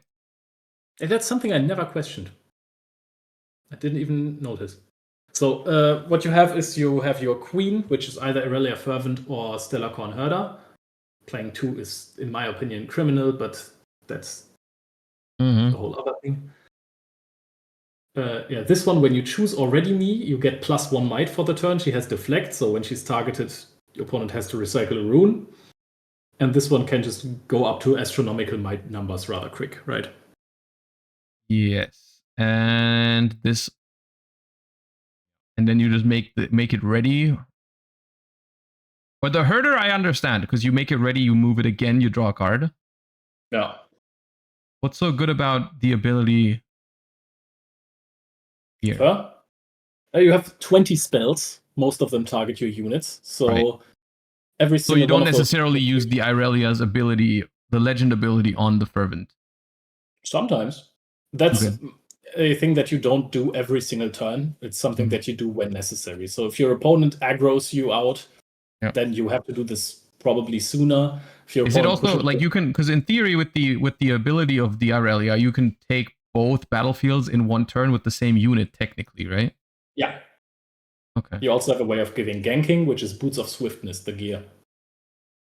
Okay, so you just move, like you make this one big and then you conquer one battlefield, make it ready with the Irelia, you conquer the other battlefield, and so on. Yeah. Okay. Yeah. You can also make it ready by attaching a gear to it, because that's also targeting. So you can use the Irelia to make the unit that targeted ready, and then stuff like this. Guardian Angel to protect it. You have counter spells, and you have Defiant Dance as an insane combat trick. Oh yeah, it is. Yeah, I can see. Yeah, and if you put that on Irelia, it's +5 difference. Yeah. If you have it on Abandoned Hall, it's +2 more because Abandoned Hall gives +1 and it targets the unit. So yeah. Okay, I see. Yeah. So that's that. The spell package of most decks that are it's so annoying. This is just Deny from Runeterra, but they called it Defy instead. Honestly, I find that kind of funny. And they made it even more broken, I feel like. When you talk about Runeterra, I played that game a lot too. I realized that I have forgotten most of it, and that makes me really sad. That's an awesome game, man. Yeah. It's Runeterra. Same. I think that's that for Irelia, if we want to just go over some more decks a little bit. Because one deck that nobody thought was going to be so strong, but it won the last 2 RQs. I mean, it was basically the same guy, so maybe he's just correct. Squirtle, Azir, Emperor of the Sands. 11th. 11. So I hate Azir. I also hate Irelia. Irelia is my girl. Doesn't matter how toxic she was in set 2. This one gives a keyword to your Sand Soldier tokens, and he makes Sand Soldier tokens. Yeah, he did that in Runeterra. I don't want to talk about it. Okay, so he makes those 2 might guys that just grab equipments when they are played for free. And you have to play like a gear to make a 2 might guy. Okay. This one, the legend unit can be accelerated. When it pushes into a battlefield, you can move all the other Sand Soldiers with it to that battlefield. Yeah. Then you play shitloads of gears. A lot of those are like 1-drops, which is really, really cool because then, you have a 3 might unit on your first turn. Cool. When it gets removed, you still have the gear. Eye of the Herald has an infinite loop that isn't out yet because we don't have yellow-purple yet, but that's another thing. A very easy infinite loop. Then you have the whole. And ironically, this deck sounds cooler in Riftbound than any Azir deck ever was in Runeterra. I don't hate it, but yeah, it doesn't seem that like make a bunch of tokens strategy. That seems okay in this deck, in this game. It is cool, especially when Squirtle plays it. Dude, what the hell he does with these cards, I don't even know. He gets out of every single situation. Mm-hmm. However, Arise, check out that card. That's that one is a bit loco. Play a 2 might Sand Soldier unit token for each equipment. Oh yeah. Oh god. Then ready 2 of them. Wait, but are the tokens exhausted if you play them? Yeah. That's just implied by the word play? Yeah. Okay. But since you have 20,000 gear on board, sometimes you just make like 1 million tokens, yeah. Yeah, and you don't have to use Weapon Master on all of them. You can just sometimes the deck just floats all of the runes it has, so shuffles like everything under the deck. Wait, what's Weapon Master? That's when you play a unit, it can grab an equipment for free. So you don't have to pay. Okay, I see. An equipment that's just chilling on your side of the field, you can just equip it? Yeah. Okay, I see. Yeah. I get it. Yeah, and but you don't have to do that, so that's very optional. So you can just put every equipment gear you have under the sun under one Sand Soldier and say... a unit can have multiple equips. Yep. Okay. See. Something that I should have mentioned, but it didn't come up in the matchup. Yeah, fine. That's a lot of things I probably haven't mentioned yet. That's all right. It's too much to take in anyways, all in one day. I just wanted to get a feel for how the game plays and what kind of strategies there are. And I do think from what you've told me so far, I think I should probably play a Diana deck because that seems like what I would enjoy the most. So I'll probably just look at the cards that plays and look into that in the upcoming days. But I think it was already a great help. Yeah, of course. Anytime, man. Yeah, I appreciate that. So you're going to be casting, right, for the Grand Slam, and I'll probably get back at you at some point in the upcoming days for like some advice on the deck list or something like that. But I already really do appreciate you coming on and teaching me a little bit about the game. It was a great help. It seems like a fun game. I just want to say that before we head off, because I do think it looks really enjoyable. Yeah, I'm having a lot of fun as well. I started it because I like lore so much and, League, and I like card games. And when I started playing it, I was like, damn, that is really scratching that part of my head that perhaps hasn't been scratched in a minute. I will say, that was, for me, it was the opposite. That was the reason why I wasn't going to play it at first, is because I loved Runeterra so much, and I kind of haven't forgiven them for what they did to it. But I do know, because I like Runeterra so much, I do know they're capable of making some pretty good card games. So ultimately, I'm not surprised that it's pretty good. I still don't know if I would say it's better than Runeterra. I probably not, because I really love that game so much. But it seems pretty good. It's very different though. It's hard to compare even. Yeah, there are similarities, but those are mostly the artworks, right? Yeah, honestly, it's basically just that. Everything else, it's so different. Yeah, I mean, interaction on both players' turns. In some matchups, they behave like it's our turn, basically, but... I mean, yeah, but it doesn't beat Runeterra in that aspect, right? Runeterra had by far the most interaction, because it was basically never one player's turn. It was always both players' turns. Yeah. Okay. Anyways, I really appreciate you, and thank you for coming on. All right, thank you so much, and also thank you everyone in chat who joined in. Some ruling clarifications. Honestly, the rulebook is tough. I sometimes still struggle with some of the things. I will say that very openly. But that's also because I don't just want to read all the 500 pages. But anyways, I'm gonna head off now. Take care, everyone. I don't want to stall out your outro. Bye. It's all good. Peace. All right, and that was Leo. Well, gamers, that was fun. I enjoyed that. I definitely need some more prep for the Grand Slam. I'm not sure if I'm going to be doing that on stream or off stream. I also don't know, unfortunately, how much time I'll be able to spend on it in the upcoming weeks, or upcoming week, because I know I have to play the European Championship for Yu-Gi-Oh in 2 weeks as well. So that's obviously a little bit more important to me. But I'll try my best to still put up a good fight this upcoming weekend. So anyways, this was fun. I hope you enjoyed it too. I hope you'll tune in at some point over the course of the next weekend for the Grand Slam. The coverage, like I said earlier, the coverage is going to be live on multiple Twitch channels, but it's also going to be live on this channel, where you can watch me play and other TCG legends play Riftbound next weekend. Other than that, that's going to be the end of today's stream for today. I hope you guys have a wonderful rest of your day. I will see you all tomorrow for the Challenger Cup season finals. That's going to be tomorrow on this channel as well. So I hope you have a wonderful rest of your day, and I hope to see you all tomorrow. Thank you for watching, everybody. Peace.